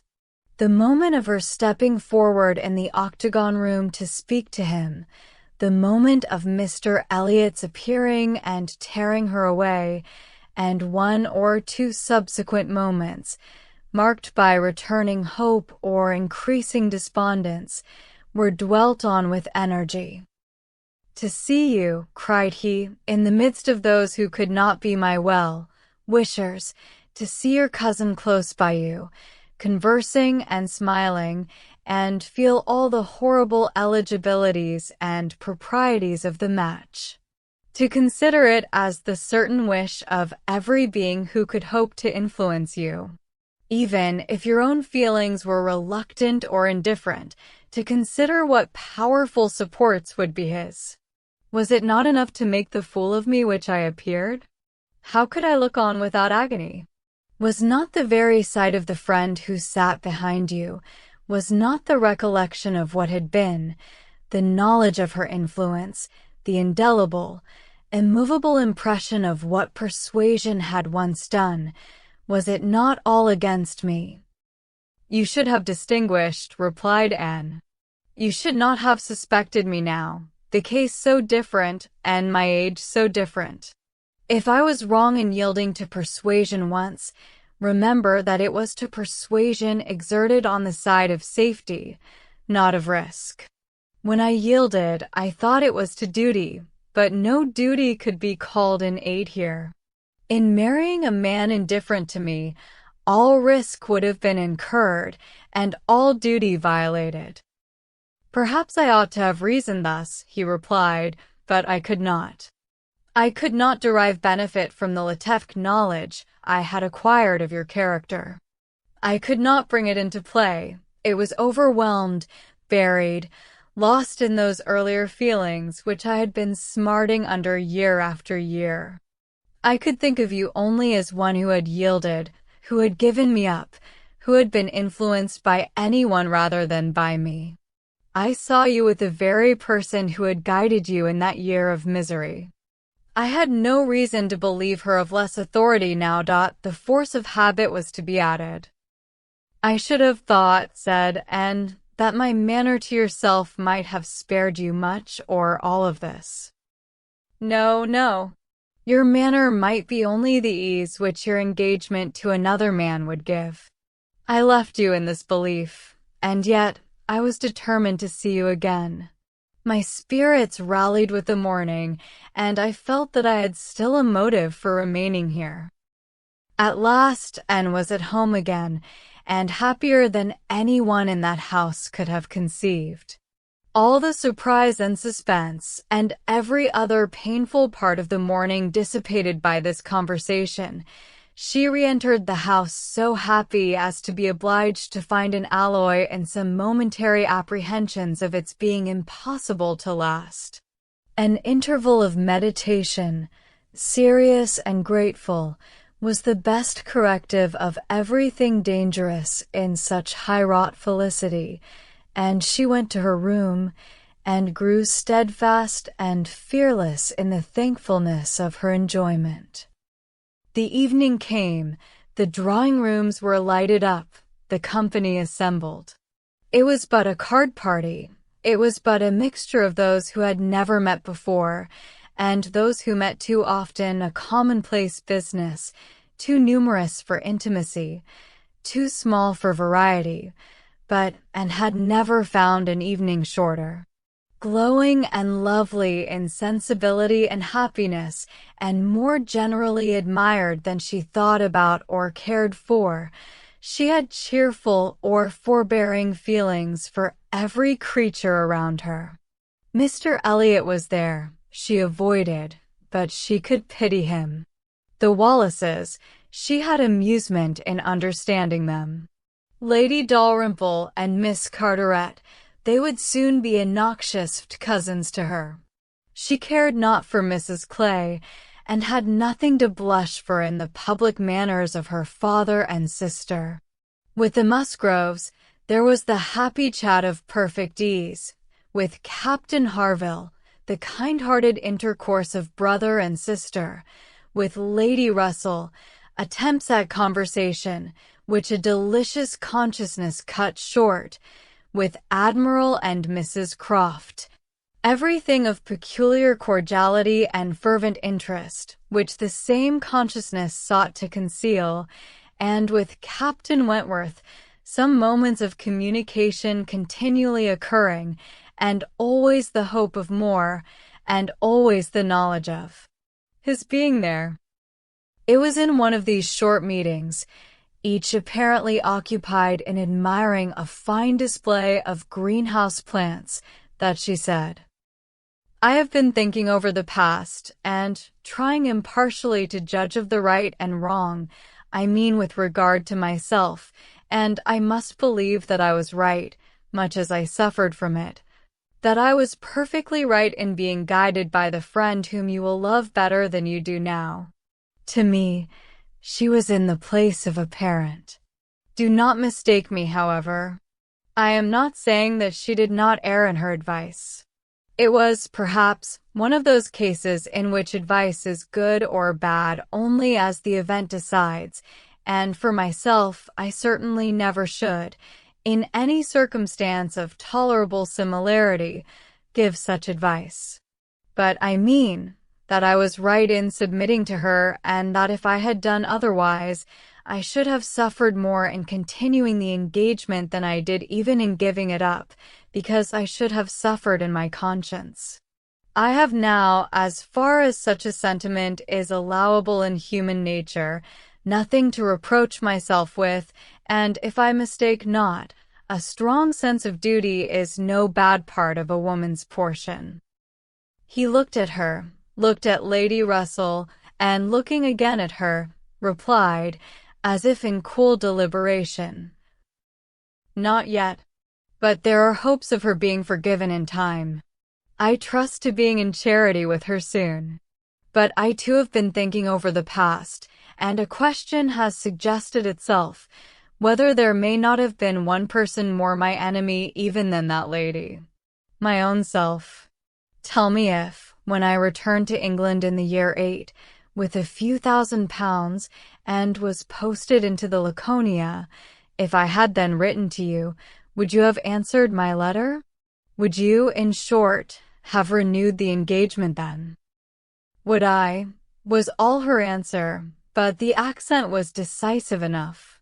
Good God, he cried, you would. It is not that I did not think of it, or desire it, as what could alone crown all my other success.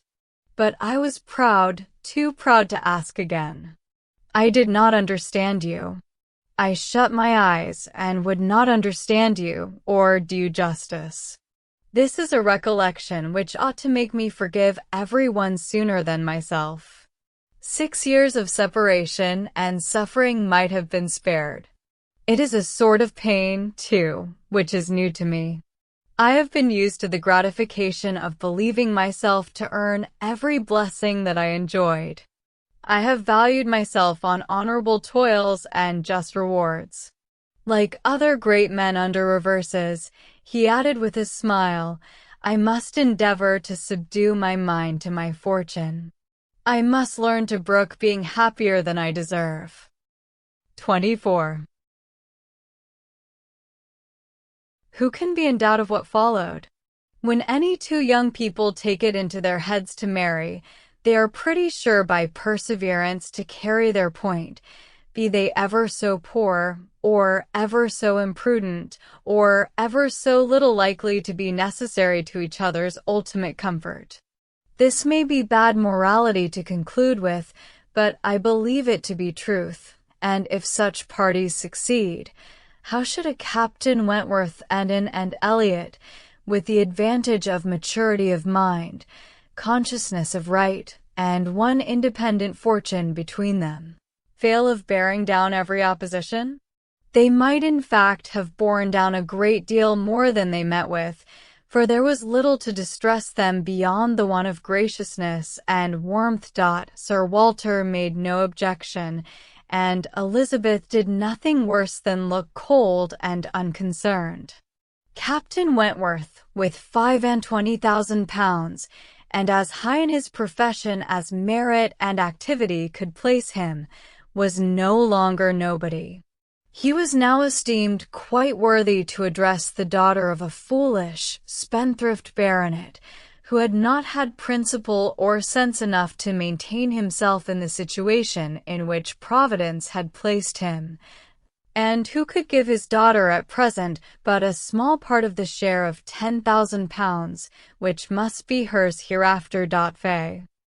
Sir Walter, indeed, though he had no affection for Anne, and no vanity flattered to make him really happy on the occasion, was very far from thinking it a bad match for her. On the contrary, when he saw more of Captain Wentworth, saw him repeatedly by daylight, and eyed him well, he was very much struck by his personal claims, and felt that his superiority of appearance might be not unfairly balanced against her superiority of rank, and all this, assisted by his well-sounding name, enabled Sir Walter at last to prepare his pen with a very good grace for the insertion of the marriage in the volume of honor. The only one among them whose opposition of feeling could excite any serious anxiety was Lady Russell, and knew that Lady Russell must be suffering some pain in understanding and relinquishing Mr. Elliot, and be making some struggles to become truly acquainted with and do justice to Captain Wentworth. This, however, was what Lady Russell had now to do. She must learn to feel that she had been mistaken with regard to both, that she had been unfairly influenced by appearances in each, that because Captain Wentworth's manners had not suited her own ideas, she had been too quick in suspecting them to indicate a character of dangerous impetuosity, and that because Mr. Elliot's manners had precisely pleased her in their propriety and correctness, their general politeness and suavity, she had been too quick in receiving them as the certain result of the most correct opinions and well-regulated mind. There was nothing less for Lady Russell to do than to admit that she had been pretty completely wrong and to take up a new set of opinions and of hopes. There is a quickness of perception in some, a nicety in the discernment of character, a natural penetration, in short, which no experience in others can equal, and Lady Russell had been less gifted in this part of understanding than her young friend. But she was a very good woman, and if her second object was to be sensible and well-judging, her first was to see and happy. She loved, and better than she loved her own abilities, and when the awkwardness of the beginning was over, found little hardship in attaching herself as a mother to the man who was securing the happiness of her other child. Of all the family, Mary was probably the one most immediately gratified by the circumstance. It was creditable to have a sister married, and she might flatter herself with having been greatly instrumental to the connection, by keeping and with her in the autumn, and as her own sister must be better than her husband's sisters. It was very agreeable that Captain Wentworth should be a richer man than either Captain Benwick or Charles Hayter. She had something to suffer perhaps when they came into contact again, in seeing and restored to the rights of seniority. F.F. and the mistress of A.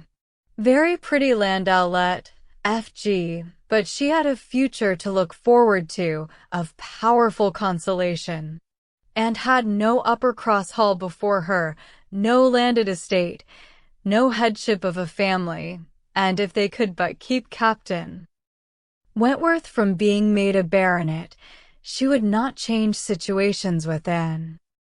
It would be well for the eldest sister if she were equally satisfied with her situation, for a change is not very probable there.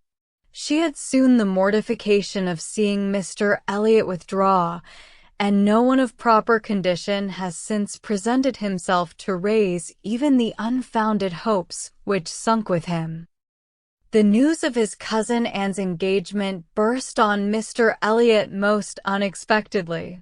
It deranged his best plan of domestic happiness, his best hope of keeping Sir Walter single by the watchfulness which a son-in-law's rights would have given.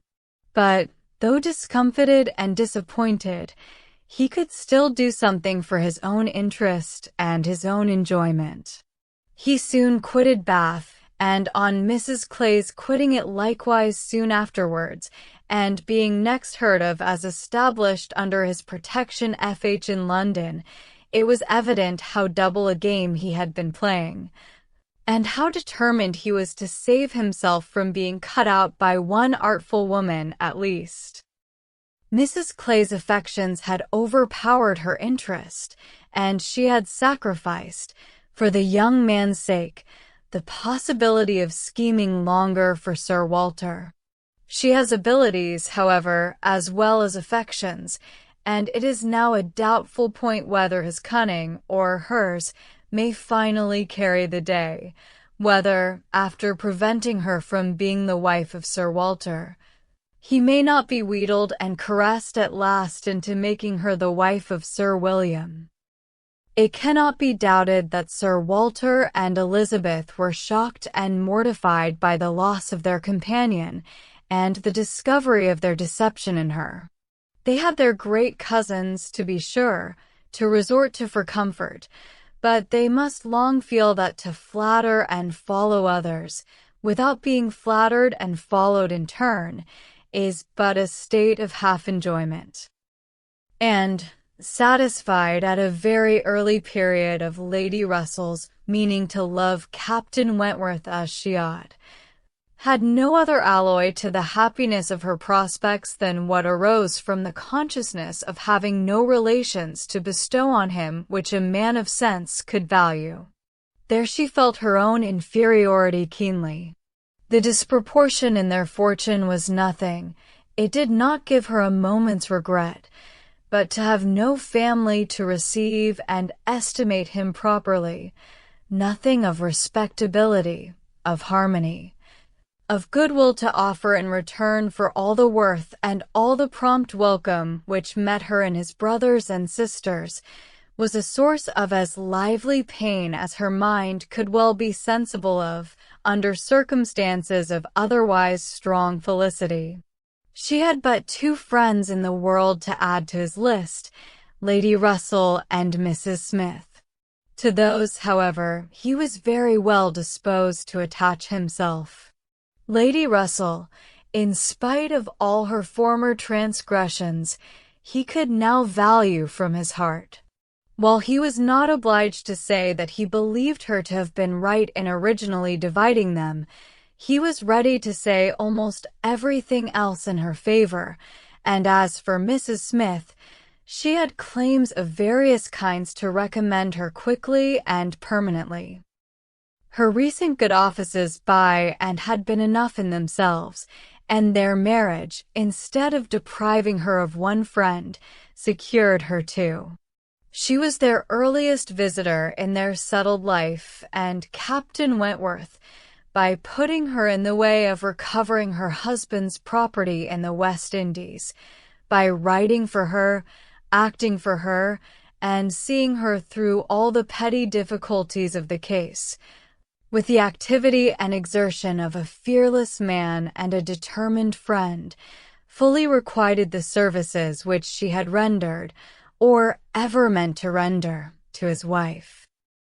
Mrs. Smith's enjoyments were not spoiled by this improvement of income, with some improvement of health, and the acquisition of such friends to be often with, for her cheerfulness and mental alacrity did not fail her, and while these prime supplies of good remained, she might have bid defiance even to greater accessions of worldly prosperity.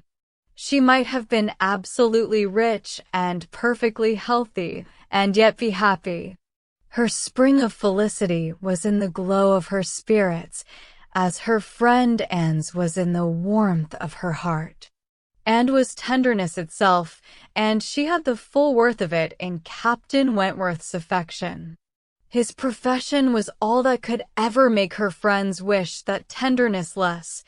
The dread of a future wore all that could dim her sunshine. She gloried in being a sailor's wife, but she must pay the tax of quick alarm for belonging to that profession which is, if possible, more distinguished in its domestic virtues than in its national importance. Finesse. About the author. Jane Austen, 1775 to 1817, was an English novelist whose works have remained among the most beloved in English literature for over 2 centuries. Born in Steventon, Hampshire, she was the 7th of 8 children in a lively, well-read family. Austen's keen eye for social detail and her ability to capture the nuances of character and class distinguished her from her contemporaries. Her 6 completed novels, Sense and Sensibility, Pride and Prejudice, Mansfield Park, Emma, Northanger Abbey, and Persuasion, redefine the scope of the novel, blending wit, irony, and realism with a profound understanding of human relationships. Though she published her works anonymously during her lifetime, Austen's reputation grew steadily after her death, and today she is celebrated worldwide as one of the greatest writers in the English language. Persuasion, her final completed novel, demonstrates Austen's maturity as both a storyteller and observer of life, offering readers a narrative that is tender, profound, and timeless. Pigeon Publishing House presented Persuasion. Author, Jane Austen. Thank you for listening to this audiobook. We hope you enjoyed it.